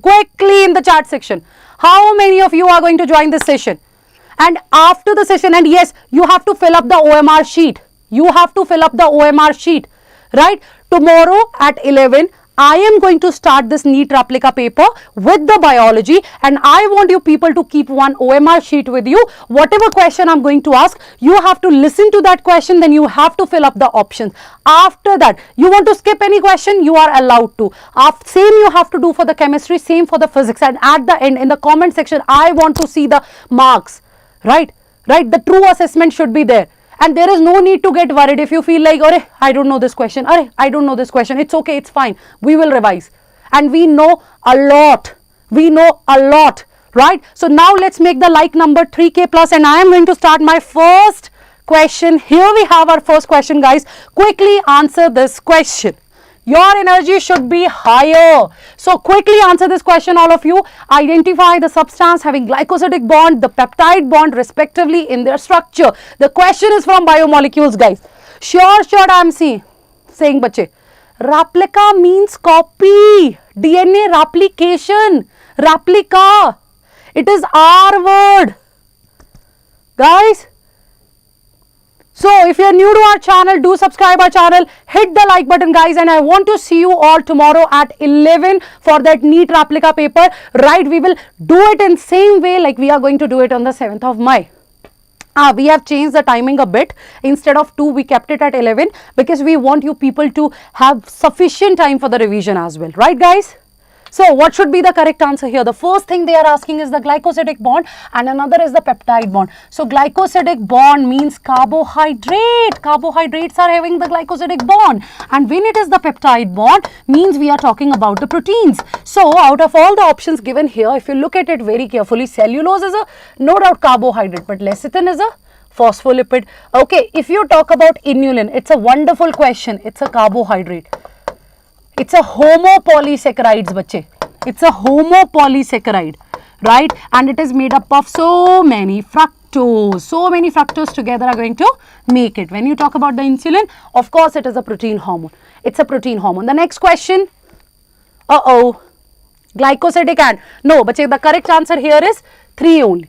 Right, the correct answer here is 3 only. So lecithin is the phospholipid. So here the correct answer is 3. Wow, you will be like, ma'am, why mistake?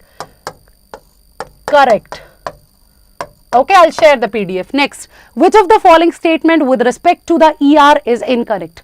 Which of the following statement with respect to the endoplasmic reticulum is incorrect? Guys, incorrect statement you need to find out.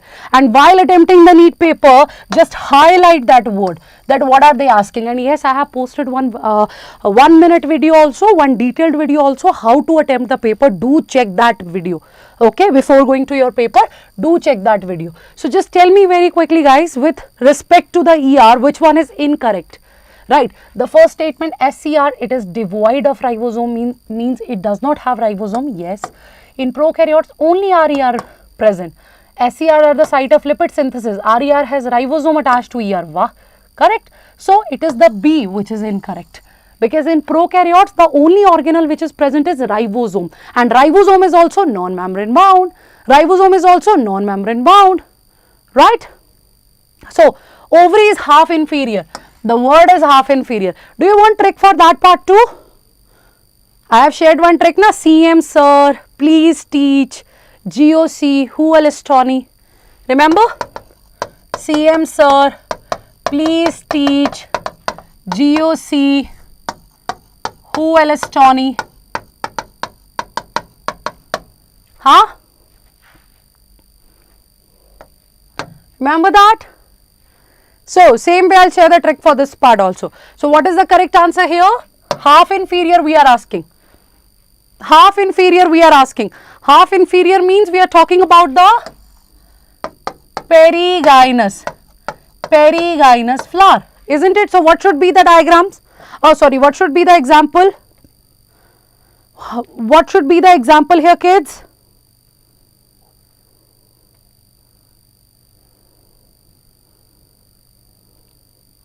The word is perigynous. The word is perigynous. Yes.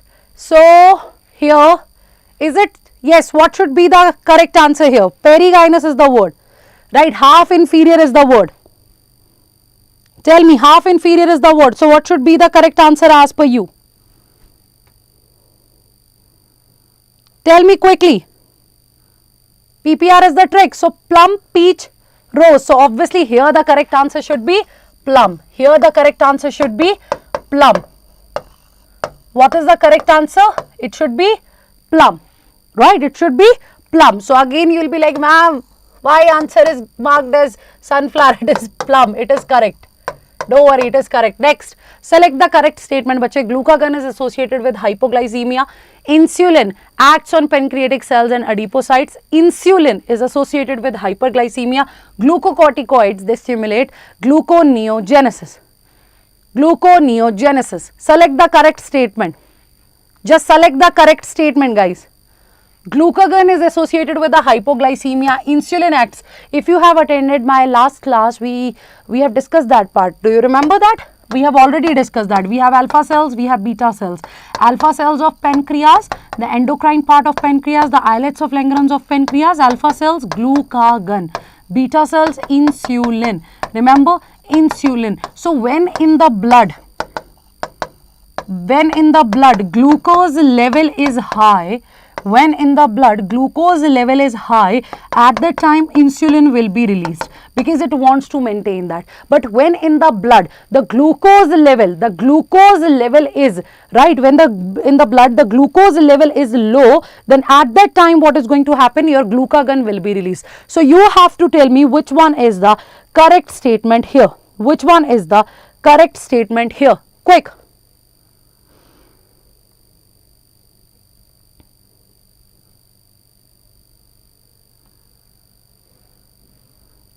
Quick, just tell me.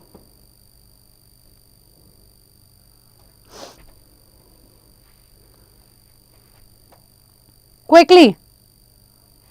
Yes? You have to find out the correct statement. So obviously, you have to find out the correct statement. See, glucagon is associated with hypoglycemic. No. When it comes to the glucagon is going to increase the, right, it is going to increase the blood sugar level when it is low. It will be released when blood sugar level is low. So it is going to increase the blood sugar level. This is the first point, right? So obviously glucagon is going to be hyperglycemic. What is it? It is hyperglycemic. Right, bache? Now, insulin, they act on adipocytes, but they are not going to act on pancreatic cell. So, here it should be hepatic cell. So, insulin is associated with hyperglycemic. Obviously, not, because hyperglycemic is your glucagon. So, it will be hypoglycemic. So, hypo means to lower down, to decrease. So, it is going to decrease the level of sugar. Right? Right, bache? So, glucocorticoid stimulates gluconeogenesis. It's a correct answer. And your glucocorticoid, it is released from the adrenal cortex. It is released from the adrenal cortex. And it is going to secrete gluconeogenesis. Gluco means glucose. Neo means new.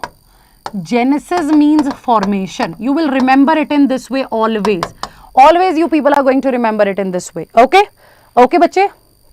Okay, bache? So, gluconeogenesis, glucose neo formation means from a non-carbohydrate source, glucose will be formed. From a non-carbohydrate source, glucose will be formed. Right, bache?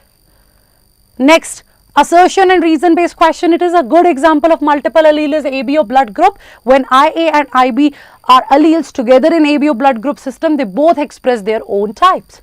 So, what should be the correct answer here? Guys, is there any disturbance? Just a minute, allow me a minute. Now is that okay? Now is that okay? Huh? What kind of sound is there? Now I think it's fine. Fine? Yeah? Okay, so what should be the answer here? So here, bache, both are true. Assertion and reason both are true, but reason is not the correct explanation of assertion. Reason is not the correct explanation of assertion. Are you getting my point? It is right when IA and IB, they are present together in ABO blood group, they both express themselves. They both shows the codominance, right? Codominance is there. Done, bache? Codominance is there. Okay, next. There is a chance of fertilization during 10 to 7 days of menstrual cycle. Reason, ovulation occurs during these days. Insect kind of, I don't know, bache, I don't know. Now I hope vibrating sound is there. I don't know.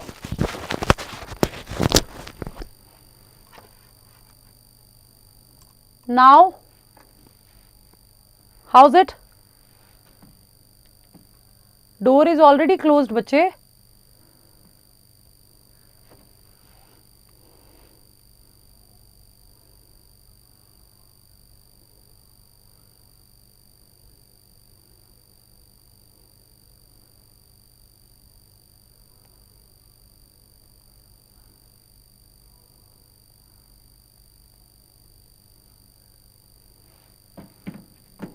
Guys, is it manageable?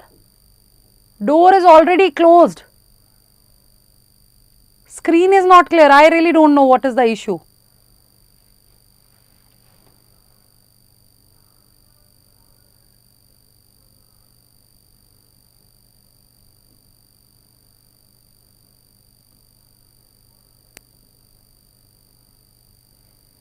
Guys, now, is it manageable?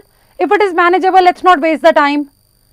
The screen is clear now. If the sound is manageable, let's not waste the time. And I want you all to answer the questions.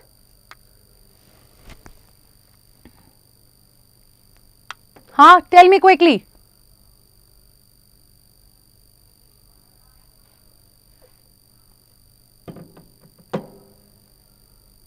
Manageable now, so answer the question. There is a chance of fertilization during 10 to 17 days of the menstrual cycle. Ovulation occurs during these days. So, here you know that, yes, ovulation, the chance of fertilization during 10th to 17th day of menstrual cycle. Is there any? Is there any? According to you, what should be the correct answer? See, ovulation occur during these days. You know that roughly we used to mention it for the 14th day. Isn't it? Roughly this is what we used to mention. Right, 14th day is the day of ovulation. So, obviously here they are taking the days 10 to 17. So, somewhere in between ovulation is there na. Somewhere in between ovulation is there na. So, at the time of ovulation, obviously the chances of fertilization are more. Okay, so that is why A is the correct answer here. Now, what chromosome were the genes located on that were used by Morgan his dihybrid cross? What chromosome were the genes located on that were used by Morgan in his dihybrid cross? Morgan, you know na, Morgan, T.H. Morgan. T.H. Morgan, he gave the experimental proof for the chromosomal theory of inheritance. He gave the experimental proof for the chromosomal theory of inheritance, and moreover he has given the chromosomal theory of linkage as well. Okay, chromosomal theory of linkage as well. Right, so they are asking if Morgan, right, he has done many experiments on Drosophila. So, genes were located on which chromosome? Genes were located on which chromosome? So, it was X chromosome. It was X chromosome. It was X chromosome. Right, bache? Right? Is that clear, everyone? Is that clear? Yes? Sure? Sure? Okay, the next question. Directly answer is marked here. Oh, okay. So, Darwin finches, they show a variety of beaks suited for eating large seeds, flying insects and cactus seeds. Okay. Reason, ancestral seed-eating stock of Darwin finches radiated out from the South America mainland to different geographical areas of Galapagos Island where they found competitor-free new habitat. See, bache, you have to read this statement very carefully. Darwin finches, they show a variety of beaks suited for eating large seeds, flying insect and cactus seeds. Okay, the first statement. Now, the next is, ancestral seed-eating stock of Darwin finches radiated out from South America. It's correct. Mainland to different geographical area. So, the area should be different or it should be same. Area should be different or it should be same. We are talking about the geographic, we are talking about the adaptive radiation here. We are talking about the adaptive radiation here. Lag, array.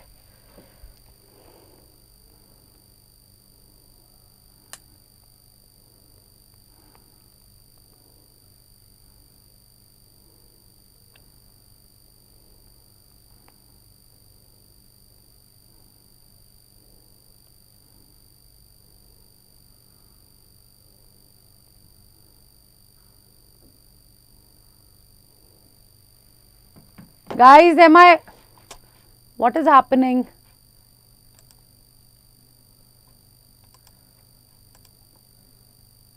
I think it's fine.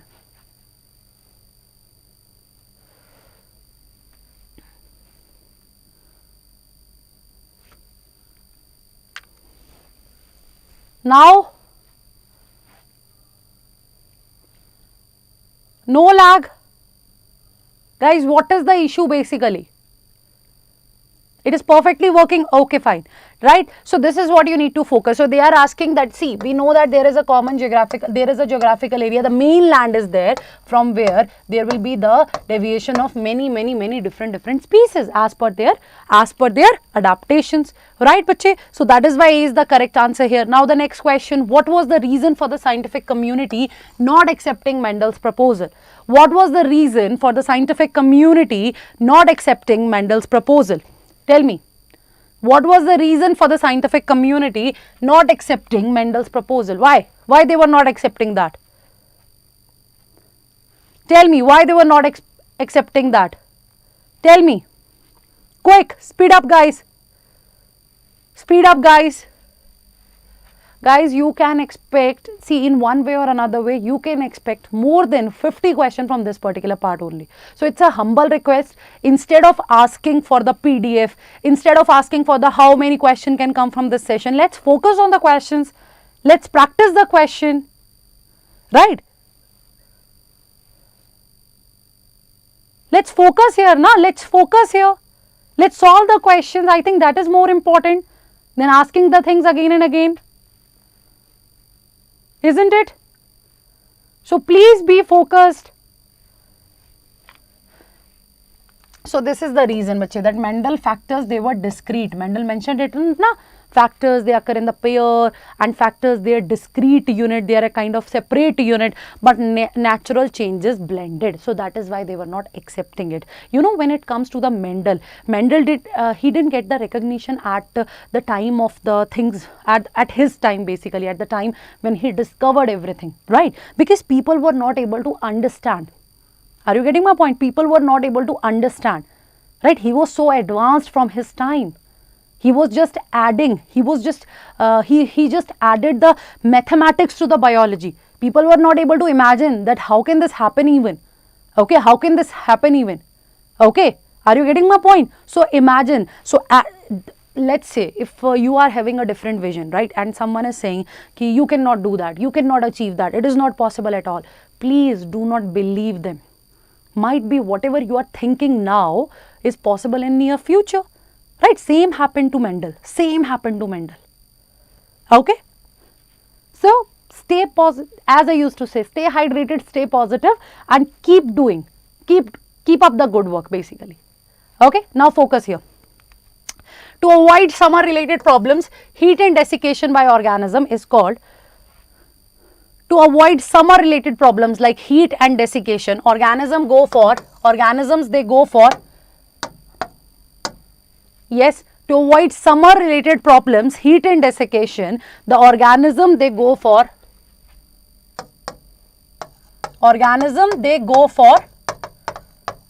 yes, yes, guys, yes.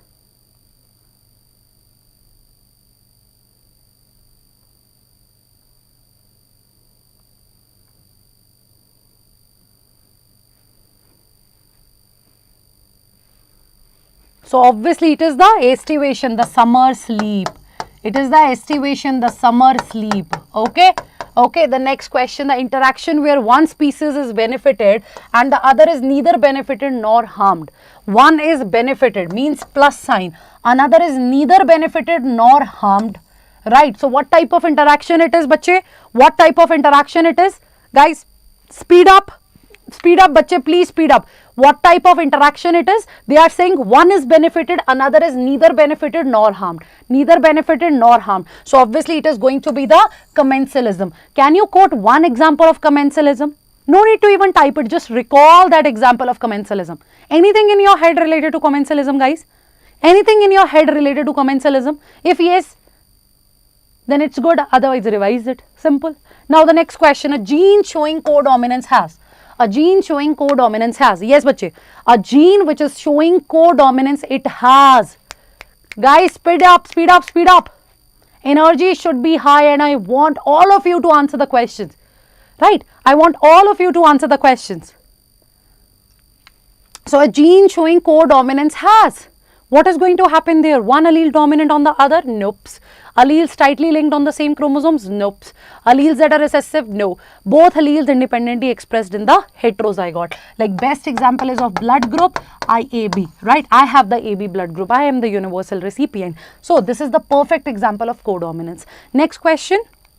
A childless couple can be assisted to have a child through a technique called gift. The full form of this technique is, oh my god, easiest question ever. And for sure, you people will get one question from assisted reproductive technology. Right, one question from assisted reproductive technology, we definitely be there. So we are talking about the gift. So it is gamete intrafallopian transfer. So what is the correct answer? Second is the correct answer here, right, bache? The next question, a jawless fish. Jawless fish. So what should be the word? The word is aganatha, right? Aganatha, jawless, right? And here we talk about the class. Which class is there? The cyclostomata. Circular mouth is present. So it is cyclostomata. It is cyclostomata, right? So a jawless fish lays egg in fresh water and whose Ammocytes larva, right? Ammocytes larva after metamorphosis return to the ocean is. Here I will mention one point, one very important point I will mention here, guys. So what should be the correct answer? Please let me know. Right? What should be the correct answer here? Ammocyte larva we are talking? Yes. So obviously the correct answer here is petromyzin. But see, here we are talking about the class cyclostomata, right? It comes under that aganatha, okay? It comes under that aganatha. It is not having that jaw, right? Now when you talk about the petromyzin, we even call it as lamprey. So lamprey, it is more like an exception also. The organism of this particular class, they go for the migration, right? The sea migration is there, right? They go for the migration. So the first exception that you need to remember from this part is myxin, right? The same thing I have mentioned in my last class also. Myxin, which is also known as hagfish. Myxin, which is also known as hagfish. Myxin, it does not go for the migration, first point. Secondly, the member of this class, they do not have larva. The member of this class, they do not have larva. But here, the petromyzin lamprey is an exception. Petromyzin lamprey is an exception because it is having the larva. It is having the larva. So these are the points that you people need to remember. Next question, grafted kidney may be rejected in a patient due to. I think you know the answer, guys. I think you know the answer. Grafted kidney may be rejected in a patient due to. In a patient due to. Myxin is also jawless. It is a member of cyclostomata. Obviously, it is jawless. Obviously, cell mediated immune system, that is your T cells. Remember T cells, right? So cyclosporin, trichoderma polysporum. Do you remember the things like that? Trichoderma polysporum, cyclosporin. Remember, from trichoderma we get the cyclosporin, which is immunosuppressive agent. So this is what you need to remember. Now the next question, in which group of organism cell wall form too thin? It should be overlapping shells. It should be overlapping shells which fit together. It should be overlapping shells that fit together. It should be overlapping shell that fit together. Overlapping shell. I think you know the answer. You know the answer, bache. It is chrysophyte, because chrysophyte, they include the diatoms. In the diatoms we discussed now that shell is having the silica. It is overlapping. Epitheca, hypotheca is there. In the diatoms we discussed this thing. right? So next question, satellite DNA is important because it, satellite DNA is important because it, satellite DNA is important because it, satellite DNA is important because it,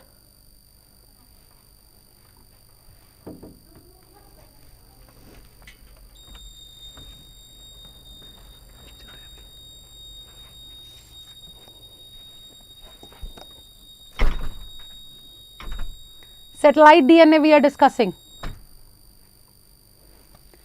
It codes for the protein needed in the cell cycle, of course not. Shows high degree of polymorphism in population and the same degree of polymorphism in an individual, which is heritable from parent to children, okay. Does not code for protein, does not code for proteins and is same in all the members, no. Codes for enzyme, no. So ultimately, yes, it is shows the high degree of polymorphism in population and also the same degree of polymorphism in an individual, and it is heritable. It can pass from one generation to the next. Now the next question, guys, the body cells in cockroach discharges their nitrogenous waste in the hemolymph. Yes, bache, they do so mainly in the form of, yes, bache, mainly in the form of, quick, mainly in the form of,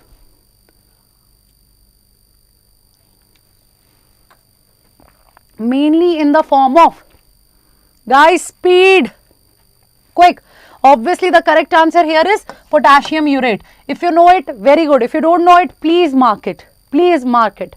Next, nomenclature is governed by certain universal rules. Which one of the following is contrary to the rules of the nomenclature? Nomenclature is governed by certain rules, right? Which one of the following is contrary to the rules of nomenclature? Rules of nomenclature. Yes, bache. Rules of nomenclature.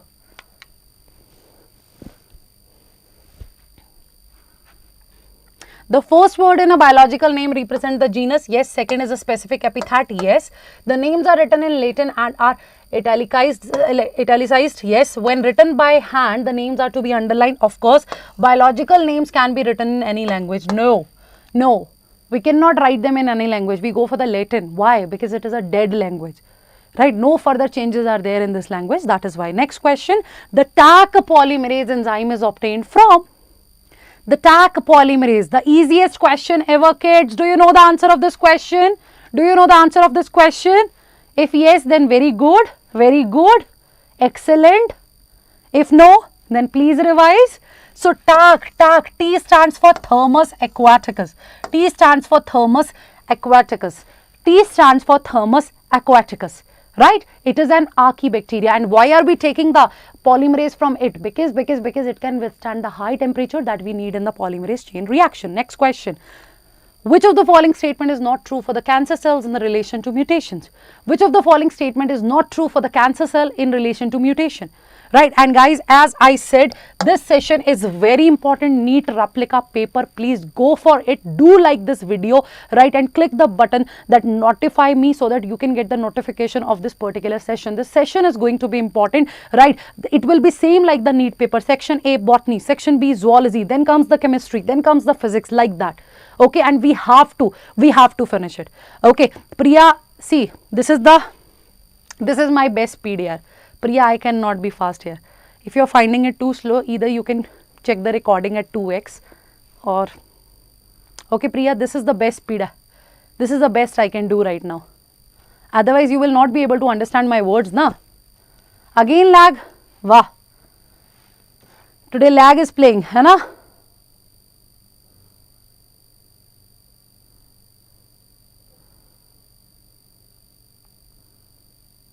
Done? Now is it fine? I think now it's fine, it's working. Now it's fine, it's working.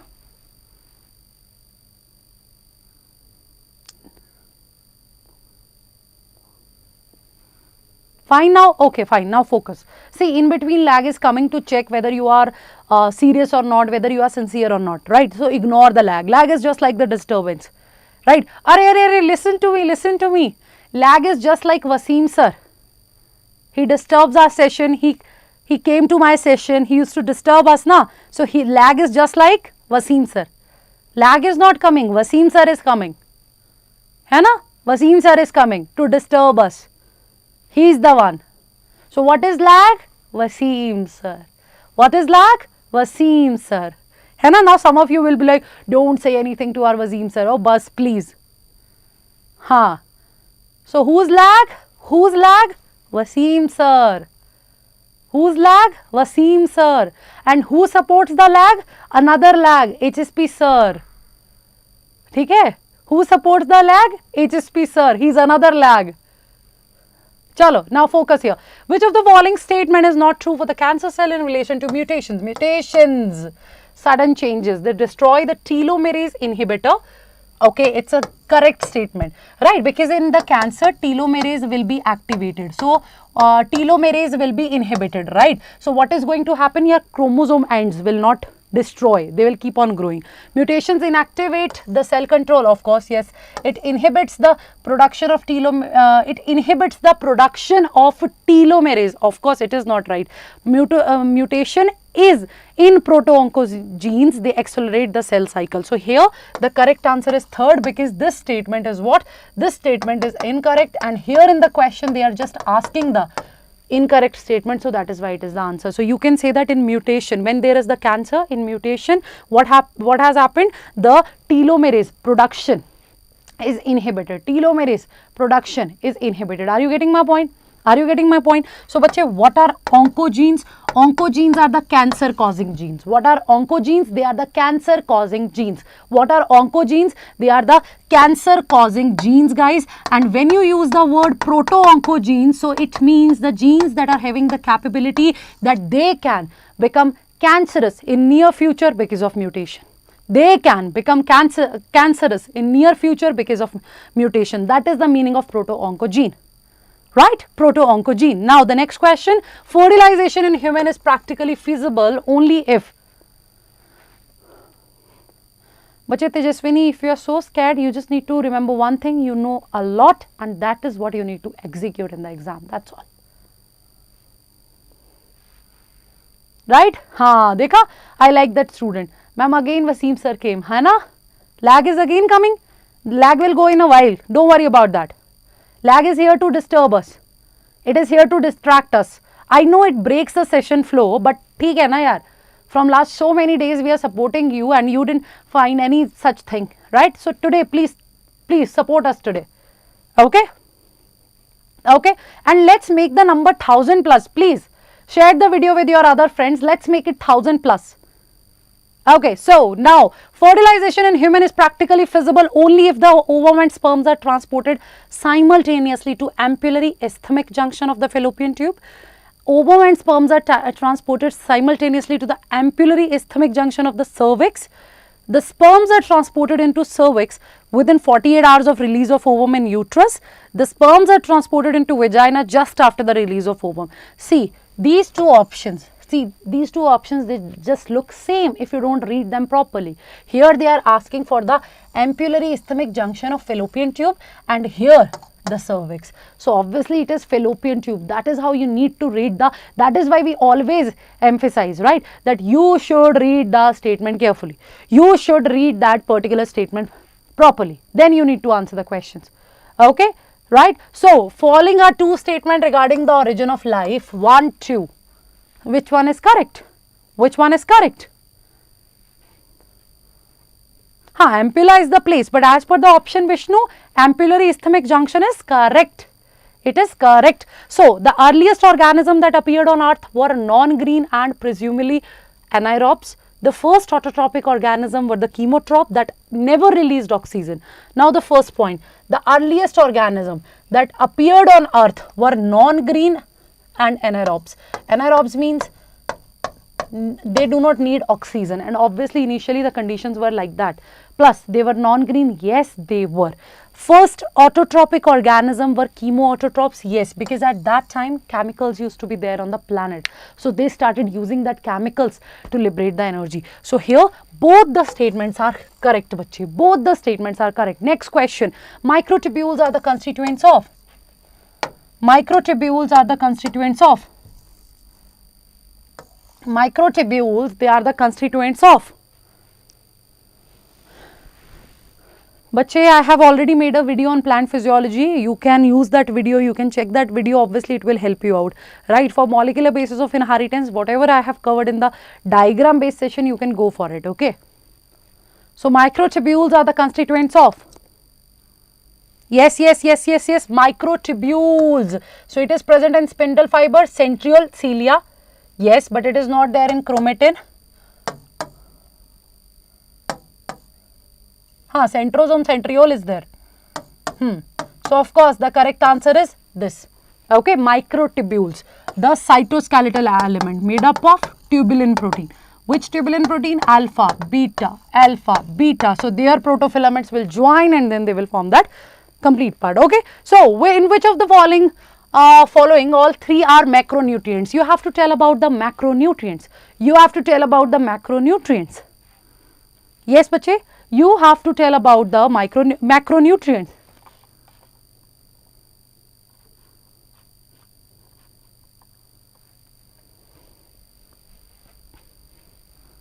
Yes.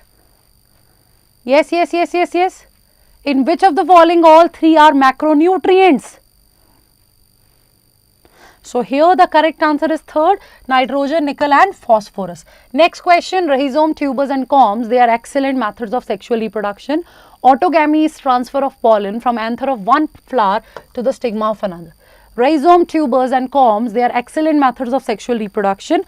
Autogamy is transfer of pollen from anther of one flower to the stigma of another. Yes? Bache, already I have shared one trick video, Disha, for phyllotaxy. Rhizomes, tubers and corms are excellent methods of sexual reproduction. Autogamy is transfer of pollen from anther of one flower to stigma of another. So, rhizome, tuber and corms are excellent methods of sexual reproduction. Are they? Of course not. Of course not. Autogamy is transfer of pollen from anther of one flower to the stigma of another. Actually, it is the same flower. Which one of the following is not required for any of the techniques of DNA fingerprinting available at present? Which of the following is not required for any of the techniques of DNA fingerprinting available at present? Which of the following is not required for any of the techniques of DNA fingerprinting available at present?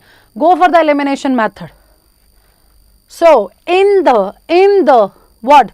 DNA fingerprinting, DNA typing, DNA profiling, obviously zinc finger analysis, we never discussed it. So, obviously A is going to be the answer. Next, pick out the correct statement, guys. Guys, speed up, we need to finish it ASAP. Please increase your speed. Pick out the correct statement. Hemophilia is a sex-linked recessive disease? Yes. Down syndrome is due to aneuploidy? Yes. Phenylketonuria is autosomal recessive gene disorder? Yes. Sickle anemia? Hemophilia is a sex-linked recessive disorder. Down syndrome is due to aneuploidy. Phenyl autosomal recessive disorder, it is sickle cell. Okay. So, 1, 2, 3, even fourth is also correct, but that is not given in option obviously. Even first, third, phenylketonuria is also autosomal recessive gene disorder, na? Metabolic disorder it is. Isn't it? Metabolic disorder it is. And sickle cell anemia. Done. Next, obviously, which of the following statement is not true for the cancer related to the mutation? We have already discussed it. So, let's move to the next question. A river with an inflow of domestic sewage rich in organic waste may result in. Now, you tell me. You tell me. No, Jashanpreet. It is not like that. Sickle cell anemia is not sex linked.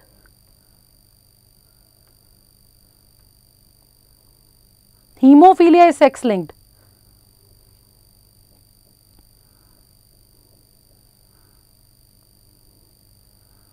Quickly answer it, bache.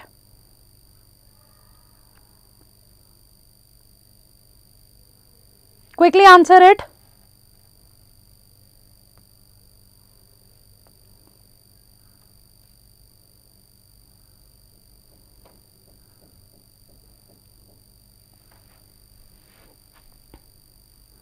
Obviously, see, remember the diagram revision session where I was telling you, so they are saying a river with an inflow of domestic sewage rich in. So, when there is the inflow of sewage, so obviously your BOD become higher. and at that time DO will become lower, dissolved oxygen will be less. So obviously death of the fish will be there due to lack of oxygen. Increased population of aquatic food by organism, no. And increased production of fish, no, no, yes. So the next part, identify the correct statement on inhibin. Remember inhibin? It's a protein hormone, inhibin. No, see, earthworm and frog is not the part of your syllabus, so the question should not be there from that part. But sometimes, you know, na NTA, they love to play with you. They love to play with your mental health. So, because earthworm and frog, their examples are even given in the animal kingdom, so sometimes they mix it there. Cockroach is the part of your syllabus, guys. Cockroach is literally the part of your syllabus. Okay, so identify the correct statement on inhibin. Is produced by granulosa cells in ovary, inhibits the secretion of FSH. Produced by granulosa cell in ovary, inhibits the secretion of LH. Produced by nurse cell, inhibits the secretion of LH, inhibits the secretion of LH, FS and prolactin. So correct statement here is 1, that yes, ovarian cells also form it and it inhibits FSH, inhibin. But it is also released by Sertoli cells. It is also released by Sertoli cells. It is also released by Sertoli cells. So this is something that you need to remember. Again, it's a homework question. Again, it's a homework question. What is it? It is our homework question. Homework question.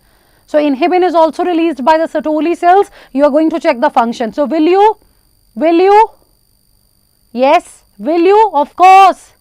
Next. If you suspect major deficiency of antibodies in a person, to which one of the following would you like for confirmation evidence? Antibodies are not there. You want to check that antibodies, whether there is a scarcity of antibodies or not. Right? Whether there is a scarcity of antibodies or not. So, what are you going to do, bache? What are you going to do? Quick.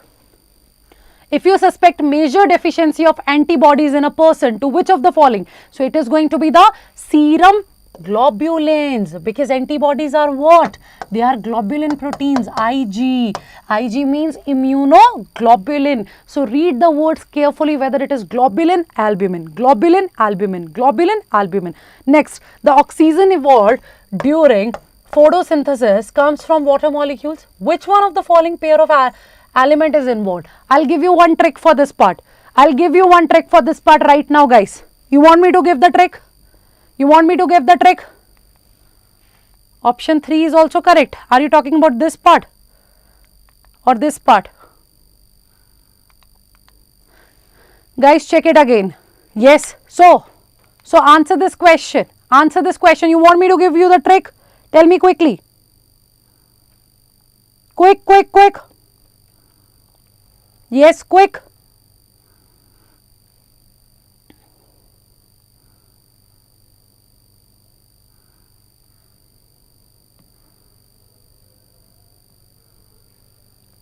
Quick.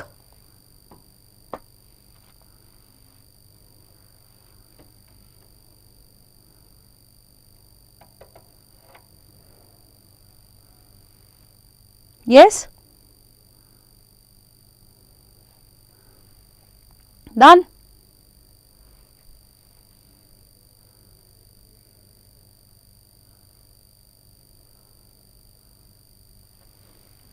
So, see, H2O. You know that in the photosynthesis, the oxygen that used to come out, what is the condition there? Right. See, in the photosynthesis, the oxygen is coming from the photolysis of the water. So, ultimately, it will form that protons, electrons, and the oxygen will be released. Oxygen will be released. So, here you have one trick, that is man ka college. What is the trick? Man ka college. Man means your manganese,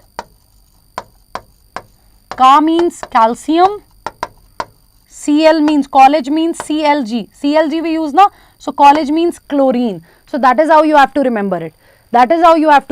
So here the correct answer is manganese and chlorine. Got it? This is the reaction now. This is the reaction of your photosynthesis part, isn't it?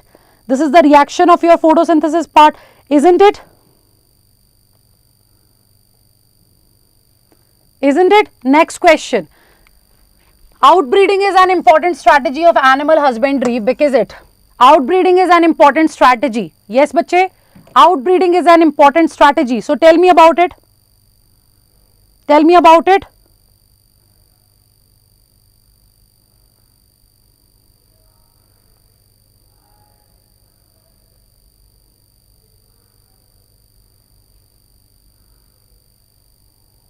Quick.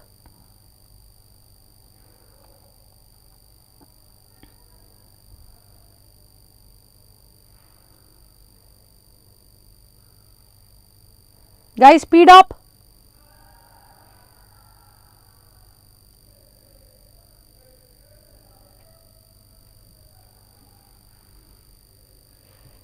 Done?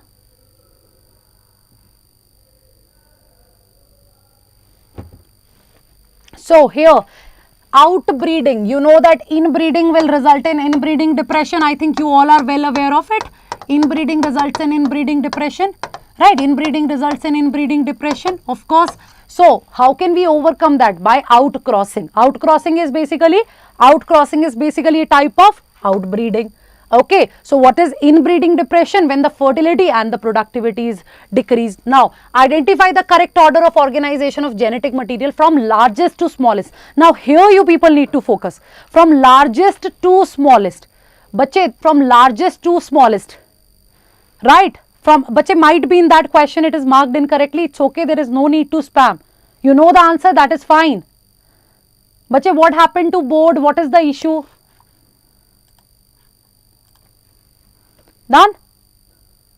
Guys, is there any issue? Board is not clear. Is it blur? Is it blur? Tell me, is it blur? Let me check it.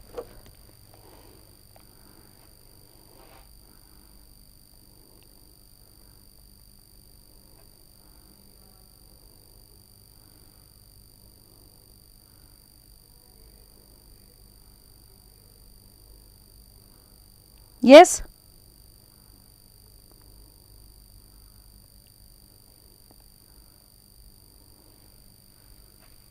It is clear, na? Obviously, then why some people are spamming? And yes, I think in that option it is marked incorrectly. The nickel is your, yeah, you can rectify it. Nickel is micronutrient. It is micronutrient. Okay, it is micronutrient. Chill, it is micronutrient. Very good, you people are active. I am happy to see that. So, identify the correct order of organization of genetic material from largest to smallest. From largest to smallest. Right? So, largest to smallest is the word. So, obviously, bache, genome will come first now because it is the haploid component of a cell. It is the haploid component of a cell, genome. Then in that genome, you are having the chromosome. That chromosome will have what? That chromosome will have DNA. DNA will have gene. Gene will be having nucleotide. So here DNA is not given. So obviously gene and then comes the nucleotide. So what is the correct answer here? It is second. What is the correct answer here? It is second. What is the correct answer here? It is second. Done, bache? Next. Balbiani rings are the sites of, not so important, but still I am telling you RNA and protein synthesis, Balbiani rings. Next part, good vision depends on adequate intake of keratin rich food. Good vision, it depends on adequate, means sufficient intake of keratin rich food. Select the best option from the following statement. A. Vitamin A derivatives are formed from keratin. The photopigments are embedded in the membrane disc of the inner segment. Retinal is a derivative of vitamin A.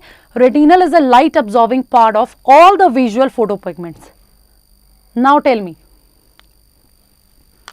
Good vision depends on adequate intake of the keratin rich food. Select the best option from the following. Vitamin A is the derivative and formed from keratin. Okay. Photopigments are embedded in the membrane disc of the inner segment. Retinal is a derivative of vitamin A, or retinal is a light absorbing part of all the visual photopigments. Guys, this is incorrect. Always remember, photopigments are present, but they are present in the outer segment. They are present in the outer segment. Where are they present? They are present in the outer segment. Retinal is a derivative of vitamin A, correct. Right, first statement is also correct. So, retinal is a light absorbing part of all the visual photopigments, not all the visual photopigments. In your idopsin, do you have retinal? It is not that light absorbing part, right, bache? So, that is why it is first. So, arrange the following events of meiosis in a correct sequence. You have to tell us the events in a correct sequence.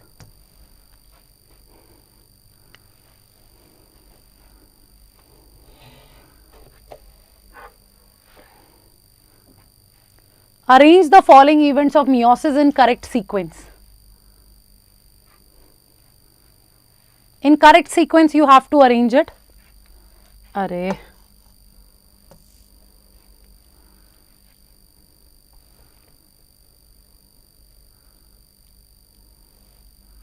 In a correct sequence. So, you know that na, the trick L, Z, P, D, D, right. So, leptotene is there, then comes the zygotene, pachytene, diplotene, diakinesis. So, if I talk about the zygotene, the synapses will occur. In the pachytene, the crossing over will occur. Then there will be the solubilization of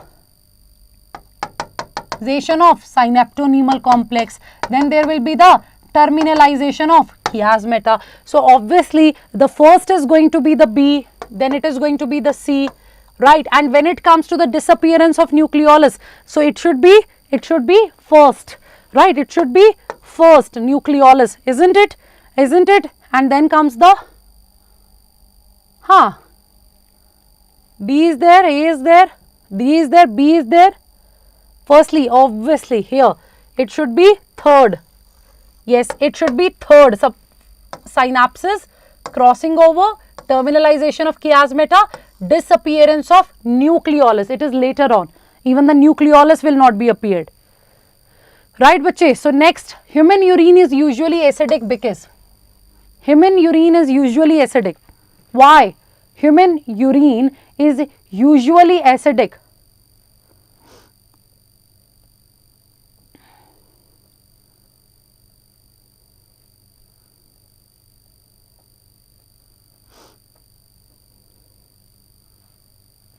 Quick. Quick.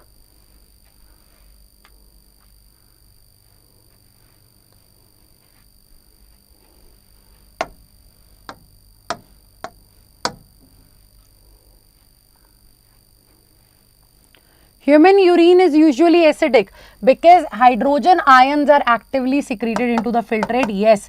Remember, three steps are there in urine formation. The ultrafiltration is there, right? The tubular reabsorption is there. The tubular secretion is there. Next, which of the following disease is caused by a protozoan? It is a protozoal diseases. Which of the following disease is caused by a protozoan? Right, bache, blastomycosis, mycology, right, so related, fungus, caused by fungi, syphilis, you know that, bacteria, Treponema pallidum. When it comes to influenza, flu, it is viral, so it is the babesiosis. It is the babesiosis. It's a previous year question. It's a previous year question, bache, to revise biology, right, few last minute tricks I have already shared in a 1 minute video, that is, you can check it in the short section. Okay, please do not spam here. Just go and check that, and whatever I am teaching right now, please focus here on that questions. Right? Right? PDF all the time, ma'am. PDF. Arey, you will get it now in Telegram group. Just go and check the Telegram group. And right now we are discussing the questions. I think that is more important. नहीं, but हमें तो PDF चाहिए. So when you will get the PDF, then you will be like, अरे ma'am, when are you going to take the live session? When ma'am will be taking the live session, then अरे ma'am, now what we have to do? What we have to do? Now when are you going to take the live? When are you going to give the PDF? अरे focus on one side ना. Focus on one side. Please. Please. Keep calm. Take a chill pill. Stay hydrated, stay motivated. That's all. PDF. What will you do with that PDF? Are you going to take it to the NEET paper? Of course not. Of course not. You will get it in our Telegram group. That is obvious. But it is of no use if you will keep spamming it. Telegram. PDF ma'am. No. Now see, some students are like, ma'am, Diya, then revise it again. Okay, it is from the human urine chapter. Please revise it again. Okay. Some students are like, ma'am, is your video enough? But sometimes for us, I think 2 years are not enough for you. Sometimes 3 years are not enough for you. How can you ask it, ma'am, is this video enough? This video is good for your revision. If you have studied, you know the concept, then of course, if you are going to revise with us, it is beneficial. It is beneficial. But I cannot say that, now, one video is enough. No need to study for 2 years. No need to study for 3 years. This video is best. Nahi, of course not. Of course not. If you are studying properly, if you are revising, even if you have started your revision 3 months back, but you have started your revision seriously, you have started studying, then obviously these videos are more than sufficient for you because we are covering the entire syllabus. Okay. Okay. So chill. Chill. Stay motivated, stay hydrated and focus. Now the next question. Generative fertilization is also called syngamy. It is syngamy. Remember, double fertilization, 2 steps are there, right? 2 steps are there. Generative fertilization is basically syngamy. Now, yes, the first cell of the suspensor. Remember, even in the diagram based revision session, we have discussed that. Remember this? Something like this. Tanana, tanana. Something like this. So, the first cell of suspensor. It is the first cell of suspensor. They are asking about the first cell, bachcho, first cell, kids. First cell, it is the hostorium. It is the hostorium. What is it? Hostorium. Next question. Which of the following statement is wrong? Guys, which of the following statement is wrong? Bache, biology is making 50% of your NEET syllabus, and in last 2 days, it is very good to revise biology because it is theoretical, right? You just need to recall the things again and again, and for that, you need to practice the questions again and again, right? I am not saying go for the mock test now. No need to go for the mock test. At least solve previous year question, and that is what we are doing. That is what we are doing. So guys, please, I know we have started the session at 11. You must be thinking that ma'am session is too long, this and that. Arey, we know that. But theek hai na yaar. Let's spend half an hour. Let's finish the questions. Let's spend half an hour. Let's finish the questions. What say, guys? So keep up the energy high. Keep up the energy high, everyone. Ready? Ready? So, which of the following statement is wrong? Algae increases the level of dissolved oxygen in the immediate environment. Yes. Algin is obtained from red algae. No. Algin is obtained from brown algae. Carrageenan is obtained from red algae. Right. Agar is obtained from Gelidium and Gracilaria. Bilkul. Laminaria and sargassum, they are used as food. Yes. So here it is the B which is the correct answer, and it is the incorrect statement. Now the next question, a few drops of sap were collected by cutting across a plant stem by a suitable method. The sap was tested chemically. Which one of the following test indicates that it is a phloem sap? How can you mention that something is the fluid which is flowing from phloem, which is translocating from phloem, which is translocating from xylem? How can you say that? What should be the correct answer here? What should be the correct answer here? Of course, it is phloem. The food will be alkaline. In the phloem, you know that you are going to find the sucrose and all, right? So, it is alkaline. Phloem sap is alkaline. Phloem sap is alkaline. Done, bache? So, you are given a tissue with its potential for differentiation in an artificial culture. Okay. Which of the following pair of hormones would add to the medium to secure shoots as well as roots? Right? To secure shoots as well as roots. Tell me, which of the following pair of hormones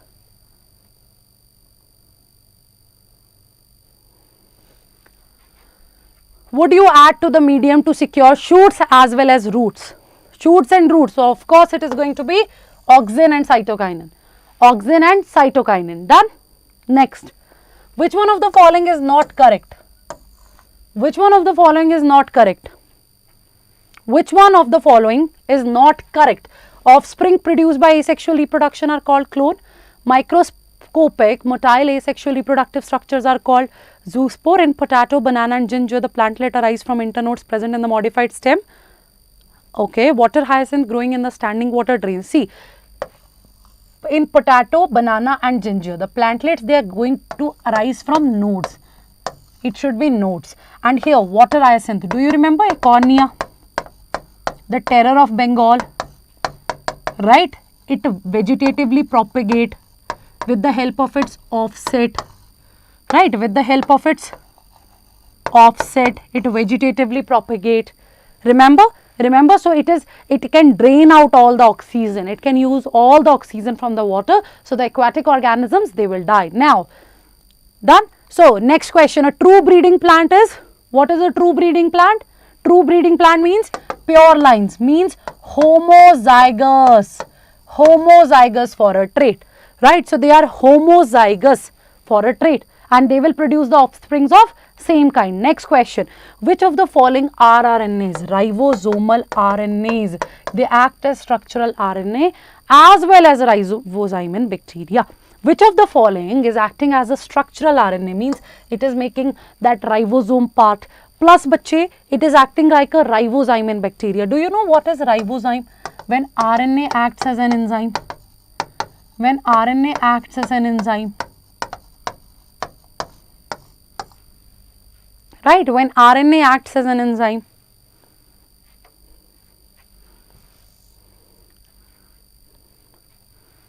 Yes, speed up guys. So here the correct answer is 23S ribosomal RNA present in the large subunit of ribosome. It is present in the large subunit of ribosome. Do you remember that? So it acts like the ribozyme. It is that peptidal transferase, bache. It is that peptidal transferase, right? So it is a very good question. It's a very good question. Next, red list contains data or information on. Red list contain data or information on. We are talking about the red list here.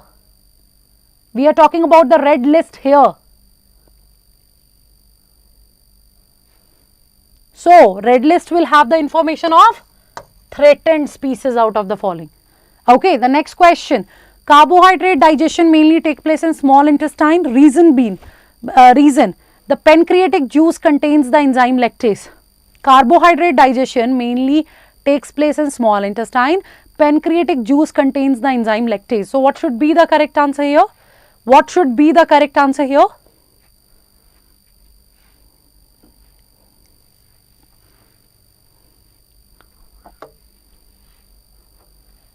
Carbohydrate digestion mainly takes place in small intestine.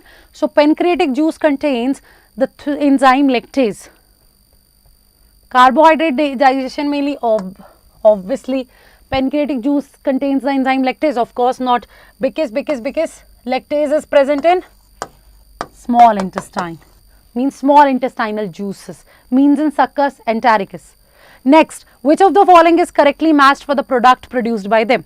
Which of the following is correctly matched with the product produced by them? Bache, it is the repeated question.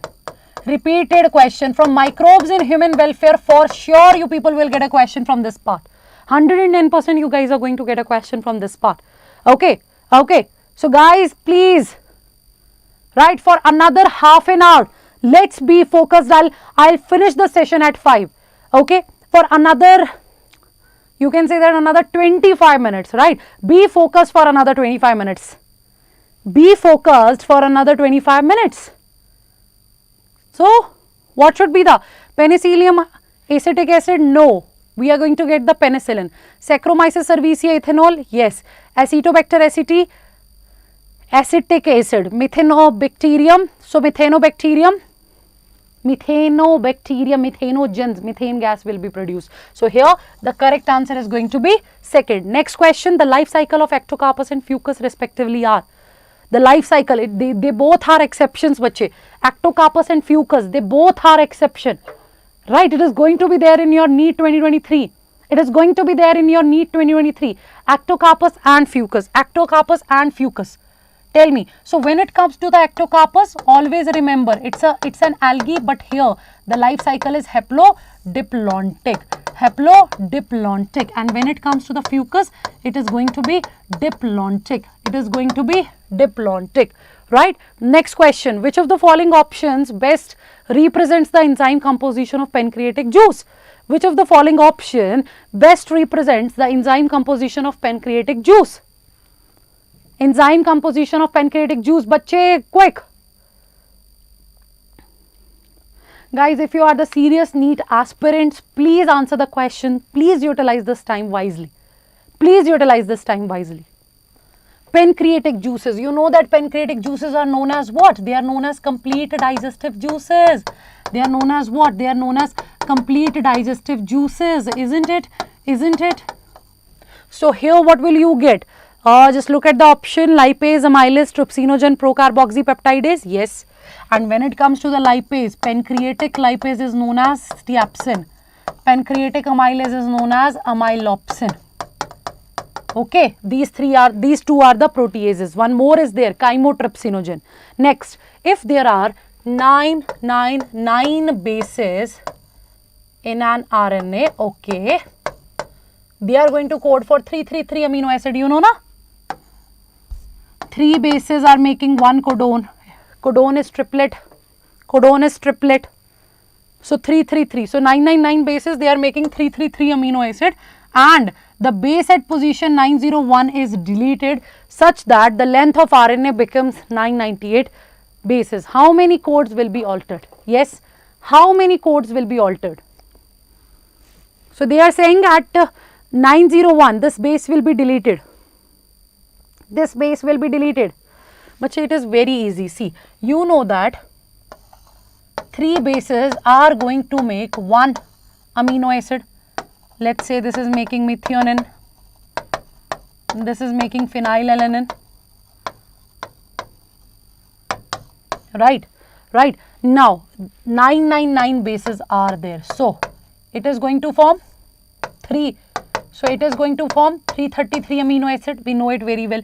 Now up to 900, so things are very wild, right? Up to 900 things are good. So 300 amino acid will be formed very easily because there is a deletion at 901 na. So how many codons will be altered? Remaining 33. Remaining 33. Right? Right. So remaining, you can say that remaining 33 amino acids they will be altered. Okay, they will be altered. Next question. Adult human RBCs are enucleated. Which of the following statement are most appropriate explanation for this feature?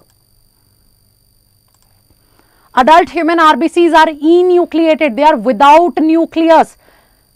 They are without nucleus. So which of the following statement is or are most appropriate explanation? Which one is most appropriate? They do not need to reproduce. They are somatic cells. They do not metabolize. All their internal space is available for the oxygen transport. So it's a PYQ. It's a PYQ. All of you guys, speed up. So here the correct answer is A, C and D. B is okay. A, C and D. You have to check all the options. They don't need to reproduce. They do not metabolize. Okay, done. So out of all the options given here, this one is the correct one. Next, what is the criteria for DNA fragment movement on agarose gel during gel electrophoresis? Now the question is from gel electrophoresis, bache. The biotech is the most important chapter. The biotech is the most important chapter. It is the most important unit, right? So tell me what is the answer, guys. Till 5 you have to answer the questions. Till 5. Right, let's increase the speed. Till 5 you have to answer the question. Okay? Okay, after that if you will say na ki yes ma'am, we want to solve more questions, then only I'll ask you. Right? Then only I'll ask the question. So as of now till 5 you have to answer the questions. Please speed up guys. So agarose gel, right? What is the criteria for DNA fragment? You know that in the electrophoresis, right? Under the influence of electricity. Under the influence of electricity, the charged molecule will be separated on the basis of its size. The charged molecule will be separated on the basis of size. So on the basis of size, separation will be there. On the Basis of size, there will be the separation. So smaller the fragment size, the farther it will move. So it is the size, on the basis of that they will get separated, but the molecule need to be charged. Disturbing people. Huh. You are seriously. I could see that students are tired. So what are you going to do here? The dance? No, I thought I'll entertain a bit. Okay, you are going to entertain them. Okay, come, dance. Let's dance. Hey guys, what's up? How are you? All good? Let's dance. ये क्या? What is this lag? They're calling me the lag. Waseem sir OP चल रहा है, ठीक है? जलवा है हमारा अभी भी यहाँ, ठीक है? You are a lag too. See? You're a lag. So You're you have lag. changed the teams, huh? Are you in Yeah. Ambika ma'am's team now? Am I alone? Yeah, You want me to be all alone? I thought we are in same team. I'll try this. I thought we are is in that- same team. They see, they are calling you lag. You are a lag. You came in between, huh? Is that? I can see people changing the... They Teams. should. I'm just like their elder sister. And you are just like, you know, they're some uncle or something. Uh-huh. See, Wasim sir is love. हाँ हाँ कहा ना मैंने जलवा है हमारा. कोई बात नहीं मेरा भी है मेरा भी है अच्छा, how long will it take? I want to take it. Don't extend too much the... They need a revision. I They know. need a So I was revision. thinking that I'll ask the questions till 5 and after that it's their will. If they want, I'll extend. कोई लिख रहा है bio वाली aunty. हाँ, Indian uncles Good, are good, swag. good, good, They good. are even mentioning that Indian uncles are swag. Yeah? Huh. Dika, you are lag. You are lag. Srishti, I love you. You are lag. You are lag. Dika, Vaishali. पढ़ ले. और बाकी भी पढ़ना है. मैं पढ़ रही हूँ भाई मैं पढ़ रही हूँ वो दिख रहा है वहाँ पे दिख रहा है अच्छा, एक मिनट पहन दे. नो कुछ एक क्वेश्चन डालूंगा कुछ भी यार. मैं देखता केमिस्ट्री कितनी आता है. चलो I just- explain them electrophoresis sir एक मिनट. नो देना. नो देना, it's my please. Class I am not going to give you that say please Please. This is... अच्छा. Answer it quite easy Hmm? Quite easy अरे आया. Quite easy क्या? Quite easy. Guys answer this question Answer this question, guys. Answer this question Which among the following are the smallest living cells known without a definite cell wall? Pathogenic Pathetic. What is this pathetic? यार it's normal English word यार pathogenic Pathogenic to plants as well as animals and can Why survive without without oxygen. leave it read that Bacillus, Pseudomonas, Mycoplasma, Nostoc. Nostoc Sorry. now ask the answer It's going to be See, obviously mycoplasma. So mycoplasma are the only bacteria which is without cell wall, right? They can even survive without oxygen. Chalo, answer next question. I'll sit. artificial selection to obtain Cows. cows yielding higher milk output represent. कैसे पढ़ाते हो ये सब यार? जैसे आप chemistry Stabilizing पढ़ाते हो. selection as it stabilizes this character in the population. I didn't get this. Directional as it pushes the mean of the character in One direction. one direction. Disruptive as it splits the population into Two or one yielding higher output and the other lower one. Next. Stabilizing followed by disruptive as it stabilizes the population to produce higher yielding cows. I'll go with option B. They helped you out. So see, bache, here what is happening? We are See, going for Wasim the... sir's voice is loud. His voice is loud and he's like that. This is what you have to solve. This is what you have to do. Achha, let me ask them a quick question from Arey, chemistry. just a minute. Let me explain this, then you can. Artificial selection to obtain cows yielding higher milk output, right? So they are preferring, basically they are preferring a certain character, right? So evolution will go in one direction. So that is why we are marking the answer B here. Second, see, a very distracting element is there in our class, but still, you know, I managed to explain the answer.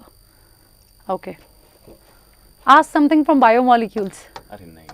You don't like biomolecules? No. I love that chapter. Okay. Guys, tell me whether this compound is aromatic, anti-aromatic, or the non-aromatic. Just let me I'll know in the guess. chats quickly. I'll guess. Is it aromatic, anti-aromatic, or non-aromatic? Quickly. Quickly, everyone. So speak like ma'am. Quickly, everyone. Quickly, everyone.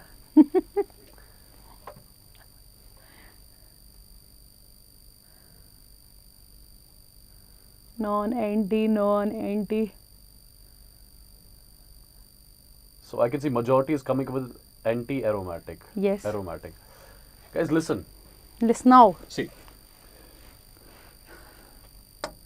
See, first of all, if you talk about the first ring over here, this particular ring, just look at this ring carefully. You have got 2, 4 and 6. 6 pi electrons right here participating in the cyclic resonance, right? Now talk about the second ring. This is the second ring. Okay, look at this particular ring now. 2 and 4. 4 pi electrons participating in the resonance over here, right? And you know when 6 pi electrons will be participating in the cyclic conjugation, so this particular ring is going to be aromatic. And when you talk about this particular ring, it's going to be anti-aromatic. And do remember from now onwards, aromatic plus anti-aromatic makes the overall molecule as anti-aromatic. See, Okay. I was guessing it So right. you have to look at both the rings carefully, right? One is aromatic, another one is anti-aromatic. And aromatic plus anti-aromatic makes the overall molecule as anti-aromatic. Okay? So now can I ask you Perfect. something? Don't ask me from... No, I just want to ask one thing from you. What is the point of teaching chemistry in the biology class?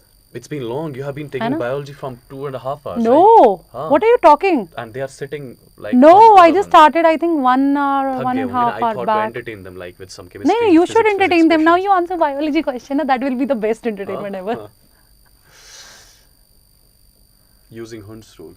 Oh. Got it? Perfect. Okay, one more. Okay, answer this question. An important characteristic that Chordates. hemichordates share with chordates is. Huh. This is hemichordates, this is chordates. That Very means good. there must be some relationship Very between good, them. very good. Yeah. Nice. Next one. Absence of notochord. Huh? I'll go with the first one only. Huh. Ventral tubular nerve cord. Pharynx with Gill slits. Pharynx without. I'll go with C. Is it? Is it? Oh my god! Seriously? मेरी PPT check की I थी. swear nahi.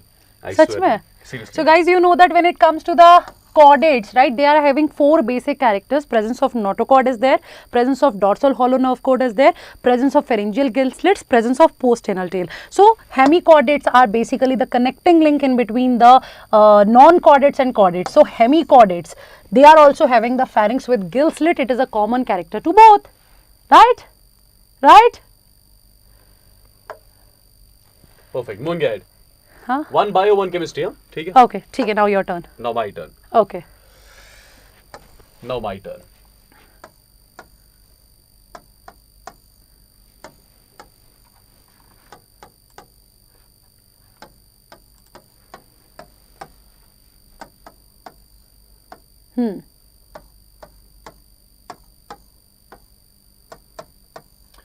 Tell me, among these 4 species, this is A, this is B, this is C and this is D.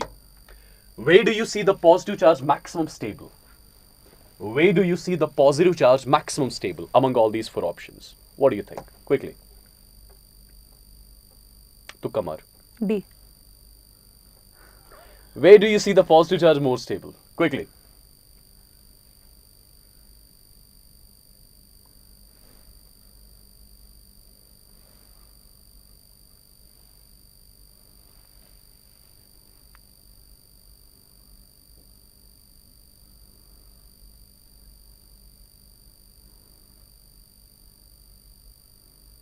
See, I told you. What is the correct answer? Tell us now. What is the correct answer? See guys, in this particular question, In this particular question. it's a 3-membered ring basically, right? 3-membered ring is under maximum angle strain. If you compare it with the 4-membered ring, this will be under maximum strain. And that ring which will be under maximum strain, I would say atoms forming the ring, they'll be more electronegative. So if you compare this particular carbon with this particular carbon, if I compare their electronegativity, this particular carbon is going to be more electronegative. And positive charge is less stable on more electronegative element. Positive charge is less stable on more electronegative element. So, which is the least electronegative atom do you see here? This is the least, right? So positive charge is more stable here. So this is going to be the answer. देखा? तो मैंने भी तो C बोला अभी तो question. फिर मैंने भी तो आंसर दिया ना. Okay, चलो next. Among the following geochemical cycles, which one does not have losses due to respiration? It's quite easy. It's Phosphorus, quite easy. nitrogen, sulfur. See, sulfur belongs to group oxygen family. So these are group 15. It can be A or B, right? A Anything or else? B. They are asking for the biogeochemical cycles. I don't know what that is. I'm just looking So at it is D. options. Okay, it's all the It's above. D. It's D. है ना? Okay. चलो, it's 1-1 basically. Now your turn. Chemistry, huh? हाँ. Okay. It's 1-1. It's 1-1. हाँ. All right. You tell me. BF3, Guys, you have to help. BCl3, Okay. BBr3, and BI3. Okay. These are the 4 compounds which we have. This is A, this is B, this is C, and this is D. हाँ. Tell me which one is going to be more acidic. एक minute. ये वही है ना? फिर कल बारात आएगी. Which one is going to be more अटल की. acidic? फिर कल बारात आएगी. अटल की. Which one is going to be more acidic? Quickly. Is it BF3, BCl3, BBr3, BI3?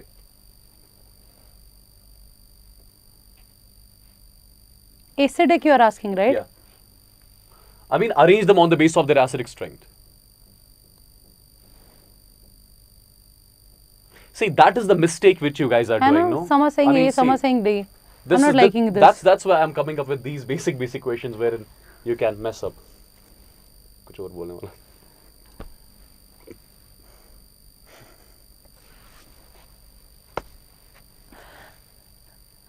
See guys, see.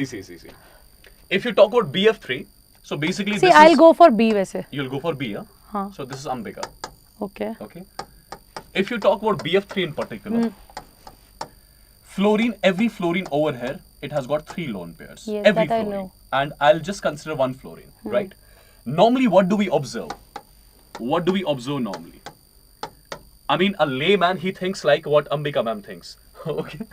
मारूंगी. I mean, boron is attached to basically fluorine. Fluorine is more electronegative. It will attract the bonded pair of electron towards itself. Exactly. Right? So all the 3 sides of fluorine. So this boron center over here will be maximum electron deficient. It should be. हाँ. If it is maximum electron deficient, It will it should have demand more. tendency to attract the More, lone pair towards more, itself. yes, So yes. that species which has got the tendency to attract the lone pair towards itself, that is something which you call as Lewis acid. हाँ. So electron deficiency here should be maximum. हाँ. So this should be maximum acidic, but this is minimum. Okay. What is the reason? You have to tell me What the is the reason. reason? You're a chemistry teacher. What is the no? reason? Quickly. You're a chemistry teacher. You have to tell Quickly. me. Over here, there's a case of back bonding, right? Back bonding, 2p, 2p back bonding. Over here, it's going to be 2p, 3p, Okay. 2p, 4p, and 2p, 2p back bonding will be stronger. So electron deficiency over here will be least, minimum. You getting it? Electron deficiency here will be minimum, right? If electron deficiency here is minimum, it's going to be least acidic. So which one is going to be maximum acidic? It's going to be BI3. I Yeah? was thinking the same, but I didn't mention. Okay, one more. Bio. Okay, but you are not going to take their help. Okay, done. Which one of the following character is not typical of the class Mammalia? Class Mammalia. हाँ. Do you know na we belong to class Mammalia? You don't know na 9th I have studied. that you are mammal. Yeah. Are you a mammal? Yes, I am. You're a reptile. Arey, shut up. He's a reptile. Huh. Now, Then, what is the first option? Theco. Thecodont. हाँ. Dentition. हाँ. Alveolar lungs. 10 pairs of cranial nerves. 7 cervical vertebrae. I'll go with C or D. Choose one. Okay, let me go for C. Whoa! Whoa! I did not look at the chats, guys. On a serious note, I did not So look at guys, the you chats. know that Even I have thecodont- no idea, like, how did I mark C? I have no Thecodont idea. dentition, you know it is important, right? You know our teeth are deeply embedded in the socket bone. Alveolar lungs, obviously we have alveoli. 7, you remember C, T, L, S, C, come to lunch, stay calm, 7, 12, 5, 5 and 4. Right, so 10 pair of cranial nerves are not there in the case of mammals. We are having 12 pairs. Right, we are having 12 pairs. It's easy, isn't it? Next question. Largest endocrine gland, it is easy. I think you can answer it. Just give it a try. Thyroid, adrenal, thymus or pituitary. Very easy it is. Wait, largest? The endocrine gland. Ek minute. Is it pituitary? No. मुझे नहीं पता यार. Obviously, thyroid. Thyroid is the largest endocrine gland. If normally it is mentioned the largest gland, liver. But if it is largest endocrine gland, then it is going to be thyroid. Largest endocrine gland? Thyroid. Largest endocrine gland? Liver. अच्छा, thyroid. Second largest gland, pancreas. Pancreas. Okay. हाँ. चलो. देखा? Now, He's learning. chemistry, huh? हाँ. Yeah, I have to write questions. Okay, it's okay. Ask something good. Something which can be asked Hmm. in the exam.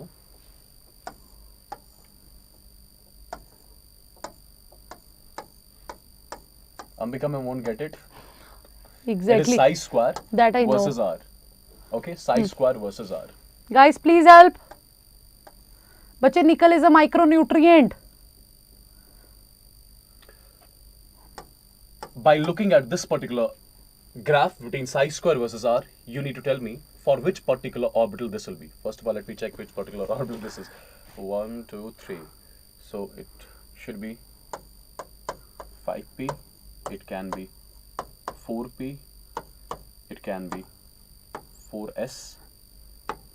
It can be 3d. Guys, tell me the answer of this particular question. Ambika ma'am, tell. A. A. Huh. You'll go with 5p. So A for Ambika.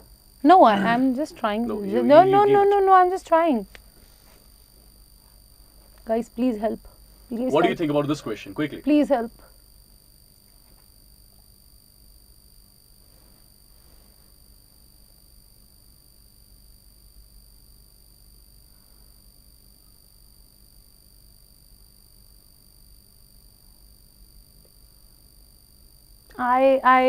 I'll go with B and D.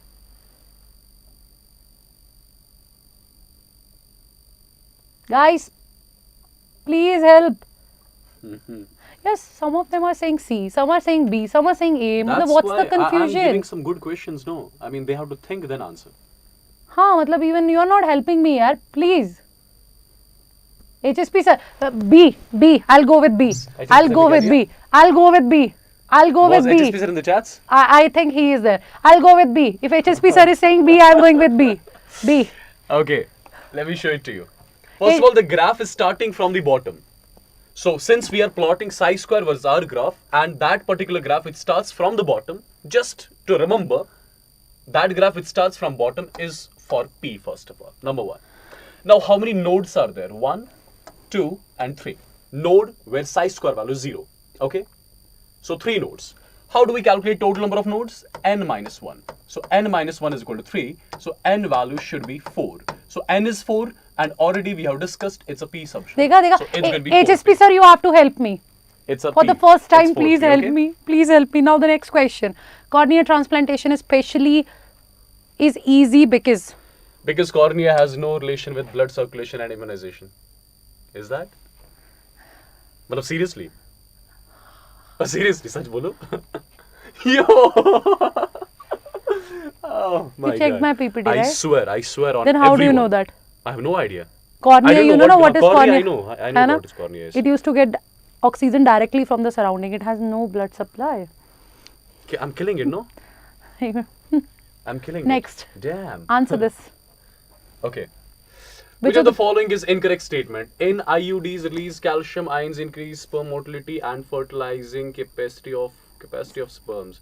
Multiload 375. क्या लिखा है यार? I'll go with C.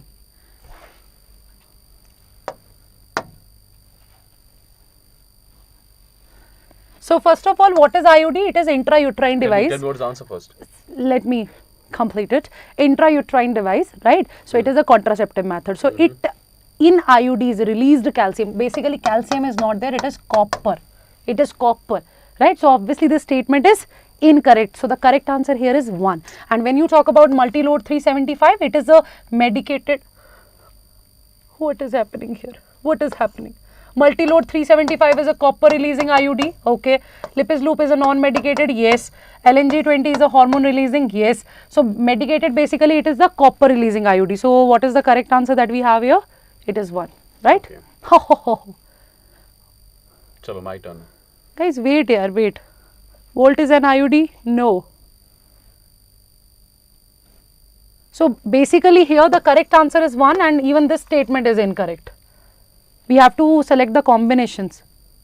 So yes, we can go for 1, 2 and 5. Okay, you didn't get it, na? They'll understand. I got it. Chalo. So now answer this. This is easy. Identify the incorrect match. Yeah. It's easy for you. It's not easy. No, for it's me. easy I'll for go you. with this. Obviously, it's easy. Oxidoreductase reduction, transferase transfer, isomerase interconversion of isomers. Easy it is. So obviously, it is the ligase. So linking of two compounds. So you have to figure out the incorrect statement. So ligase is basically going to join the sugar phosphate backbone. So that See, is how you have to it's remember. Tukka strategy working, right? Tukka strategy. One more. No, now it's your turn. It's my turn. I need Yes. some space then. Okay, you can utilize that space, no? Okay, can you just tell me, if I write the molecule I3 negative, right? I3 negative, it's a very special molecule, okay? Many a times questions have been asked from this. In case of I3 negative, just tell me the shape. What is going to be the shape of this molecule? HSP Sir. I'm not asking you about the geometry. I'm asking you about the shape of this HSP molecule. Sir. Quickly. HSP Sir. Quickly. I3 negative. Okay, let me modify it a Linear, bit. it's linear, Shape, it's linear. Shape and hybridization, I'm saying. Shape is and linear. hybridization, quickly. Shape is linear.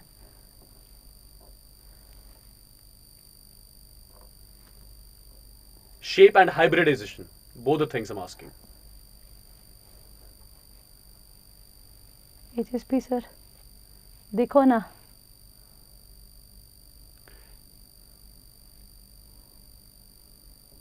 Are you sure about this? Let's see. Have I'm a not look. able to see the answer. Have a look. This I3 negative, can you write it in this format, I2 negative? Can do that. It's I3 negative anyway. So this is the central iodine, for example. If I ask you how many valence electrons it has, iodine, it belongs to group 17. Group 17 means fluorine family. For 7 color. electrons in the outermost shell. So 7 plus this negative comes out to be 8. So 8 valence electrons. Okay. Out of 8, check how many sigma bonds this is forming. Since there are 2 terminal atoms attached, I'm feeling 2 sleepy. terminal atoms means 2 sigma bonds. So out of 8 valence electrons, this is using 2 of its valence electrons to form 2 sigma bonds. So there will be 6 electrons left as such on iodine in the form of 3 lone pairs. So there are 3 lone pairs here. It's sp3d. 3 lone pairs. It's sp3d. If sigma is 2, lone pair is 3, then steric number has to be sigma plus lone pair, 3 plus 2, 5. So the hybridization should be sp3d. 3d. Dekha? I Right. told you. Now at the same time, if I ask you which d orbital is participating in the hybridization, it is dz square. Okay. If I ask you what is the type of the molecule, it's going to be A, which is the central atom. How many sigma bonds it's forming? 2. So AB2. How many lone pairs it has? It has 3. And AB2L3, when you talk about its shape, it's always linear. It's always linear. If you ask me about the geometry predicted through hybridization, it's going to be trigonal bipyramidal. Okay. Anything can be asked out of this. Okay. It's not true only for I3 negative. They can give you ICL negative, ICL2 negative as well. Like this also you'll get. ICL negative. Okay. Chali, move ahead. This is the question. Heterogamy is genetically similar to autogamy. The pollen grains come from same plant. So tell me, what is the correct answer? What is the correct answer? C. Wow. Tell me, what is the correct answer? Of course, it is A. Both assertion and reason, it's correct. Now, C. Chalo, good. C. One So, more. next question is identify which of the following is not an advantage of GM crops. GM means genetically modified, right? Let me tell you, like, you know, these days we have hybrid varieties. So, in that hybrid plants, they used to put another gene which can increase, you can say that either the nutritional value or it can make it disease resistant, something like that. So, they are asking for the disadvantage basically. So, Disadvantage. GM plants enhance nutritional value of food, of course they can. GM plants are more tolerant to abiotic stress, yes, we can do so. GM plants have helped to reduce post-harvest losses, of course. They can cause gene transfer to non-plant species. This is not an advantage, but it is a disadvantage. Like, let's say you have a genetically modified plant, and let's say if that plant get hybridized to a weed, so it will result in the formation of superweed. So we are not able to control that, right? So here it is the D, which is the disadvantage. Okay, very Chalo, good. Carry on then. Finish it off quickly. So Guys- now you are guys, very tomorrow- good. एक minute mic Now दे दो। enjoy. Now where is my time? Guys, tomorrow we are going to have one last session, okay? So do attend that session. Yes. That is going to be the one last session for all the NEET 2023 aspirants. Wishing you all the luck, right, in the tomorrow session. You need to join that. That's going to be a complete NEET replica paper basically, right? And this is the paper which we are going to solve. Almost 200 questions will be there. I mean, exactly 200 questions will be there. And we are going to follow the same pattern how you attempt the NEET paper. You start with biology, then chemistry, then physics. In the similar way, we are going to do it here. Okay? And one more thing I have added, that they should keep the OMR sheet with them. They can even fill up the options, right? They can even check their answers. Yeah, correct. Okay. So exactly this paper is going to be a replica for your NEET examination. Done? Perfect. Yeah, it's going to be a mix-up session. And someone is asking me, sir, how is your hand? I'll show it very closely. Can you see it? It looks like a snake bite, no? Do you see this? You want to live? Do you want to live? Do you want to survive? Chalo, okay. See Bye. you guys. Take Bye. care. God bless Bye. you. See you See, tomorrow. I am Bye-bye. coming. We'll have a cup of tea. Bye. Okay, so now let's start practicing some other questions also. So here you can see one more assertion and reason based question is there. So transpiration helps in cooling the leaf surface. Reason: transpiration causes evaporation of the water through the stomata in the leaves. Again a very easy question. When you talk about the transpiration, what is the transpiration? Transpiration is the loss of water in the form of gases, right? And you know that when there will be the loss of water in the form of gases, they are going to evaporate. So obviously evaporation will cause the cooling. Class 9th concept, isn't it? It's a class 9th concept. Next question, very easy it is. Asexual reproduction is absent in planaria, cycon, hydra or periplaneta. Guys, it's a very simple question, and in the NEET examination you people are going to get such simple questions as well. So tell me quickly, asexual reproduction is absent in? Asexual reproduction is absent in planaria? Of course not. Planaria, remember Dagasia, it's a flat worm. Cycon, porifera, hydra, it's a nidaria. Periplaneta is what? It is the cockroach. So in the case of cockroach, there will be no asexual reproduction, only sexual reproduction will be there. Now the next question, already the answer is marked. Restriction endonucleases are used as molecular what? You know that. Molecular knife that cuts the DNA at specific site. Molecular knife that cuts the DNA at specific site, right bache? Now the next thing, this is easy, you should calculate it. Calculate the birth rate if there were 60 sparrows in a garden last year and through reproduction 24 new sparrows are added this year. So what should be the birth rate? What should be the birth rate? Sweetie, tomorrow at 11 we are going to take the session, bache. The NEET replica paper will be there at 11. Okay, initially we were thinking to keep it at 2, but basically what we want, you people should revise, right? So that is what we are planning, that we will finish the paper in 3 and near about 4 hours. In 4 hours we are going to finish that particular session, and then you will get some time for the revision. Okay, so what is the correct answer here? What is wrong? It is, what is wrong? Please tell me. Calculate the birth rate if there were 60 sparrows in a garden last year and through reproduction 24 new are added this year. So you have to calculate the birth rate. Remember in the NCERT there is a lotus wala example. Do you remember that? That example? So just calculate it, everyone. Just calculate it. So what should be the answer here? Sometimes you have to calculate in the biology as well. So of course it is a 0.4 offspring per sparrow per year. Remember in the NCERT that lotus example is given, that 8 new lotus are added. Initially the population was 20. Same as the case here. So just keep it 24 divided by 60. You will get your answer. That is 0.4. Right, that is 0.4. Next question. 33% of India's GDP, that is gross domestic product, it is? Of course not. So it comes from agriculture. Next, in the embryos of a typical dicot and a grass, true homologous structures are. Now you have to tell true homologous structures. You have to tell two homologous. Homologous means their structure is same but their function is different. Their structure is same but their function is different. Okay, their structure is same but the function is different. So all of you quickly answer the question. Answer the question.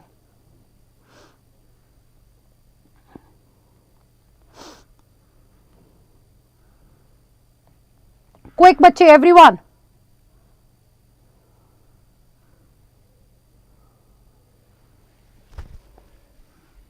Quick.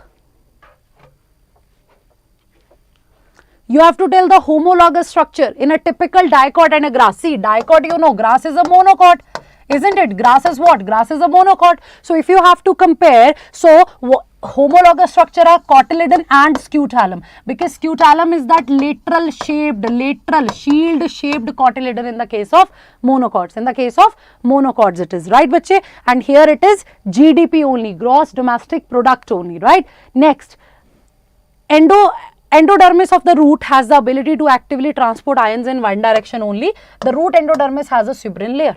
Again easy. We are talking about the root. We are talking about the endodermis. You all have seen the Casparian strips are there. Remember that Casparian strips which are water impermeable, right? So, at that time roots will follow the symplast pathway, not the apoplast pathway, but the symplast pathway. So, obviously here both assertion and reason is true, and reason is the correct explanation of A, right bache? Now, the next part, companion cells are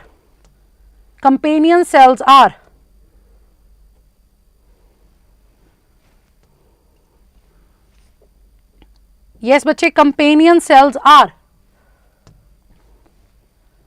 So, first of all, you remember companion cells, they are the part of phloem.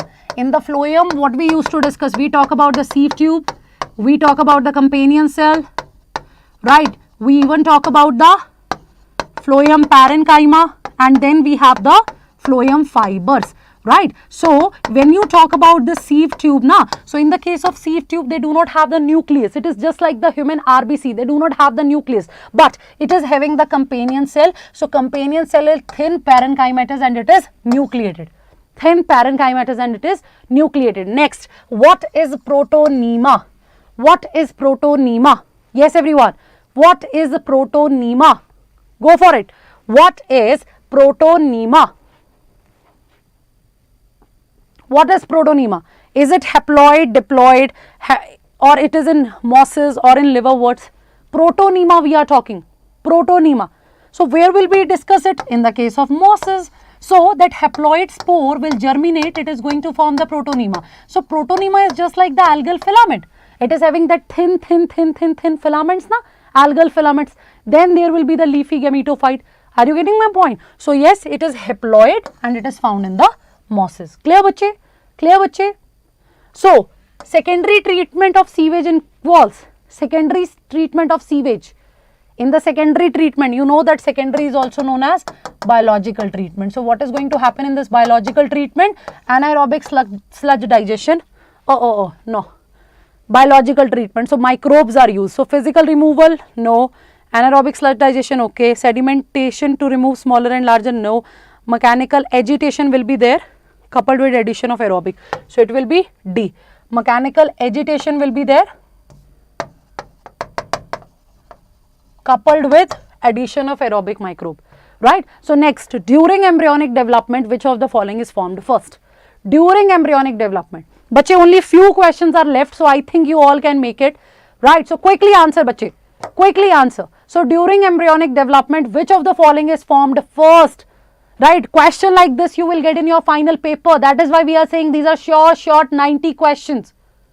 Yes, so here it is the neural tube. Okay, it is the neural tube which will form first. Next, cotton bollworms are killed by protein encoded by the gene. We are talking about the cotton bollworms. We are talking about the cotton bollworms. They are killed by protein encoded by the gene. Yes, so it is both. It is Cry1AC, Cry2AB. Cry1AC, Cry2AB. Okay. Next, in moonlight we cannot see the colors because in moonlight we cannot see the colors because yes, because bache, moonlight means dim light. So, your rods are active basically, not your cones, right? Your rods are basically functional, not your cones, right? So, we will practice that number of questions only. Rest I am going to share the PDF in the Telegram group. So, guys, all I can say is tomorrow do attend that replica session. In that replica session, yes, that is what we have planned, that we'll keep the session short. Okay, we are going to keep the session short so that you will get some time in the evening to revise the things. But this is my advice, just take one OMR sheet, right? Just you can take a printout, right, and fill it up. Okay, okay. So whenever I'll ask you the question, you have to fill up that OMR sheet, right? Right, you have to fill up. Yes, it is the heart. Initially the heart will form first. It is the heart that will form first. Okay, in the flow, even I just read that answer. No, it is the heart that will form first. Okay, done. So now tell me if you guys are having any doubt from any part. Tell me.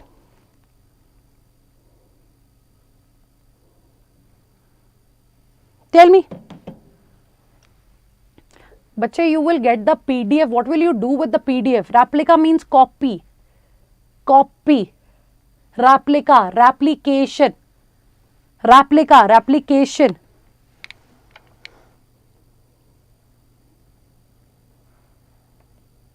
Right? Anything else you want to know?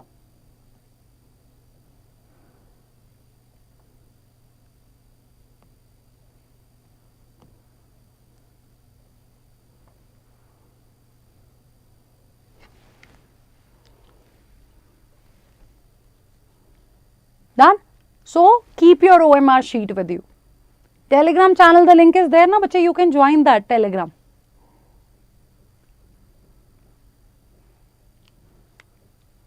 Saket, just read the last part of NCERT. It will start from heart. It will start from heart. A quick session on all examples, Sabina. Now it is my advice that you should not start anything new, right? I'll post one more trick video, but that is my suggestion. You should not go for anything new now. Whatever you have completed so far, please revise that only. Okay, just revise that only. And see, tomorrow at 11 we are going to meet. We will be having that NEET replica session. We'll start with biology, then chemistry, then physics. You have to keep one OMR sheet with you people, so that guys you will get an idea that you will be able to manage the time. You will be able to check whether you are able to fill up the or bubble the OMR sheet properly or not, right? So here you can see this is the session that we are going to take tomorrow at 11, right? At 11. I have posted one short video on that, less than 1 minute, how to revise biology in last 3 days. It was supposed to go yesterday, but theek hai, you can check it, right? Micro or macro, I'll try to LM. I'll share it in the Telegram. Okay? So all the best, take care, stay tuned, meet you tomorrow at 11. And do let me know in the comment section, guys, how was the session, and whatever question I have asked, do post the answer there. Okay, it's okay, Saket, whatever you have revised na, whatever you have completed so far, just revise that only. Do not go for anything new. That is my suggestion. Okay, chalo, bye bye.